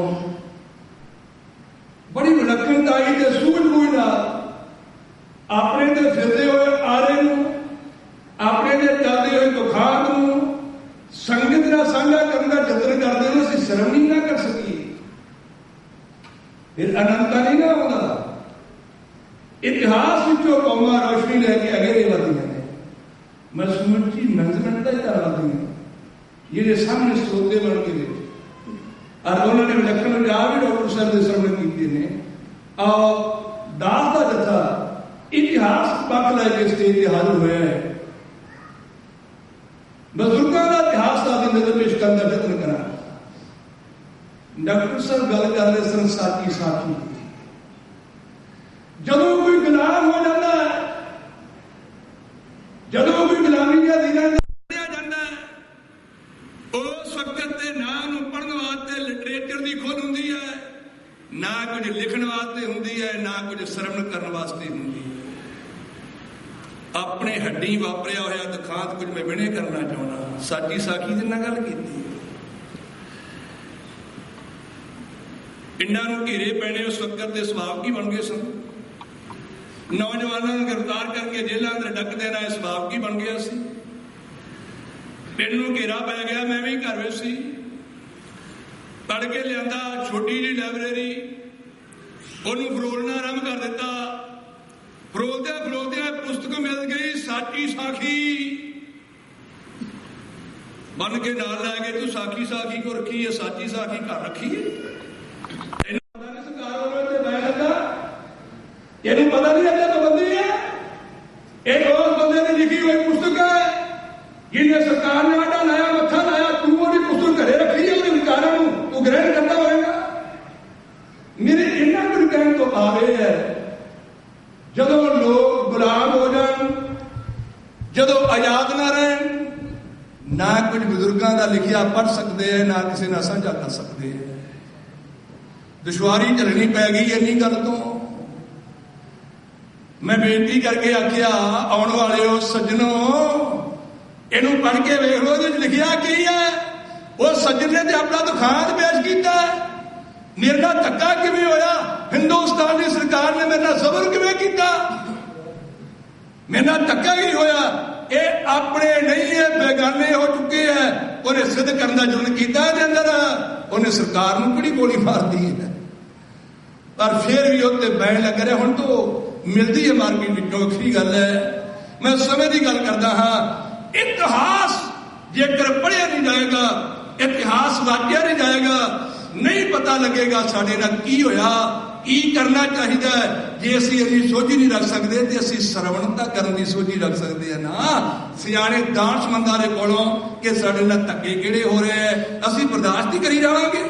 ਮੈਂ ਤਾਂ ਪਹਿਲੇ ਦਿਨ ਵੀ ਬੇਨਤੀ ਕੀਤੀ ਸੀ, ਅੱਜ ਜਿਹੜਾ ਕੁਝ ਵੀ ਨਹੀਂ ਜਾਣਦਾ, ਮੇਰੇ ਵਰਗਾ ਨਚੀਜ ਜਿਹਾ ਬੰਦਾ, ਉਹ ਉੱਠ ਕੇ ਆਪਣੇ ਵਿਚਾਰ ਦੇਣ ਵਾਸਤੇ ਤਿਆਰ ਹੈ। ਉਹ ਕਹਿੰਦਾ ਮੈਂ ਸਿਆਣਾ ਹਾਂ, ਦੂਜਾ ਕਹਿੰਦਾ ਮੈਂ ਸਿਆਣਾ ਹਾਂ। ਖੁੱਲੇ ਥਾਂ ਤੇ ਬੈਠ ਕੇ ਕਿਤੇ ਗੁਰੂ ਘਰ ਵਿੱਚ ਜਾ ਕੇ ਵਿਚਾਰ ਕਰ ਲੋ ਸੱਜਣੋ। ਦਾਨਸ਼ਮੰਦ ਕਹਿੰਦੇ ਨੇ ਝੱਗਾ ਚੁੱਕਿਆ ਆਪਣਾ ਢਿੱਡ ਨੰਗਾ ਹੁੰਦਾ ਹੈ। ਅਸੀਂ ਸੋਸ਼ਲ ਮੀਡੀਆ ਤੇ, ਅਸੀਂ ਅਖਬਾਰਾਂ ਵਿੱਚ ਇੱਕ ਦੂਜੇ ਦੀ ਭੰਡੀ ਪ੍ਰਚਾਰ ਤੇ ਤੁਲੇ ਹੋਏ ਆ, ਤੇ ਕਰਨ ਜੋਗੇ ਅਸੀਂ ਕੁਝ ਵੀ ਨਹੀਂ ਕਿ ਕੀਤਾ ਕੀ ਹੈ ਪੰਥ ਵਾਸਤੇ ਤੇ ਕੌਮ ਵਾਸਤੇ ਕਰਨਾ ਕੀ ਹੈ। ਸਾਡੇ ਬਜ਼ੁਰਗ ਮਰੇ ਕਿਵੇਂ ਸੀ, ਮਰਨਾ ਕਿਵੇਂ ਹੈ, ਅਸੀਂ ਆਜ਼ਾਦੀ ਦਾ ਨੇ ਕਿਵੇਂ ਪ੍ਰਾਪਤ ਕਰਨਾ, ਇਹ ਤਾਂ ਸਾਨੂੰ ਜਾਚ ਹੀ ਨਹੀਂ ਆਉਂਦੀ। ਤੇ ਇੱਕ ਦੂਜੇ ਦੀ ਬਦਨਾਮੀ ਕਰਦੇ ਅਸੀਂ ਉਹਦੇ ਪੈਰ ਵੱਢਣ ਤੇ ਤੁਲੇ ਹੋਏ ਆ। ਇੰਨਾ ਨਾ ਕਰੋ। ਜੇਕਰ ਮੈਂ ਸਮਝਦਾ ਕਿ ਮੈਂ ਤੇਰੇ ਨਾਲੋਂ ਜ਼ਿਆਦਾ ਸਿਆਣਾ, ਮੈਂ ਤੇਰੇ ਨਾਲ ਬਹਿ ਕੇ ਵਿਚਾਰ ਕਰ ਲਵਾਂ। ਬਾਬੇ ਨਾਨਕ ਨੇ ਆਖਿਆ ਸੀ, ਬ੍ਰਹਮਦਾਸਾ, ਇੱਕ ਬ੍ਰਹਮਦਾਸ ਪੰਡਤ ਆਇਆ ਗੁਰੂ ਨਾਨਕ ਪਾਤਸ਼ਾਹ ਦੇ ਚਰਨਾਂ ਵਿੱਚ, ਹੰਕਾਰ ਵਿੱਚ ਆ ਕੇ ਕਹਿਣ ਲੱਗਾ, ਮੈਂ ਤੇਰੇ ਨਾਲ ਚਰਚਾ ਕਰਨੀ ਹੈ ਨਾਨਕ ਪੀਰ। ਸੁਣਿਆ ਤੂੰ ਵਿਦਵਾਨ ਬਣਾ, ਇਹ ਨਹੀਂ ਕਹਿੰਦਾ ਕਿ ਨਿਰੰਕਾਰ ਦੀ ਜੋਤ ਹੈ ਵਿਦਵਾਨ ਬਣਾ, ਕਿਉਂਕਿ ਗੁਰੂ ਨੂੰ ਜਿਹੜਾ ਗੁਰੂ ਮੰਨਦਾ ਹੀ ਨਹੀਂ ਉਹ ਜਿਹੜੇ ਮਰਜ਼ੀ ਸ਼ਬਦ ਇਸਤੇਮਾਲ ਕਰ ਸਕਦਾ ਹੈ। ਮੇਰੇ ਨਾਲ ਚਰਚਾ ਕਰ ਲੈ। ਗੁਰੂ ਨਾਨਕ ਪਾਤਸ਼ਾਹ ਨੇ ਆਖਿਆ ਬ੍ਰਹਮਦਾਸਾ ਜੇਕਰ ਤਕਰਾਰ ਕਰਨੀ ਹੈ ਤੇ ਨਾਨਕ ਨਹੀਂ ਕਰੇਗਾ, ਜੇਕਰ ਕਿਸੇ ਵਿਸ਼ੇ ਤੇ ਵਿਚਾਰ ਕਰਨੀ ਹੈ ਤੇ ਨਾਨਕ ਕਰਨ ਵਾਸਤੇ ਤਿਆਰ ਹੈ। ਜਦੋਂ ਵਿਚਾਰ ਵਿੱਚ ਆਇਆ ਨਾ ਹਾਰ ਕੇ ਗੁਰੂ ਨਾਨਕ ਪਾਤਸ਼ਾਹ ਦੇ ਚਰਨਾਂ ਤੇ ਟਹਿ ਪਿਆ। ਰੱਬ ਨੂੰ ਕਦੇ ਜਿੱਤਿਆ ਜਾ ਸਕਦਾ? ਮੇਰੇ ਕਹਿਣ ਤੋਂ ਭਾਵ ਇੰਨਾ ਕੁ ਹੈ ਸਾਨੂੰ ਵਿਚਾਰ ਵਿੱਚ ਆਉਣਾ ਚਾਹੀਦਾ, ਤਕਰਾਰ ਵਿੱਚ ਨਹੀਂ ਆਉਣਾ ਚਾਹੀਦਾ। ਪਰ ਸਾਡੇ ਭੋਲੇ ਭਾਲੇ ਸਿੱਖ ਤਕਰਾਰ ਵਿੱਚ ਜ਼ਿਆਦਾ ਆਉਂਦੇ ਨੇ, ਵਿਚਾਰ ਵਿੱਚ ਨਹੀਂ। ਇਸੇ ਕਰਕੇ ਸਾਨੂੰ ਮਾਰ ਪੈ ਰਹੀ ਹੈ, ਇਸੇ ਕਰਕੇ ਅਸੀਂ ਹਾਰ ਰਹੇ ਹਾਂ, ਇਸੇ ਕਰਕੇ ਸਾਡੇ ਤੇ ਤਸ਼ੱਦਦ ਹੋ ਰਿਹਾ ਹੈ। ਗੁਰੂ ਪਾਤਸ਼ਾਹ ਕਿਰਪਾ ਕਰਨ ਅਸੀਂ ਵਿਚਾਰ ਦੇ ਧਾਰੀ ਹੋ ਕੇ ਚੱਲੀਏ, ਵਿਚਾਰ ਨਾਲ ਸਹਿਮਤ ਹੋ ਕੇ ਚੱਲੀਏ, ਅਸੀਂ ਕੁਝ ਪ੍ਰਾਪਤ ਕਰ ਸਕੀਏ। ਜਿੰਨਾ ਚਿਰ ਵਿਚਾਰਧਾਰਾ ਨਹੀਂ ਹੋਏਗੀ ਉਹਨਾਂ ਚਿਰ ਪ੍ਰਾਪਤੀ ਕਿਵੇਂ ਹੋਏਗੀ? ਸਾਡੇ ਬਜ਼ੁਰਗਾਂ ਦਾ ਇਤਿਹਾਸ ਮੈਂ ਬੇਨਤੀ ਕਰਨਾ ਚਾਹੁੰਦਾ ਹੈ। ਕਦੇ ਕਦੇ ਜਿਹੜੇ ਅਣਜਾਣ ਬੱਚੇ ਹੈ ਨਾ ਸਾਡੇ ਪੰਜਾਬ ਅੰਦਰ ਵੀ, ਇੱਥੇ ਵੀ, ਜਿਨ੍ਹਾਂ ਨੂੰ ਪਤਾ ਨਹੀਂ ਨਾ ਕਿ ਸਾਡੇ ਬਜ਼ੁਰਗਾਂ ਦੇ ਕੁਝ ਉਹਨਾਂ ਨੇ ਕੋਡ ਵਰਡ ਬਣਾਏ ਸਨ, ਕੁਝ ਅਖਾਣ ਬਣ ਗਏ, ਤੇ ਅੱਜ ਇਹਨੂੰ ਮਖੌਲ ਕਰਨਾ ਹੁੰਦਾ ਨਾ, ਜਿਹਨੂੰ ਠੱਠਾ ਕਰਨਾ ਹੁੰਦਾ ਹੈ, ਜਿਹਦਾ ਮੌਜੂਦ ਆਉਣਾ ਹੁੰਦਾ ਹੈ, ਉਹਨੂੰ ਕਦੇ ਕਦੇ ਨੌਜਵਾਨ ਜਿਹੜੇ ਇਤਿਹਾਸ ਤੋਂ ਕੋਰੇ ਕਹਿ ਦਿੰਦੇ ਇਹਦੇ ਵਾਲੇ ਵੀ 12 ਵੱਜ ਗਏ। ਜਿਹਨੂੰ ਮਖੌਲ ਕਰਨਾ ਉਹਨੂੰ ਕਹਿ ਦਿੰਦੇ ਇਹਦੇ ਵਾਲੇ 12 ਵੱਜ ਗਏ। ਉਸ ਭੋਲੇ ਨੇ ਇਤਿਹਾਸ ਨਹੀਂ ਪੜ੍ਹਿਆ, ਉਸ ਭੋਲੇ ਨੇ ਢਾਡੀ ਨਹੀਂ ਸੁਣੇ, ਉਸ ਭੋਲੇ ਨੇ ਏਡੇ ਵੱਡੇ ਦਾਨਸ਼ਮੰਦ ਡਾਕਟਰ ਸਾਹਿਬ ਵਰਗੇ ਨਹੀਂ ਸੁਣੇ ਜਿਹੜੇ ਦੱਸ ਦੇਣ ਓਏ ਭੋਲਿਆ ਖਾਲਸਾ ਪੰਥ ਦੇ 12 ਤੈਨੂੰ ਪਤਾ ਕਦੋਂ ਵੱਜਦੇ ਆ? 12 ਕਦੋਂ ਵੱਜਦੇ ਆ? ਸਰਦਾਰ ਕਪੂਰ ਸਿੰਘ ਉਹਨਾਂ ਨੇ ਉਹ ਬੜਾ ਕੋਈ ਲਿੱਤਾ ਹੈ ਕੌਮ ਨੂੰ, ਦੇਣ ਹੈ ਉਹਨਾਂ ਦੀ, ਉਹਨਾਂ ਦੀ ਯਾਦ ਹਮੇਸ਼ਾ ਵਾਸਤੇ ਸਾਨੂੰ ਤਾਜ਼ਾ ਰੱਖ ਕੇ ਚੱਲਣੀ ਚਾਹੀਦੀ ਹੈ। 12 ਕਦੋਂ ਵੱਜਦੇ ਹੈ? ਖਾਲਸੇ ਦੇ 12 ਕਦੋਂ ਵੱਜਦੇ ਨੇ? ਜਦੋਂ ਅਹਿਮਦ ਸ਼ਾਹ ਅਬਦਾਲੀ ਬਣ ਕੇ ਹਿੰਦੁਸਤਾਨੀਆਂ ਟੱਕਾਂ, ਉਹ ਜਿਹੜੇ ਲੋਕ ਸਾਡੇ ਤੇ ਰਾਜ ਭਾਗ ਕਮਾਉਣ ਵਾਲੇ ਹੈ, ਜਿਨ੍ਹਾਂ ਦੀਆਂ 30,000 ਬੇਟੀਆਂ ਬਣ ਕੇ ਆਪਣੇ ਦੇਸ਼ ਵੱਲੇ ਲੈ ਕੇ ਤੁਰ ਜਾਣ ਤੇ ਜਨਮ ਦੇ ਕੰਢੇ ਤੇ ਲਾ ਕੇ ਖਾਲਸਾ ਪੰਥ ਉਹਨਾਂ ਨੂੰ ਆਜ਼ਾਦ ਕਰਵਾ ਕੇ ਲਿਆਵੇ ਰਾਤ ਦੇ 12 ਵਜੇ, ਉਦੋਂ ਵੱਜਦੇ ਨੇ ਖਾਲਸੇ ਦੇ 12 ਤੇ ਜਾਂ ਵੱਜਦੇ ਆ ਜਦੋਂ ਮੱਸੇ ਰੰਗੜ ਵਰਗਾ ਪੰਗਾ ਢਾ ਕੇ ਪਾਵਨ ਹਰਿਮੰਦਰ ਸਾਹਿਬ ਦੀ ਬੇਰੁਮਤੀ ਕਰਦੇ ਤੁਲਿਆ ਹੋਵੇ, ਉੱਥੇ ਸ਼ਰਾਬ ਦੇ ਦੌਰ ਚੱਲਦੇ ਹੋਣ, ਉੱਥੇ ਵੇਸਵਾ ਨਾਚ ਕਰਦੀ ਹੋਵੇ, ਦੋ ਭਰਾ ਸੁੱਖਾ ਸਿੰਘ ਮਾੜੀ ਕੰਬੁਕਿਆ ਵਾਲਾ ਅਤੇ ਭਾਈ ਮਹਿਤਾਬ ਸਿੰਘ ਮੀਰਾਕੋਟ ਉਹ ਬੁੱਢਾ ਜੋੜ ਦੀ ਧਰਤੀ ਤੋਂ ਆ ਜਾਣ, ਸਿਗਰਟ ਪਰ 22 ਭਾਦਰੋਂ ਦੀ 12 ਵਜੇ ਦਾ ਵਕਤ ਹੋਵੇ, ਹਰਿਮੰਦਰ ਸਾਹਿਬ ਦੇ ਅੰਦਰ ਜਾ ਕੇ ਜ਼ਾਲਮ ਦਾ ਸਿਰ ਕਤਲ ਕਰਕੇ ਨੀਚੇ ਦੀ ਨੋਕ ਤੇ ਟੰਗ ਕੇ ਵੱਡੇ ਕਾਰੇ ਬਣਾਉਂਦੇ ਹੋਏ ਬੀਕਾਨੇਰ ਦੀ ਧਰਤੀ ਤੇ ਪਹੁੰਚ ਜਾਣ, ਉਦੋਂ ਵੱਜਦੇ ਨੇ ਖਾਲਸੇ ਦੇ 12। ਪਰ ਪਤਾ ਉਹਨਾਂ ਨੂੰ ਲੱਗੇ ਨਾ ਜਿਹੜੇ ਇਤਿਹਾਸ ਸੁਣਦੇ ਐ। ਮੈਂ ਤਾਂ ਕਦੇ ਕਦੇ ਬੇਨਤੀ ਕਰਦਾ ਨਾ, ਇਸ ਸਟੇਜ ਦੀ ਮੈਂ ਗੱਲ ਨਹੀਂ ਕਰ ਰਿਹਾ ਸੱਜਣੋ, ਮੇਰੇ ਤੇ ਗਿਲਾ ਨਾ ਕਰਨਾ। ਮੈਂ ਬਹੁਤੀਆਂ ਸਟੇਜਾਂ ਵੇਖੀਆਂ ਐ, ਜਦੋਂ ਸਟੇਜ ਦੇ ਨੇੜੇ ਜਾਂਦੇ ਆ ਨਾ ਤੇ ਕਦੇ ਕਦੇ ਸਰੋਤੇ ਦੇ ਦਿਲ ਕਹਿੰਦਾ ਹੁੰਦਾ ਕਿ ਢਾਡੀ ਆ ਗਿਆ, ਹੁਣ ਕੀਰਤਨ ਸਰਵਣ ਕਰ ਲੈਣ, ਘਰਾਂ ਨੂੰ ਚੱਲੀਏ। ਤੇ ਬਹੁਤੀਆਂ ਥਾਵਾਂ ਤੇ ਏਦਾਂ ਹੋ ਜਾਂਦਾ ਹੈ ਢਾਡੀ ਆ ਗਿਆ, ਹੁਣ ਕੀ ਇਹਨਾਂ ਨੂੰ ਸੁਣਨਾ ਹੈ। ਪਰ ਯਾਦ ਰੱਖੋ ਗੁਰਬਾਣੀ ਸਿੱਖ ਦੀ ਆਤਮਾ ਹੈ, ਗੁਰਬਾਣੀ ਤੋਂ ਬਿਨਾਂ ਸਿੱਖ ਜਿਉਂਦਾ ਨਹੀਂ ਰਹਿ ਸਕਦਾ, ਅਗੇਰੇ ਨਹੀਂ ਰਹਿ ਸਕਦਾ।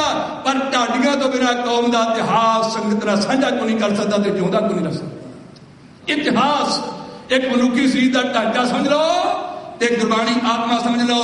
ਗੁਰਬਾਣੀ ਇਤਿਹਾਸ ਇਹਦਾ ਸਵੇਲ ਹੋਏਗਾ ਤੇ ਕੌਮ ਚੜ੍ਹਦੀ ਕਲਾ ਵਿੱਚ ਜਾਵੇਗੀ। ਜੇ ਸਵੇਲ ਨਹੀਂ ਹੋਏਗਾ ਤੇ ਨਹੀਂ ਪਤਾ ਲੱਗਿਆ ਸਾਡੇ ਬੱਚਿਆਂ ਨੂੰ ਖਾਲਸੇ ਦੇ 12 ਕਦੋਂ ਵੱਜਦੇ ਹੈ। ਉਹ ਤਾਂ ਮਖੌਲ ਨਹੀਂ ਵਰਤਣਗੇ ਨਾ। ਆਏ ਦੋ ਸੂਰਮੇ ਉਹਨਾਂ ਕਤਲ ਕੀਤਾ ਮੱਸਿਆ ਚੌਧਰੀ ਦਾ, ਨੇਜੇ ਦੇ ਸਿਰ ਟੰਗਿਆ ਲੈ ਗਿਆ ਬੀਕਾਨੇਰ। ਇਸ ਪਾਸੇ ਪਤਾ ਲੱਗਾ ਉਹਦੀ ਸਾਜੀ ਹੋਈ ਬੇਗਮ ਨੂੰ, ਉਹਦੀਆਂ ਹੋਰ ਵੀ ਸ਼ਾਦੀਆਂ ਸਨ, ਸਾਜੀ ਹੋਈ ਬੇਗਮ ਬਹੁਤਾ ਤੇ ਜਦੋਂ ਕਿਸੇ ਨੇ ਜਾ ਦੱਸਿਆ ਨਾ ਤੇਰੇ ਪਤੀ ਦਾ ਕਤਲ ਹੋ ਗਿਆ ਹੈ, ਰੋਂਦੀ ਆਈ ਹਰਿਮੰਦਰ ਸਾਹਿਬ ਦੇ ਅੰਦਰ, ਚਾਰਾ ਕੋਈ ਨਹੀਂ, ਦੁੱਥੜਾ ਮਾਰ ਕੇ ਕਹਿੰਦੀ ਮੈਂ ਮਰ ਜਾਵਾਂ, ਮੇਰੇ ਪਤੀ ਦਾ ਸਿਰ ਵੀ ਗਾਇਬ ਹੈ। ਮੈਂ ਬਥੇਰਾ ਸਮਝਾਇਆ ਸੀ ਪਤੀ ਜੀ ਸਿੱਖਾਂ ਦਾ ਆਡਾ ਲਾਉਣ ਵਾਲੇ ਦਾ ਕੱਖ ਵੀ ਨਹੀਂ ਰਹਿੰਦਾ, ਖਾਲਸਾ ਪੰਥ ਇੱਕ ਦਿਨ ਬਰਬਾਦ ਕਰ ਦਿੰਦਾ। ਹੁਣ ਤੇਰਾ ਸਿਰ ਵੀ ਨਾਲ ਨਹੀਂ ਰਹਿ ਗਿਆ, ਮੈਂ ਦਰਸ਼ਨ ਕਿਹਦੇ ਕਰ ਲਵਾਂ, ਮੈਂ ਦਿਦਾਰਾ ਕਿਹਦੇ ਕਰ ਲਵਾਂ। ਆਖਰੀ ਵਾਰ ਬੰਦਾ ਤੁਰ ਜਾਵੇ, ਲੋਕ ਕਹਿੰਦੇ ਨੇ ਚਲੋ ਸੱਜਣੋਂ ਤੁਰ ਗਿਆ, ਜਾਂਦੇ ਦਾ ਮੂੰਹ ਦਾ ਵੇਖ ਆਈਏ, ਕਹਿੰਦੇ ਆ ਨਾ ਸੱਜਣ ਤੁਰ ਗਿਆ ਹੈ, ਚੰਗਾ ਸੀ ਬੰਦਾ, ਉਹਦਾ ਮੂੰਹ ਵੇਖ ਆਈਏ। ਦੁਬਾਰਾ ਕਿਹੜਾ ਮੁੜ ਕੇ ਮੂੰਹ ਵੇਖਣਾ ਨਸੀਬ ਹੋਣਾ ਹੈ? ਤੇ ਜਿਹਦਾ ਮੂੰਹ ਹੀ ਨਾਲ ਨਾ ਹੋਵੇ, ਇਹਦੋਂ ਵੱਡੀ ਵੀ ਕੋਈ ਬਦਤਮੀਜ਼ੀ ਹੋਰ ਹੁੰਦੀ ਹੈ? ਮੂੰਹ ਹੀ ਕੋਲ ਨਾਲ ਨਹੀਂ, ਮੈਂ ਮਰ ਜਾਵਾਂ ਮੂੰਹ ਨਾਲ ਨਹੀਂ, ਮੈਂ ਦਰਸ਼ਨ ਕਿਹਦੇ ਕਰਾਂ, ਮੈਂ ਦਿਦਾਰਾ ਕਿਹਦੇ ਕਰਾਂ। ਆਖਰ ਆਪਣੇ ਭਤੀਜਿਆਂ ਨੂੰ, ਆਪਣੇ ਅਹਕਾਰਾਂ, ਆਪਣੇ ਨਾਲ ਦੇ ਸਿਪਾਹੀਆਂ ਨੂੰ, ਉਹ ਸੇਵਾਦਾਰਾਂ ਨੂੰ ਕਤਲ ਕੀਤਾ, ਗੱਡੇ ਤੇ ਰਖਵਾਈ ਲਾਸ਼ ਤੇ ਪਹੁੰਚ ਗਈ ਉਹ ਲਾਹੌਰ ਅੰਦਰ ਸੂਬਾ ਖਾਨ ਬਹਾਦਰ ਦੀ ਕਚਹਿਰੀ ਅੰਦਰ ਹੱਥਾਂ ਮਾਰ ਕੇ ਆਖਿਆ ਜਿਵੇਂ ਬਾਤ ਸੂਬੇਦਾਰ ਸਾਹਿਬ ਮੇਰੇ ਪਤੀ ਦੇ ਕਤਲ ਦਾ ਬਦਲਾ ਲੈ ਕੇ ਦੇ। ਉਹਨੇ ਆਖਿਆ ਪਤਾ ਤਾਂ ਮੈਨੂੰ ਵੀ ਹੈ, ਡਰਦਾ ਸੀ ਅੰਦਰੋਂ ਕਿ ਤੇਰੇ ਪਤੀ ਦਾ ਕਤਲ ਕਿਹਨੇ ਕੀਤਾ। ਉਹਨੂੰ ਪਤਾ ਸੀ ਕਿ ਖਾਲਸਾ ਪੰਥ ਦੇ ਗੁਰੂ ਘਰ ਦੀ ਬੇਰੁੱਤੀ ਹੋਈ ਹੈ, ਉਹਨਾਂ ਤੋਂ ਬਿਨਾਂ ਕਤਲ ਕਿਹਨੇ ਕਰਨਾ ਹੈ। ਪਰ ਵਿੱਚੋਂ ਡਰਦਾ ਸੀ ਕਿ ਕਿਤੇ ਨੇ ਸ਼ਾਮ ਤੋਂ ਮੇਰੇ ਸਿਰ ਤੇ ਵੀ ਆ ਜਾਣੀ ਹੈ। ਕਹਿਣ ਲੱਗਾ ਬੇਗਮ ਸਾਹਿਬਾ ਮੈਨੂੰ 3 ਮਹੀਨਿਆਂ ਦਾ ਵਕਤ ਦਿਓ, ਮੈਂ ਪਤਾ ਲੈ ਕੇ ਦੱਸਾਂਗਾ, ਫਿਰ ਤੇਰੇ ਪਤੀ ਦਾ ਬਦਲਾ ਵੀ ਲਵਾਂਗਾ। 3 ਮਹੀਨੇ ਦਾ ਵਕਤ ਦੇ ਦਿਓ। ਵਕਤ ਪਾਉਂਦਾ ਸੀ ਸ਼ਾਇਦ। ਆਖਰ ਉਹਨੇ ਸਾਰੇ ਇਲਾਕੇ ਦੇ 14 ਇਕੱਤਰ ਕੀਤੇ। ਕਰਮਾ ਛੀਨਾ, ਰਾਮਾ ਰੰਧਾਵਾ, ਹਰਭਜਨ ਦੇਨੀਆ, ਜੰਡਿਆਲੇ ਵਾਲਾ, ਇਹ ਸਾਰੇ ਉਸ ਵਕਤ ਦੇ ਸਰਕਾਰ ਦੇ ਪਿੱਠੂ। ਯਾਦ ਰੱਖੋ ਖਾਲਸਾ ਜੀ, ਸਰਕਾਰ ਸਮੇਂ-ਸਮੇਂ ਤੇ ਪਿੱਠੂ ਤਿਆਰ ਕਰ ਲੈਂਦੀ ਹੈ। ਇਹ ਟੋਡੀ ਤਿਆਰ ਕਰ ਲੈਂਦੀ ਹੈ, ਇਹ ਗਦਾਰ ਤਿਆਰ ਕਰ ਲੈਂਦੀ ਹੈ। 84 ਦਾ ਸਾਡਾ ਅਰਮਿਆ ਹੋਇਆ ਸੰਤ ਗਿਆਨੀ ਜਰਨੈਲ ਸਿੰਘ ਖਾਲਸਾ ਭਿੰਡਰਾਂ ਵਾਲੇ ਵੱਲੋਂ ਰਮਿਆ ਹੋਇਆ ਸੰਘਰਸ਼, ਇਹਨੂੰ ਫੇਲ ਕਰਨ ਵਿੱਚ ਕਿੰਨਾ ਫੇਲ ਤਾਂ ਨਹੀਂ ਮੈਂ ਕਹਾਂਗਾ ਕਿਉਂਕਿ ਅਜੇ ਅਗਾ ਚੜ੍ਹਦੀ ਕਲਾ ਵਿੱਚ ਹੈ, ਪਰ ਥੋੜਾ ਜਿਹਾ ਜਿਹੜਾ ਰਿਕਾਰਡ ਦਾ ਬੰਨਾ ਆ ਗਿਆ ਨਾ, ਇਸ ਕਰਕੇ ਆਇਆ ਕਿ ਸਾਡੇ ਆਪਣੇ ਵਿੱਚੋਂ ਸਾਡੇ ਗਦਾਰ ਪੈਦਾ ਹੋ ਗਏ ਜਿਨ੍ਹਾਂ ਵਿੱਚ ਵੜ ਕੇ ਸੰਘਰਸ਼ ਨੂੰ ਕਮਜ਼ੋਰ ਕਰਨਾ ਆਰੰਭ ਕਰ ਦਿੱਤਾ। ਯਾਦ ਰੱਖੋ ਉਸ ਵਕਤ ਵੀ ਉਹਨੇ ਸਾਰੇ ਇਲਾਕੇ ਦੇ ਗਦਾਰਾਂ ਨੂੰ ਇਕੱਠਿਆਂ ਕੀਤਾ, ਉਹਨੂੰ ਧਰਤੀ ਤੇ ਲੰਮਿਆਂ ਪਾ ਕੇ ਉਹਨਾਂ ਕੋਲ 76 ਪਰੇਡ ਵੀ ਕੀਤੇ। ਯਾਦ ਰੱਖੋ ਜਿੰਨਾ ਜਿਹੜੇ ਟੋਡੀ ਬੰਦੇ ਸਰਕਾਰ ਨੂੰ ਕੰਮ ਦਿੰਦੇ ਆ ਨਾ, ਉਹਨਾਂ ਦੇ ਚਾਹ ਦਾ ਕੱਪ ਵੀ ਮਿਲਦਾ ਹੈ, ਉਦੋਂ ਉੱਚੀ ਕੁਰਸੀ ਵੀ ਥਾਣੇ ਬਥਾਣੇ ਮਿਲਦੀ ਹੈ, ਤੇ ਜਦੋਂ ਕੰਮ ਨਿਕਲ ਜਾਵੇ ਫਿਰ 76 ਪਰੇਡ ਵੀ ਹੁੰਦੀ ਹੈ। ਇਹਨਾਂ ਲੰਮੇ ਪਾ ਕੇ ਧਰਤੀ ਦੇ ਉਸ ਵਕਤ ਦੇ ਖਾਨ ਬਾਰੇ ਜੱਗਿਆ ਖਾਨ ਨੇ ਮੱਸੇ ਰੰਗੜ ਦੇ ਕਾਤਲਾਂ ਬਾਰੇ ਜਿਵੇਂ ਪੁੱਛਣਾ ਚਾਹਿਆ, ਉਸ ਵਕਤ ਦੀ ਕਹਾਣੀ ਇਹਨਾਂ ਅੱਖਰਾਂ ਵਿੱਚ ਇਉਂ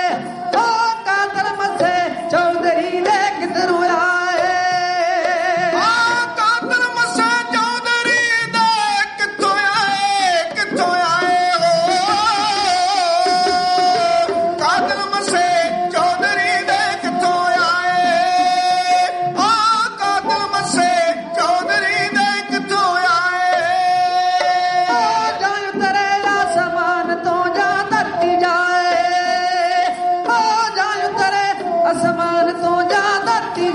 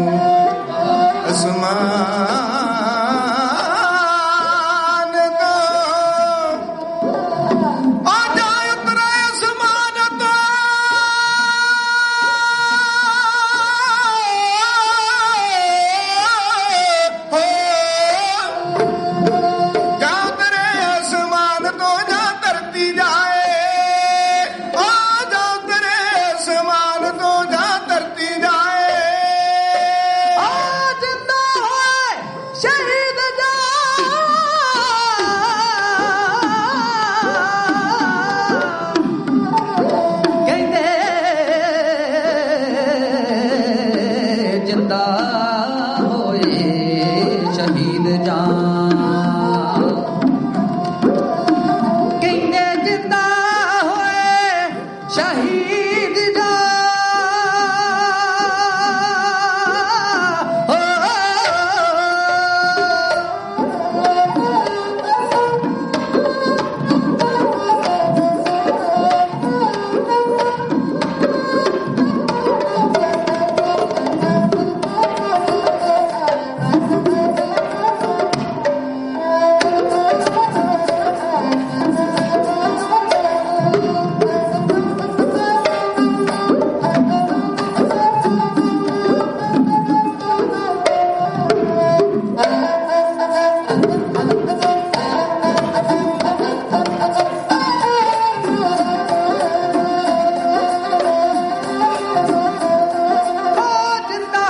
ਸ਼ਹੀਦ ਜਾਜਾ ਪਹਿਲਾਂ ਲਾਏ ਆ ਜਿੰਦਾ ਹੋਏ ਸ਼ਹੀਦ ਜਾਜਾ ਪਹਿਲਾਂ ਲਾਏ ਆ ਜਿੰਦਾ ਹੋਏ ਸ਼ਹੀਦ ਜਾਜਾ ਪਹਿਲਾਂ ਗਾਏ ਆ ਜਿੰਦਾ ਹੋਏ ਸ਼ਹੀਦ ਜਾਜਾ ਪਹਿਲਾਂ ਗਾਏ ਆ ਭਲਾ ਦੇ ਚਾਹੋ ਆਪਣਾ ਸਿੰਘ ਦਿਓ ਫੜਾਏ ਆ ਭਲਾ ਦੇ ਚਾਹੋ ਆਪਣਾ ਸਿੰਘ ਦਿਓ ਫੜਾਏ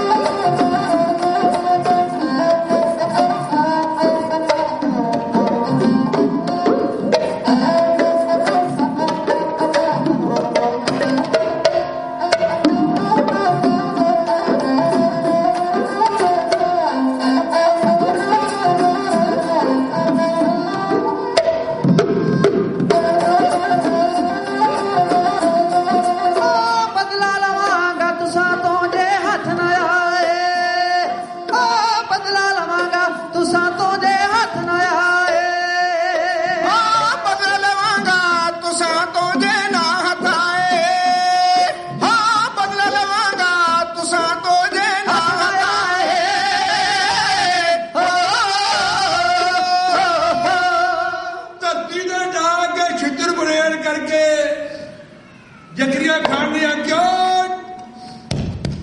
ਪੰਥ ਦੇ ਗਦਾਰੋ ਸਰਕਾਰ ਦੇ ਖੈਰ ਖਵਾ ਬਣਨ ਵਾਲਿਓ ਜਦੋਂ ਤੁਹਾਡੇ ਕੋਲੋਂ ਪੁੱਛਿਆ ਜਾਂਦਾ ਸੀ ਕਿ ਸਿੱਖ ਕਿੰਨੇ ਕੁ ਰਹਿ ਗਏ ਤੁਸੀਂ ਕਹਿੰਦੇ ਇੱਕ ਵੀ ਨਹੀਂ ਰਹਿ ਗਿਆ ਪੰਜਾਬ ਵਿੱਚ ਅਸੀਂ ਸਾਰੇ ਮਾਰ ਦਿੱਤੀ ਹੈ ਜਾਂ ਪੰਜਾਬ ਛੱਡ ਕੇ ਭੱਜ ਗਿਆ ਓਏ ਕਿੱਥੋਂ ਆ ਗਏ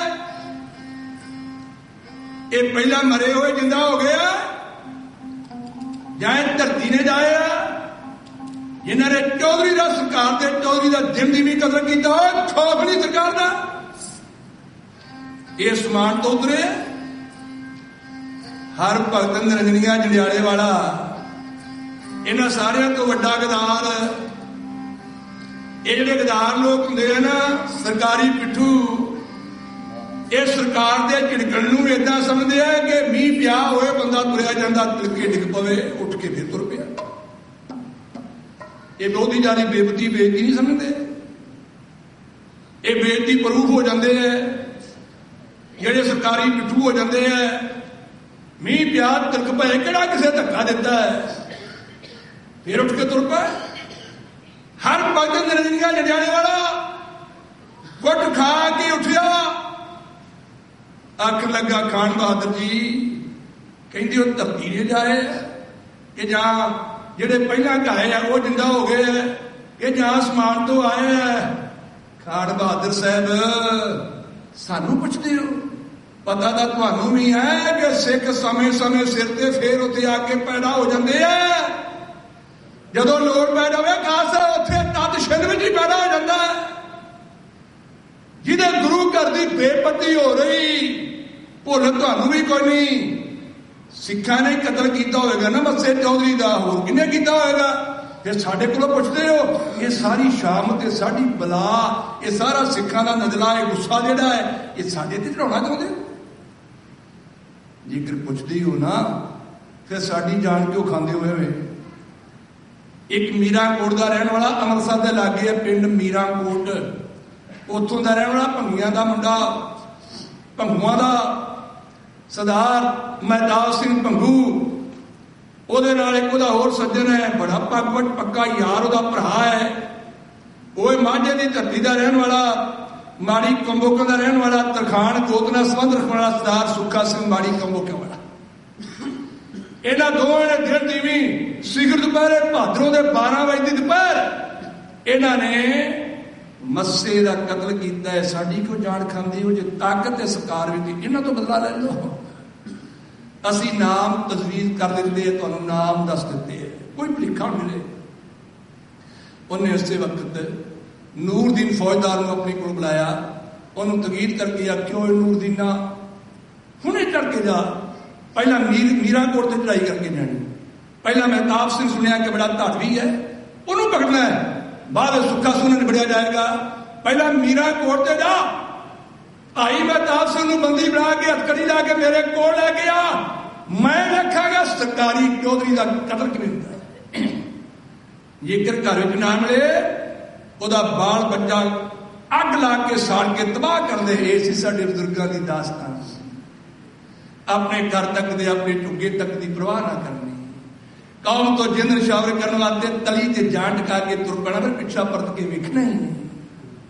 ਬਰਬਾਦ ਕਰਦੇ ਪਰਿਵਾਰ, ਕੋਈ ਪਰਵਾਹ ਨਹੀਂ। ਇਹ ਸਰਕਾਰੀ ਹੁਕਮ ਹੈ। ਨੂਰਦੀਨ ਨੇ ਸੈਨਾ ਲਈ ਲਾਹੌਰ ਤੋਂ ਆਰੰਭ ਹੋਇਆ, ਤੁਰਿਆ, ਚੱਲਦਾ ਚੱਲਦਾ ਮੀਰਾਂਕੋਟ ਦੇ ਜੋ ਨੇੜੇ ਪਹੁੰਚਿਆ ਨਾ, ਕਿਸੇ ਸਿਆਣੇ ਉਹਦੇ ਸਾਥੀ ਨੇ ਸਲਾਹ ਦੇ ਕੇ ਆਖਿਆ, ਫੌਜਦਾਰ ਸਾਹਿਬ ਸਰਕਾਰ ਨੇ ਹੁਕਮ ਦੇ ਦਿੱਤਾ ਕਿ ਮਹਿਤਾਬ ਸਿੰਘ ਨੂੰ ਪਕੜ ਕੇ ਲੈ ਆਓ, ਗ੍ਰਿਫਤਾਰ ਕਰਕੇ ਹੱਥਕੜੀ ਲੈ ਕੇ ਲੈ ਆਓ। ਉਹ ਸਿੱਖ ਦਾ 7 ਦਿਨਾਂ ਦਾ ਮਰਿਆ ਪਿਆ ਹੋਵੇ ਨਾ, ਜਦੋਂ ਕੋਈ ਲਾਗੇ ਦੁਸ਼ਮਣ ਖੰਘ ਕੇ ਲੰਘੀ, ਉਹ ਫਿਰ ਲੜਨ ਵਾਸਤੇ ਤਿਆਰ ਹੋ ਜਾਂਦਾ ਹੈ। ਅਬ ਭਾਈ ਮਹਿਤਾਬ ਸਿੰਘ ਦਾ ਜਿਉਂਦਾ ਜਾਗਦਾ ਚੜ੍ਹਦੀ ਕਲਾ ਇੱਕ ਬਦਮਾਸ਼ ਸਪੂਤ ਹੈ ਕਲਗੀਧਰ ਪਾਤਸ਼ਾਹ ਦਾ, ਉਹਨੂੰ ਜਿਉਂਦੇ ਨੂੰ ਹੱਥਕੜੀ ਲਾਉਣੀ, ਕੋਈ ਖਾਲਾ ਜੀ ਦਾ ਵਾੜਾ ਨਹੀਂ, ਕੁਛ ਖਾਲਾ ਨਹੀਂ। ਸਾਡੀ ਸਲਾਹ ਮੰਨੋਗੇ? ਫੌਜਦਾਰ ਨੂਰਦੀਨ ਨੇ ਆਖਿਆ, ਕਹੋ ਕੀ ਕਹਿਣਾ ਚਾਹੁੰਦੇ ਹੋ? ਉਹ ਕਹਿੰਦੇ ਜੰਗ ਕਰਨ ਤੋਂ ਪਹਿਲਾਂ, ਉਹਨੂੰ ਗ੍ਰਿਫਤਾਰ ਕਰਨ ਤੋਂ ਪਹਿਲਾਂ ਇਸ ਇਲਾਕੇ ਦੇ ਚੌਧਰੀ ਨੂੰ ਨੰਬਰਦਾਰ ਨੂੰ ਬੁਲਾ ਲੈਣਾ ਚਾਹੀਦਾ ਹੈ। ਜਿਹੜਾ ਨੱਥਾ ਖਹਿਰਾ ਇੱਥੋਂ ਦਾ ਨੰਬਰਦਾਰ ਹੈ, ਉਹਨੂੰ ਬੁਲਾ ਲੈਣਾ ਚਾਹੀਦਾ ਹੈ ਤੇ ਉਹਨੂੰ ਹੁਕਮ ਲਾਉਣਾ ਚਾਹੀਦਾ ਹੈ ਕਿ ਜੇਕਰ ਤੈਨੂੰ ਆਪਣੀ ਨੰਬਰਦਾਰੀ, ਆਪਣੀ ਚੌਧਰੀ, ਆਪਣਾ ਬਾਗ ਪਰਿਵਾਰ ਚਾਹੀਦਾ ਤੇ ਇਸ ਵਕਤ ਭਾਈ ਮਹਿਤਾਬ ਸਿੰਘ ਨੂੰ ਗ੍ਰਿਫਤਾਰ ਕਰਵਾ ਲੈ, ਵਰਨਾ ਤੇਰੀ ਸ਼ਾਮਤ ਆ ਜਾਏਗੀ, ਆਪੇ ਗ੍ਰਿਫਤਾਰ ਕਰਵਾਏਗਾ। ਅਸੀਂ ਲਹੂ ਡੋਲਣ ਤੋਂ ਬਚ ਜਾਵਾਂਗੇ, ਮਹਿਤਾਬ ਸਿੰਘ ਪਕੜਾਂਗੇ, ਕੋਈ ਸਾਡਾ ਨੁਕਸਾਨ ਹੋਏਗਾ। ਇਹ ਫੌਜਦਾਰ ਨੂੰ ਗੱਲ ਚੰਗੀ ਲੱਗੀ, ਮਰਨਾ ਕਿਹੜਾ ਚਾਹੁੰਦਾ ਹੈ। ਉਹਨੇ 7 ਅੰਦਰ ਲਾ ਲਿਆ ਡੇਰਾ, ਆਪਣੇ ਸਿਪਾਹੀ ਭੇਜੇ ਨੱਥੇ ਖਹਿਰੇ ਦੇ ਘਰ। ਉਹਨਾਂ ਜਾ ਕੇ ਨੱਥੇ ਖਹਿਰੇ ਨੂੰ ਆਖਿਆ, ਨੱਥਿਆ ਆਇਆ ਫੌਜਦਾਰ ਸਾਥੀ ਬੈਠਾ, ਤੈਨੂੰ ਯਾਦ ਕਰਦਾ। ਉਹਨੂੰ ਪਤਾ ਲੱਗ ਗਿਆ ਕਿ ਕਾਹਦੇ ਵਾਸਤੇ ਆਇਆ ਹੈ, ਇਹ ਕੀ ਕਰਨ ਵਾਸਤੇ ਫੌਜ ਲੈ ਕੇ ਫੌਜਦਾਰ ਆਇਆ ਹੈ। ਉਸ ਵਕਤ ਨੱਥਾ ਖਹਿਰਾ ਜਦੋਂ ਘਰੋਂ ਤੁਰਿਆ, ਜਦੋਂ 7 ਅੰਦਰ ਪਹੁੰਚਿਆ, ਕੁਰਸੀ ਤੇ ਬੈਠਾ ਜੀ ਫੌਜਦਾਰ ਨੂਰਦੀਨ, ਉਹਨੇ ਦੂਰੋਂ ਆਉਂਦਿਆਂ ਵੇਖ ਕੇ ਨਾ, ਜਿਹੜੇ ਸਰਕਾਰੀ ਅਫਸਰ ਹੁੰਦੇ ਆ ਨਾ, ਸਰਕਾਰ ਦੇ ਕਰਿੰਦੇ, ਪਹਿਲਾਂ ਆਉਂਦੇ ਬੰਦੇ ਤੇ ਐਸੀਆਂ ਨਜ਼ਰਾਂ ਦਾ ਪ੍ਰਭਾਵ ਪਾਉਂਦੇ ਆ ਕਿ ਬੰਦਾ ਪੈਰਾਂ ਤੋਂ ਲੈ ਕੇ ਸਿਰ ਤੱਕ ਕੰਬ ਕੇ ਰਹਿ ਜਾਏ। ਐਸਾ ਜੋਸ਼ ਵਿਖਾਉਂਦੇ ਆਪਣਾ, ਬਾਅਦ ਵਿੱਚ ਭਾਵੇਂ ਢਿੱਲੇ ਹੋ ਜਾਣ। ਪਹਿਲਾਂ ਬੜਾ ਰੋਹ ਪਾਉਂਦੇ ਆ, ਪਰ ਜਿਹੜਾ ਇਹਨਾਂ ਦਾ ਰੋਹ ਇੱਕ ਵਾਰ ਚੱਲ ਜਾਵੇ ਨਾ, ਉਹ ਫਿਰ ਇਹਨਾਂ ਅੱਗੇ ਕਦੇ ਨਿਉਂਦਾ ਨਹੀਂ। ਨੱਥਾ ਇਹਨਾਂ ਗੱਲਾਂ ਨੂੰ ਜਾਣਦਾ ਸੀ। ਜਦੋਂ ਨੱਥਾ ਦੇ ਕੁਝ ਕਦਮਾਂ ਦੀ ਦੂਰੀ ਤੇ ਪਿੱਛੇ ਰਹਿ ਗਿਆ ਨਾ, ਉਹਨੇ ਰੋਹ ਝਾੜਦਿਆਂ ਆਖਿਆ, ਓਏ ਨੱਥਿਆ, ਤੈਨੂੰ ਪਤਾ ਨਹੀਂ ਤੂੰ ਸਰਕਾਰ ਦਾ ਚੌਧਰੀ ਹੈ, ਇਹ ਸਰਕਾਰ ਦਾ ਬੰਦਾ ਹੈ।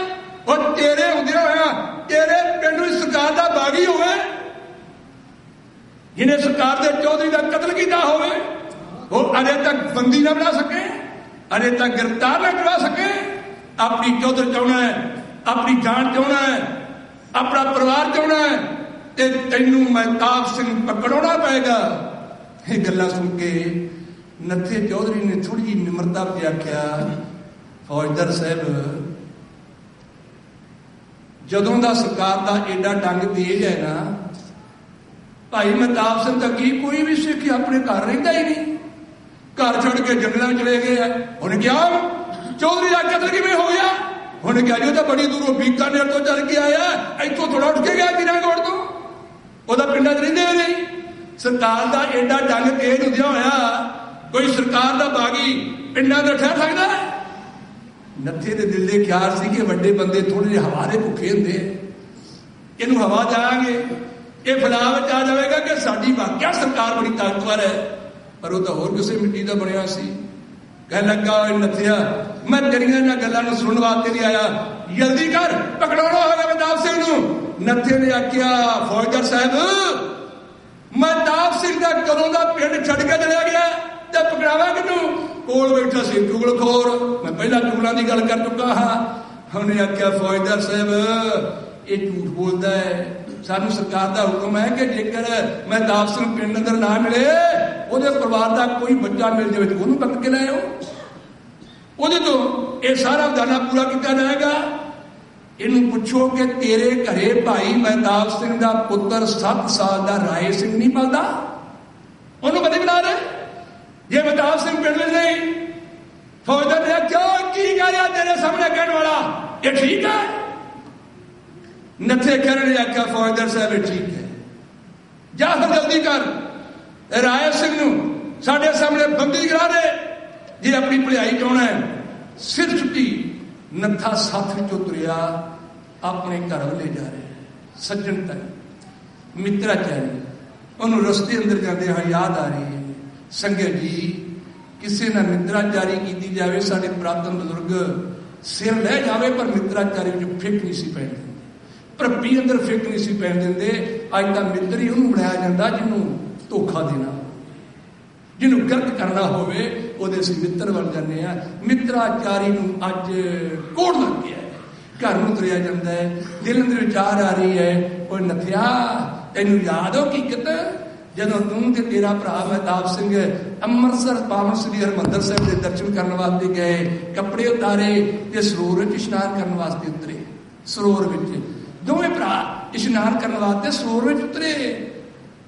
ਭਾਈ ਮਹਿਤਾਬ ਸਿੰਘ ਨੇ ਇਸ਼ਨਾਨ ਕਰਦਿਆਂ ਪਵਿੱਤਰ ਜਲ ਦਾ ਬੁੱਕ ਭਰ ਕੇ ਨਾ ਸਰੋਵਰ ਵਿੱਚੋਂ ਨੱਥੇ ਚੌਧਰੀ ਦੇ ਮੂੰਹ ਤੇ ਮਾਰਿਆ, ਆਪਣੇ ਪਾਸੇ ਧਿਆਨ ਖਿੱਚਣ ਵਾਸਤੇ। ਨੱਥੇ ਚੌਧਰੀ ਨੇ ਆਖਿਆ ਮਹਿਤਾਬ ਸਿੰਘ ਕੀ ਕਹਿੰਦਾ ਹੈ, ਕੀ ਕਰਦਾ ਹੈ, ਜਲ ਦੇ ਛਿੱਟੇ ਭਰ ਕੇ ਮਾਰਦਾ ਹੈ। ਉਹਨੇ ਕਿਹਾ ਮੇਰੀ ਗੱਲ ਧਿਆਨ ਨਾਲ ਸੁਣ। ਨੱਥੇ ਚੌਧਰੀ ਆਖਿਆ ਮਹਿਤਾਬ ਸਿੰਘ ਕੀ ਕਹਿਣਾ ਚਾਹੁੰਦਾ ਹੈ? ਭਾਈ ਮਹਿਤਾਬ ਸਿੰਘ ਨੇ ਆਖਿਆ ਨੱਥਿਆ ਸਿਆਣੇ ਕਹਿੰਦੇ ਆ ਕਿ ਪੱਗ ਵਟਾ ਲਈ ਜਾਵੇ, ਦਸਤਾਰ ਵਟਾ ਲਈ ਜਾਵੇ, ਦਸਤਾਰ ਨਹੀਂ ਦਾਗਦਾਰ ਹੋਣ ਦੀ, ਬੰਦੇ ਦੀ ਜਾਨ ਚਲੀ ਜਾਵੇ ਤੇ ਬੇਸ਼ੱਕ ਚਲੀ ਜਾਵੇ। ਇਸ ਕਰਕੇ ਆਪਣੀ ਭਰਪੀ ਅੰਦਰ ਤਾਂ ਪਹਿਲਾਂ ਵੀ ਸੂਈ ਨਹੀਂ ਲੰਘਦੀ, ਕੋਈ ਫਿੱਕ ਨਹੀਂ, ਆਪਣੀ ਬਹੁਤ ਮਜ਼ਬੂਤ ਭਰਪੀ ਹੈ। ਪਰ ਆਪਾਂ ਜੇਕਰ ਦੋਵੇਂ ਪੱਗਵਟ ਭਰਾ ਬਣ ਜਾਈਏ ਤੇ ਫਿਰ ਕੀ ਖਿਆਲ ਹੈ?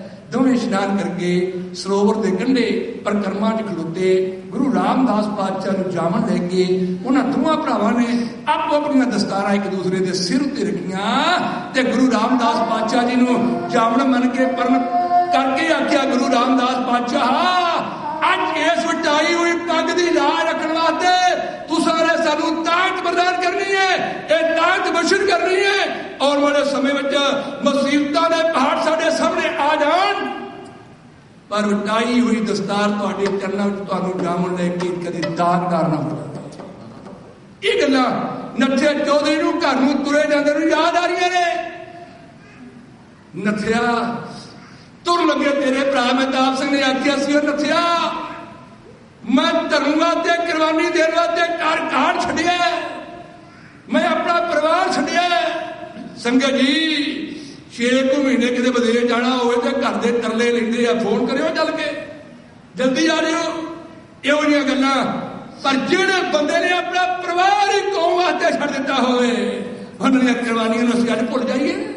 ਯਾਦ ਕਰਨਾ ਚਾਹੀਦਾ ਹੈ, ਉਹ ਮਰਦੀ ਕੌਮਾਂ ਦੀਆਂ ਕੁਰਬਾਨੀਆਂ ਕਰਦੇ ਕੌਮਾਂ ਵਾਸਤੇ ਤੇ ਮਰਦੀ ਯਾਦ ਰੱਖਦੇ ਹੈ। ਯਾਦ ਆ ਰਿਹਾ ਸੀ ਨੱਥਿਆ ਜਿੰਨਾ ਚਿਰ ਮੇਰਾ ਪੁੱਤ ਬੱਚਾ ਹੈ ਨਾ, ਉਹਨਾਂ ਚਿਰ ਤੱਕ ਪਿਓ ਬਣ ਕੇ ਤੂੰ ਇਹਦੀ ਉਂਗਲੀ ਪਕੜ ਕੇ ਰੱਖਣੀ ਹੈ। ਜਦੋਂ ਇਹ ਜਵਾਨ ਹੋ ਜਾਵੇ ਇਹਦੀ ਬਾਂਹ ਛੱਡ ਦੇਵੀਂ, ਇਹਦੀ ਉਂਗਲੀ ਛੱਡ ਦੇਵੀਂ, ਇਹ ਗੋਲੀ ਦਾ ਛਾਨਾ ਬਣ ਜਾਵੇ, ਇਹ ਫਾਂਸੀ ਦਾ ਟੱਕਰ ਜਾ ਜਾਵੇ, ਮਹਿਤਾਬ ਸਿੰਘ ਨੂੰ ਕੋਈ ਹੱਕ ਨਹੀਂ ਹੋਏਗਾ, ਉਹ ਕੋਈ ਗਿਲਾ ਨਹੀਂ ਹੋਏਗਾ।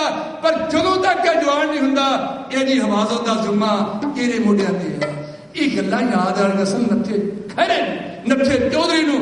ਜਦੋਂ ਦਿੱਲੀ ਤੇ ਪਹੁੰਚਿਆ ਵੇਖਿਆ ਕਿ ਸਾਹਮਣੇ ਨਿੱਕਾ ਜਿਹਾ ਬੱਚਾ ਵਿਹੜੇ ਅੰਦਰ ਆਪਣੇ ਹਾਣੀ ਸਾਥੀਆਂ ਨਾਲ ਮਿੱਟੀ ਦੀਆਂ ਖੂਹ ਕਿਆਰੀਆਂ ਬਣਾ ਕੇ ਖੇਡ ਰਿਹਾ। ਮਿੱਟੀ ਦੀਆਂ ਖੂਹ ਕਿਆਰੀਆਂ ਇਹ ਪੰਜਾਬੀ ਬੱਚਿਆਂ ਦੀਆਂ ਨਿੱਕੀਆਂ ਨਿੱਕੀਆਂ ਖੇਡਾਂ ਹੁੰਦੀਆਂ, ਇੱਥੋਂ ਵਾਲੀ ਗੱਲ ਨਹੀਂ ਨਾ ਕਿ ਨਾ ਮਿੱਟੀ ਲੱਭੇ ਤੇ ਨਾ ਉਹ ਜਿਹੇ ਖਿਡੌਣੇ ਲੱਭਣ।